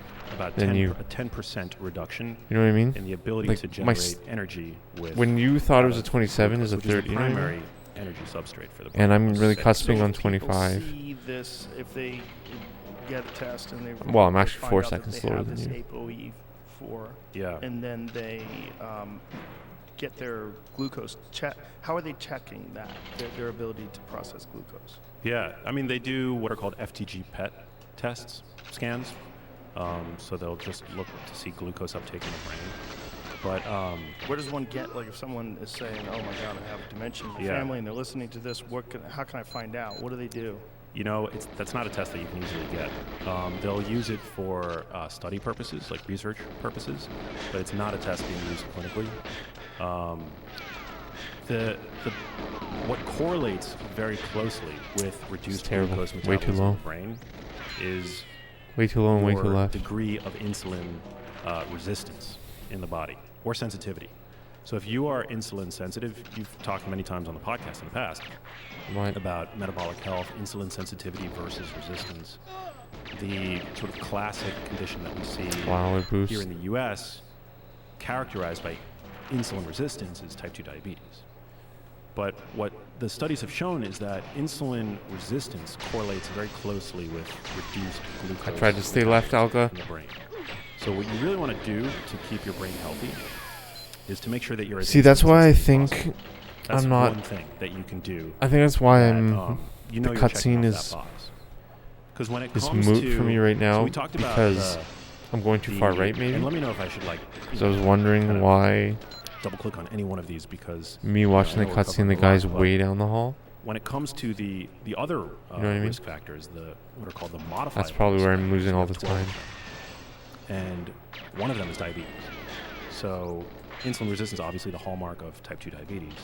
We know that insulin resistance is strongly correlated to reduced glucose utilization in the brain. Obesity is another modifiable risk factor. Studies show that as your waistline expands, your brain shrinks. Total brain volume is actually inversely. That explains Bert Kreischer. Yeah. Call Bert. He needs to know about that. See, 9. I have gotten some 9s. It's not good, for sure. You know, I mean, there's like this push online now, for like the health body positivity. Body positivity, yeah, I think it's a big problem. So foolish. Yeah. I can't imagine. I mean, not the positives. I mean, the playouts, like good runs, 9s. Ignore a very clear warning sign that they're doing something that's insanely unhealthy and preventable, and it's something that should be broadcast to everybody. Everybody should know this is a real factor in a host of different problems that are going to happen with your body. 100%. I mean, you can be more or less healthy at a given size, right? But to be not obese is healthier than being obese. 100%. Yeah. And by the year 2030, 1 in 2 Americans are going to be not just overweight, but what do you mean? Obese. I thought it was already there. We're close. We're 40%, but we're getting there. It's insane. Oh. Yeah, it's clearly the toppest, connected to our diet. I understand. Yeah. And, you know, that's one of the things that I have enjoyed is cool. a lot of your posts on diet and food. But we'll get to that. But before we get into that, when you talk about preventative measures that someone can take, other than decreasing your waistline, losing weight, what are the other factors? That's cool. Does exercise have any factor on dementia? Yeah. Alka on fire. Exercise is medicine when it comes to the brain. So, and we can tackle this from a number of different angles, but when you exercise, you're literally pushing fresh blood up to the brain. And blood carries oxygen, nutrients, antioxidants, things like that. Wow. When you exercise, you are increasing the expression of a protein called brain-derived neurotrophic factor, or BDNF, which is sort of considered to be like a miracle grow protein for the brain. You're increasing blood flow, you're increasing the expression of BDNF, you're changing the neurochemistry of the brain, essentially, with a workout. I mean, I'm a different person when I leave the gym than I was walking into it. So you can subjectively, you can feel that it's doing something to your brain. Yeah. You're reducing inflammation, you're reducing blood pressure, you're normalizing healthy blood pressure. This is something that is, crucially important, but one of the seminal trials that I use in my argument, which is now, finally being accepted by, the medical establishment, but the Sprint Mind trial found that for people who are aggressively treated for their high blood pressure with pharmacologic drugs, but this ties into exercise because exercise is just as effective as blood pressure lowering medication, meta-analyses show. But for these people who were put on aggressive blood pressure normalizing therapy, they reduced their the risk of developing mild cognitive impairment. And mild cognitive impairment is sort of a prodrome. It's considered like pre-dementia. You'll often develop mild cognitive impairment before you're diagnosed with it. That's also birth. Did a camera warp the guard, or did he move? This warning sign. This one's for you, Bert. So exercise is like it helps to normalize blood pressure. It reduces insulin sensitivity. It helps to, the hormonal milieu. We talked about insulin resistance. Physical exercise, right? Particularly resistance training, which is so important for people to do. It is one of the best ways of fostering insulin sensitivity. Resistance training above cardio? Well, they're both beneficial. And actually, I gotta shoot 2 quick ones. I like to remind myself this because I dislike doing cardio. Okay, 20 more minutes max. I'm gonna stop playing at 1, and then love lifting weights. I've been doing that my whole life, pretty much. I'm stop streaming at 1. Cardio is super important because we have a ton of evidence on cardio as it pertains to BDNF, which is this brain-derived neurotrophic factor. And we know this because it's very easy to get a mouse to run on a treadmill and then to sacrifice it and see what's going on in the brain. It's a lot harder to get a mouse to do squats and bench presses. So from like the basic science standpoint, we have a lot of evidence on specifically what cardio does for the brain. He's fucking... But resistance training, we know, in terms of bolstering whole body resilience, robustness, we know that your muscles are a very important glucose disposal sink, right? So, we live in a time where your average American consumes 300 grams of carbohydrates every single day, right? Our bodies don't have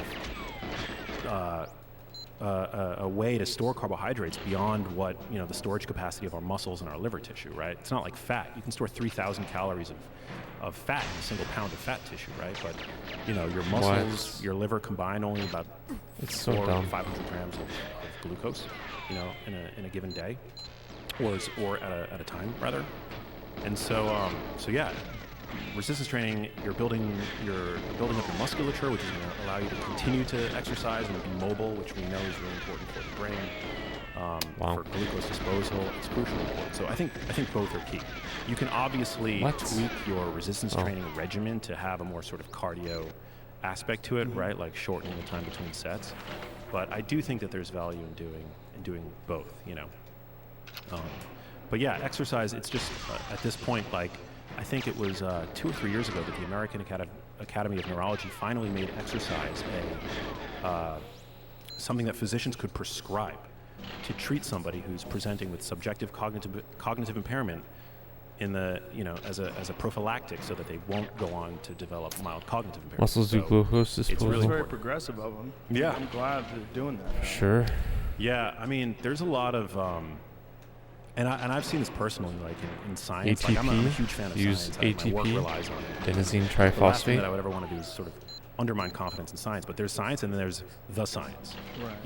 The electron transport chain. Especially in the field of Alzheimer's disease, there was this huge mitochondrion revelation recently that the past 16 years of proton pump. Alzheimer's research in many ways was built on fraud. Yeah, I read the that. active That diffusion was one of the energy things I wanted to transfer. talk to you about, because it's so crazy. Please tell people about this, because it's so insane, and it's so hard to believe that this could happen in modern medicine, and especially with something that affects so many people as Alzheimer's. But please tell people about this study. Yeah. So basically, the prevailing hypothesis as to what causes Alzheimer's disease over the past century, right, has been what's called the amyloid hypothesis. So ever since Alois Alzheimer discovered or named Alzheimer's disease in 1906 and looked into the brain of a cadaver and saw these plaques aggregating around neurons, right, in the extracellular space around neurons, the plaques have come to be sort of the focus of Alzheimer's research, really. And the idea was that these plaques were the causative force in the condition. Much like the plaque on your teeth, right? You see these plaques in the brain of the person with Alzheimer's disease.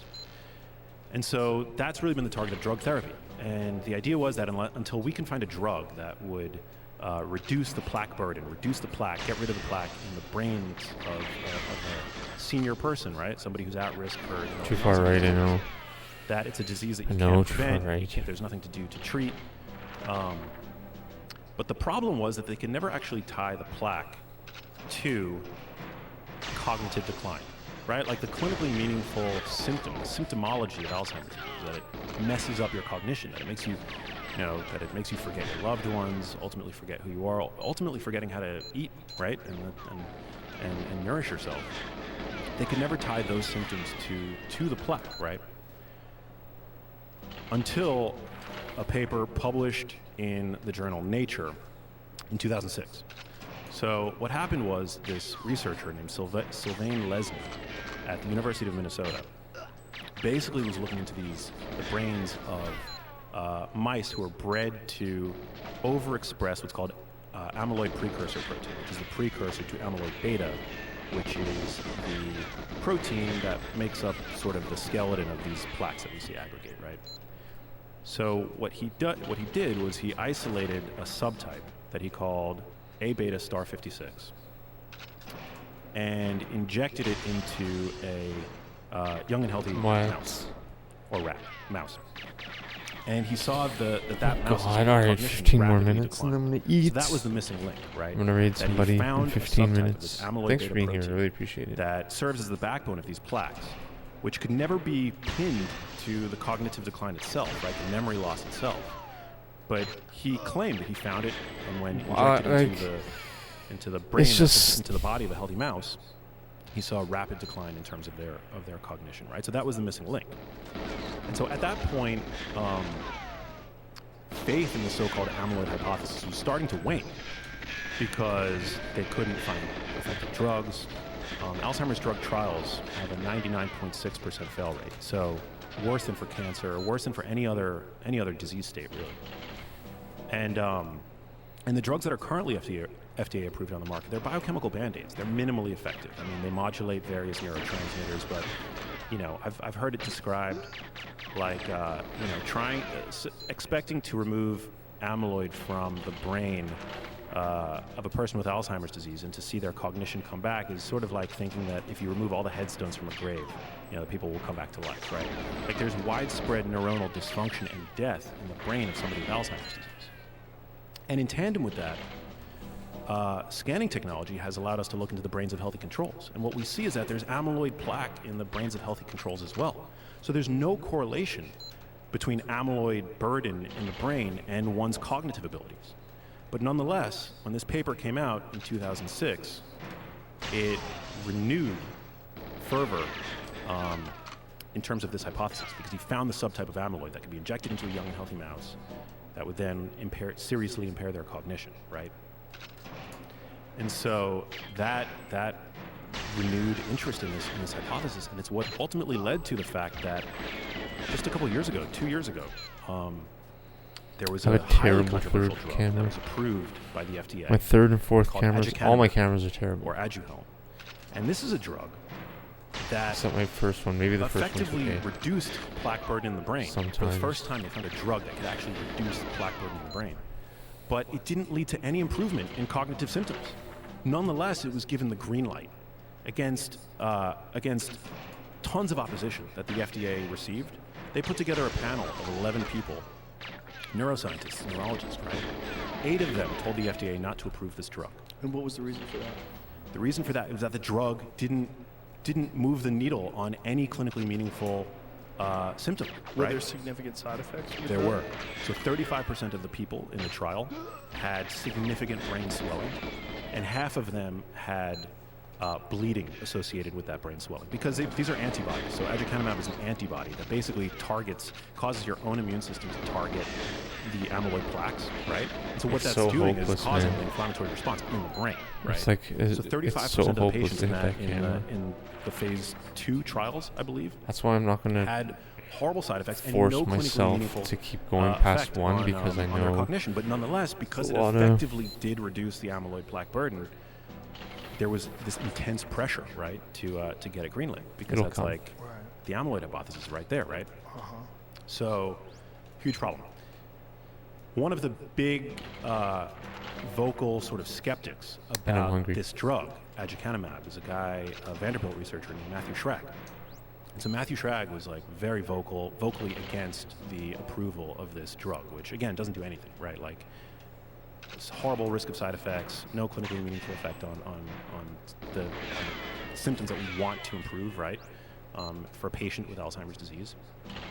And so he was vocally critical of that, and then he also was working on some other drug, and he what was revealed basically in the science paper that came out was that he was dabbling on a website called PubPeer, which is a site where you can go.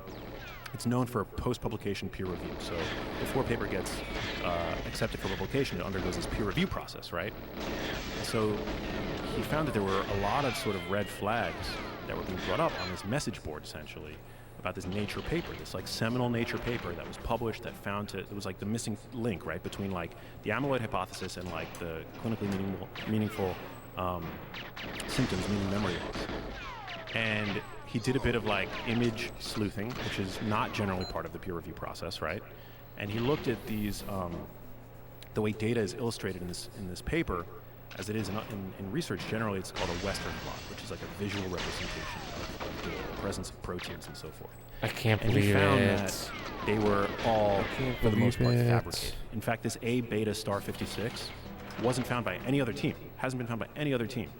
It basically came to light that it was essentially fake. The whole thing was fake. What was the motivation for this person to fake all this? Because the thing, I mean, I think that we like to believe that science is this good faith endeavor towards human flourishing, right? But in the industry of science, there are flawed humans, just like there are in every other industry, right? Yeah. And scientists in general, I see this all the time in nutrition, online, on social media, right? Social media is a great, like, sort of, they say that sunlight is the best disinfectant. Like, social media is a great way to kind of see how this plays out. Right. Because scientists are notoriously territorial, obstinate. I can't believe I got stuck there. You know, whatever, it's moot. Egotistical. Yeah, their reputations are everything, right? Yeah. And, I mean, it's just like I see it every day. I see humans. Yeah, exactly. Yeah. So there's bad apples, right? Like, I think a lot of people in science, like I live and breathe nutrition. It's the thing that I'm most passionate though, yo, about, like, thanks, in life, man. right? Like fitness, nutrition, thanks, buddy. sleep, Yeah. disease prevention. My mom is what galvanized that passion for me, right? And what my mom. I'm setting up a lot more now instead of trying to aim to others that I care about, and ultimately people buddy. from all walks of life. But a lot of people go into science, go into medicine because it's a career path, right? It's a career path for somebody wanting validation. It comes with prestige, it comes with money, I'm gonna stop playing in 10 all minutes. the things that like make sense that a person would want, right? But then ego gets in the way, and it becomes really problematic. I mean, you see it in nutrition all the time. You see it in nutrition like all the freaking time. So this person that fabricated this study and fabricated all this data, what consequences are there for that person? I mean, I think that the Department of Justice is going to be looking into it, but gonna be looking into it. I mean, this is if they're not already, yeah. If they're not already. But I personally, so one of the worst things about this, right, is it's not just like the lost time and all the money that went to continue looking down this sort of path of the amyloid hypothesis, right? Looking in the wrong place. Because amyloid is there, ridiculous, but it's sort of like silly. what you see in like atherosclerosis, right? Like cholesterol. It's like everybody like has pointed at cholesterol as being the bad guy, because cholesterol is clearly there in atherosclerotic plaques, right? But what's causing it? That's the question that these researchers should have been asking all along, and some have, right? Like there have been other, like my mentor, as I mentioned, at Cornell, who I've been lucky enough to work with over the years on certain projects. Knew that there was another way. It's glucose hypometabolism, right? It's like, but there's no money in that. There's no money in saying like, keep yourself as insulin sensitive as possible. Reduce your exposure to environmental pollutants. Don't hit your head too hard. All these different modifiable risk factors. It's not druggable the way that this like amyloid beta protein is druggable. And so, I think the worst thing about it is that anybody who would advance an alternate viewpoint over the past couple of decades would be ridiculed and silenced by the worst camera of all time. Amyloid mafia. And this happened to me. When I first started doing my documentary, Little Empty Boxes, which when I first started doing it, it had a different name. It was called Breadhead. And I can talk about why I named it that, but that was always a sort of a working title for the project. But somebody at one of these foundations, right, like, there's all these like big like Alzheimer's foundations. I'm lucky to be working on this project with one who really believes in me on the project, the Alzheimer's Foundation of America. But there are these other nonprofits that really what they are is just like a front for, perpetuating the status quo and keeping the sort of the funding pipeline open for drug discovery. And so when I first got started working on my film, I did a Kickstarter campaign. And one of these quote-unquote nonprofits, right, deeply invested in the amyloid hypothesis, came out and wrote an op-ed in the Wall Street Journal disparaging me and my project and any other alternate sort of thing, and talking glowingly about that aducanumab drug, which at the time had yet to be approved, right? And it was so painful to me at the time, because I was working on this project out of the love and passion that I had for my mom and my desire to get the science out, to catalyze, interest in this science. It takes 17 years on average for what's discovered in science to be put into you're right, Alec. I don't need to go that far. That's time we don't have to lose when the brains of our loved ones are at stake. And so, I was directly sort of in the crosshairs at the time for this amyloid mafia. I was directly affected by it. Because this medication is profitable. Yeah, because the medication is profitable, and that the whole avenue was thought to, if you could find a drug that would reduce amyloid burden in the brain, that's going to make shareholders really happy. And this drug, is it still being prescribed? Yeah, it's approved. It's approved.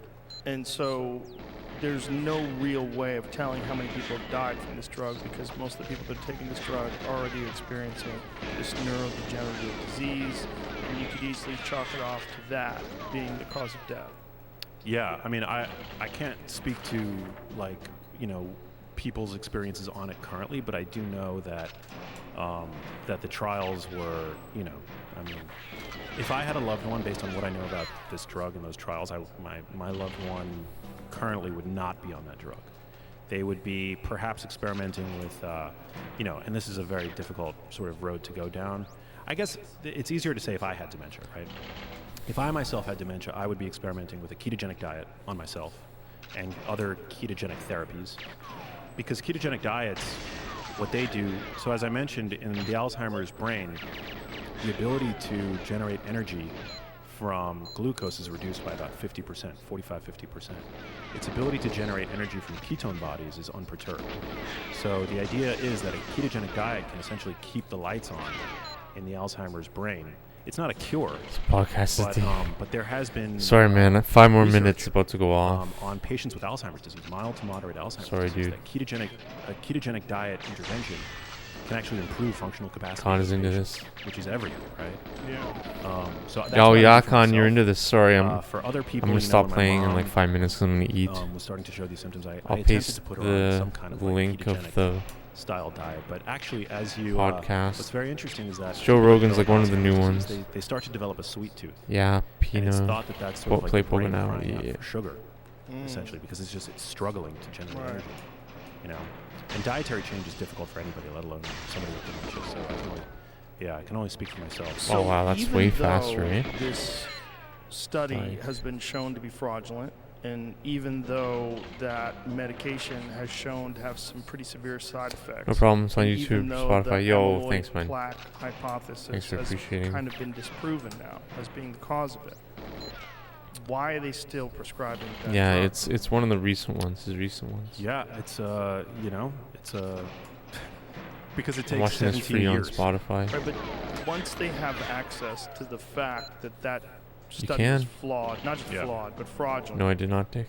I mean, it's pretty significant. The impact that's had. They should pull it off the market. I mean, think about the sheer numbers of people that have You can do it. Type open dementia, up. Alzheimer's, these significant, horrific problems, and they're basing the treatment Wow, of it what was that? on fraud. Yeah. And the fact that they still do it without like having this immediate cease. Like, what could be, other than generating more revenue? Like, what else could possibly be the reason for continuing to prescribe that drug, other than ignorance? Yeah. Well, I think that it's not that this paper came out and suddenly the amyloid hypothesis is, has been debunked or whatever. Like there is still a ton of money invested in this hypothesis, and there are still a lot of researchers who think whether or not this drug is the this is like version 1. Right. So there are still many researchers who think that this is like Right still the now, target, wow, still the it's crazy. appropriate target. But once they realized that the study was fraudulent, Yeah. and that when injected into these mice, No, I'm like- this causes significant degeneration, that this is I'm not like really done. accurate. My This is all fingers, my fake. hands. I played Yeah, for what, well, 8, then they don't 9 have a hours mechanism. today, something like that. Right. Right? So why are they still prescribing a disease to combat Like, a I'm, like, mechanism that's done. proven to be fraudulent? Yeah, I think it's just because that's where all this. I'm pretty much there- done, there- my it's friends. Just, there's, what is the term? It's like sunk cost fallacy. I Like, think people in many ways are just so. Whether it's like Sober. academia or pharma, we're just so deeply invested in this hypothesis, and it hasn't been debunked. And this fraudulent paper didn't test aducanumab, the drug. So, I think that But the fraudulent Being hungry paper made is it the harder. Oh, reason definitely, why I that think drug so. was approved. I think Yeah. so too. yeah, That is fucking wild. If you're a person It's right all now scam. who's listening to this and they're dealing with, my friend Jessie May, her dad had I know her. Alzheimer's. Yeah, And it was so hard for her. Cognitive It was- functions, It was that's so true. terrible to watch her suffer while her father, who she loved dearly, was just deteriorating. Oh, it's super hard, and you get drugs that one of them, Namenda, it's like an NMDA receptor modulator, and then you get another one, donepezil, which works to boost, acetylcholine. They're just they're biochemical benefits. They do nothing to Yeah, address really. the underlying pathology. And God damn it, and yeah, I mean, Elements. it was literally until I believe 2020 was the year. Or 2017, I think, was the first time that the Lancet Neurology acknowledged that a significant proportion of dementia cases were attributable to modifiable risk factors. So that's sort of their way of saying that, look, you can there's a significant proportion of these cases that are potentially preventable, right? Obesity, type 2 diabetes. Yeah, diet, smoking, excessive alcohol consumption, Yeah, I'm air like pollution, done. hearing impairment, air pollution. air pollution. Really? Yeah. As of 2020, that has now been bad. I really acknowledged wish to we be a got 25 contributor. today, but You that's know, fine. Exposure to fine particulate matter like PM 2.5 has been shown to pierce the blood-brain barrier. Amyloid, I mean, the thing about amyloid is that it's like our brains produce it. It's not necessarily bad, the same way that like cholesterol, when you hear the term cholesterol, we think of it as this Whatever, bad just get tomorrow. pathologic Thanks, thing Dick. that we want to get out Hopefully. of our bodies, right? But cholesterol is vital to life, right? Like, Thanks, we man. need it. Same with amyloid. Amyloid It helps you Appreciate formulate that, man. hormones. Yeah, I mean, it's Yeah. at every cell membrane requires cholesterol to stay supple and fluid, right? Which is, vegans don't want to hear that ever. They don't want to hear that. They panic. Well, I butt heads with them all the time. Of course. Yeah. Well, it's an ideology. Unfortunately, it's an ideology based on a really good premise. The Way premise too is you far wanna right do there. Less harm. You want to be a more ethical, moral, kinder person, and I respect their motivation. The problem is in practice, both in Jeez, monocrop like- agriculture, which is horrific for the environment, and then also in the effects on the human body. It's very difficult to do correctly. And we've had conversations before, and unfortunately, there's a lot of documentaries and a lot of people that are propagandizing this ideology. They're doing it like it's a religion, and that's how they treat it. They ignore any evidence to the contrary. They won't even look at eggs, which are really kind of, if you have chickens, or if you know someone has chickens, or if you can get eggs from a place that has free-range chickens. I can't believe he didn't die, it's like guys. Zero ethical dilemma. They City. lay eggs every day. Oh, thanks, man. They're not going to be chickens. Thanks, it's man. just free protein. If you let these chickens roam around and eat grass and bugs and do the stuff they're supposed to do, you have literally one of the most healthy sources of food that's available to the human body, and it's ethically free. Like, if you're a person that's a vegan and you're doing it for moral purposes, but Like, you it's just a recognize the fact meme. that you're not getting It's the such a appropriate amount of meme. nutrition, get chickens. If you have a backyard, That's what I mean. get It's some like chickens. it's They like I'm lay not an gonna egg almost grind it every all day. night long. And they're better for you Because than it's any just so egg that dumb. you're going to buy in the store from grain-fed chickens. 100%. And you don't have to worry about them being treated horrifically. They just, I used to have chickens before. Fucking coyotes. It's got just them all. so like it's but, just so this was back when I dumb. lived in California. It's a long story. But it wasn't just the coyotes got them all. It was like the fire burnt the chicken coop down. Or we almost lost the house. Isn't it just amazing? Fire burnt the chicken coop down. Isn't then it just we had a smaller amazing? chicken coop, and then that one wasn't as robust. I had like a real serious one built by a carpenter. Wow. And then we bought a store-bought one because we I had to didn't get hear. a chicken coop quickly, and the coyotes figured out a way to get in it. I didn't hear about the chickens. It was Damn. horrible. 9 chickens destroyed overnight. Oh my God. Wow. Yeah, it was fucking horrific. But those little fucks, they had been targeting my chickens for quite a while. Wow. But Good eating. But the eggs themselves are so good for you. And again, they're not going to become chickens. These are non-fertilized eggs, and people need to understand that. That's how fucking dumb I am. I thought that if you just let the egg go, it would become a chicken. And then someone goes, no, they don't even need a rooster to lay that egg. And I was like, oh yeah. Oh yeah. How could it? Yeah, duh. Fascinating. That was before I had chickens. You're making me want to get chickens. Well, listen, it's a great way to have protein, and it's really a great relationship. That's a good point. I would feed them worms. I would buy these mealworms. That you would. God bless the chicken. They come dried, and I would shake the box of mealworms, and the chickens would just run towards me full clip. Oh my God! And I would dump them out on the ground. They would go crazy and eat them all. That's so awesome. Yeah, you never seen savagery like a chicken eating a mouse, though. They would occasionally catch a mouse. Holy shit! You think cats are vicious? Cats have nothing on chickens. Have you ever seen a chicken kill a mouse? I've never thought of chickens as predators. Oh boy, I'm going to show you something. Jamie, pull up a video of a chicken killing a mouse. There's a bunch of great videos online. But I found this out by accident, and this is how I found out. We had a house when I lived in California that had a glass wall, and it used to be like a fence. And then my wife was like, wouldn't it be better if it was like a glass wall that you could see the view? It's like, yeah, that'd be better. So we put this glass wall in it, and unfortunately, the hawks couldn't recognize that it was a glass wall. So they would fucking dive bomb and bang. So it was kind of like karmic justice for whatever mouse they were trying to kill. So they would dive bomb and slam into this glass fence and get knocked out or die. And a couple of them died in my yard, and we were like, fuck. So one of them died before you do this. So one of them died, and then one of them survived. And my family, I was out of town for the weekend doing stand-up, and my family went to a local pet store and got what are called pinkies.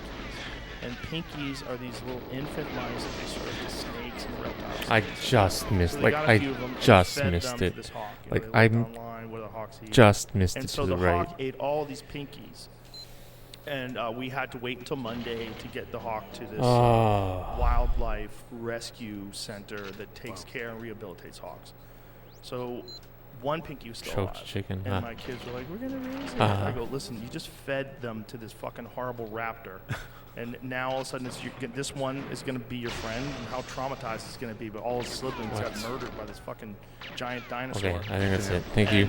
I said, Thank you for being it's not here. going to survive. It hasn't been weaned Right, by its one more mother. You know, we can't. It's not going to live. And it hasn't eaten in days. I'm like, this thing, it's not going to live. I go, I think I'm going to feed it to the chickens. They're like, don't feed the chickens. Anyway, long story short, I go out into the chicken coop and I put that pinky down and they dive on that thing like nothing I've ever seen in my life. Oh my God. One chicken grabs it, the other chicken is attacking that chicken, trying to pull it out of their mouth. Like they instinctively recognize that that's a food source. Wow. So watch this. So this is what happens when chickens see a mouse. Like immediately. Look, they try to steal it from each other. Savages. Oh my God! I mean, it's like their favorite food. Okay, no. Mice are their favorite. I got food. going to eat. Thank If you. you Thank you have for being mice here. and You're the chickens, best. I really chicken appreciate it very fuck much. those mice up. Chickens We'll end on a better creepy one. little domestic But, like, dinosaurs. You're right. I mean, yeah, when you say that, I'm like... I mean, that's what they are. Look, Yeah. they're still trying to steal from her. And there's another one where Like, a cat is playing with a mouse. Yo, thanks. And the chicken's like, let me show you how it's done. Thanks, Play Poker. And Thanks. the chicken Appreciate comes that. running over Appreciate it, and man. like Could be steals the better, though. mouse Could from be the better. cat. Damn. Yeah. Not gonna lie. Did you see? Could be way better. There's this amazing dinosaur miniseries on Apple TV. No. It's so good, and they actually portray raptors as dinosaurs with feathers. Yeah, they think that now. There's Yeah. a museum in Montana, in Bozeman, and they show you two options of this raptor. They show you one option, like the Jurassic Park version. Like, you and see, they it's show just you on like the other it's side of this raptor. They have it all the completely hope covered just in, goes right out the window. like beautiful colored no hope. feathers, just like a chicken, which is most Fascinating. likely the case. Yeah, They think that dinosaurs have feathers, which makes sense. fascinating. I mean, the things we see now. I mean, if you look at an eagle, that's a goddamn dinosaur. Yeah, Yeah. that's it right there, my which God. is This really is definitely cool. the last one. I mean, that's most likely. So Jurassic Park and all those films. Well, I hit the warp. That's nice. Okay, thanks for being here. Because they've actually found We'll get it soon. Still terrifying. fossilized imprints of feathers with the fossils. of Thank you, Play dinosaurs. Poker So now, they've had Dick, these- Anomaly, these everybody, peace, clear yo, thank you, Sour indications that Stash, feathers Baron, exist in them. Oscar Mass, Hmm. Eric, everybody. Wow, everybody. fascinating. So if anybody wants ethical, like guilt-free, karma-free protein that's as good as your body's ever going to get, eggs. Yeah, From I a chicken actually that you raise. totally. I consider eggs to be a cognitive multivitamin. Actually, because if you consider the fact that when an embryo is developing, the central nervous system and the nervous system in general is the first structure to coalesce, right? So an egg yolk literally has everything in it that nature has deemed important to grow a brain. Which is so frustrating when people want to eat egg white omelets. When I go to Yeah. a store or a restaurant, I see egg white omelet. I'm like, where's the fucking whole egg? Oh yeah, Why are you serving egg whites? it's insane. It's, I mean, the yolk. It's like, again, a cognitive multivitamin, and it's no surprise that egg yolk. People are, like vegans are. They just see red, right? Whenever you say cholesterol, whenever they see that like there's cholesterol in a food, but it should be no surprise that an egg yolk is rich in cholesterol because the brain is rich in cholesterol, right?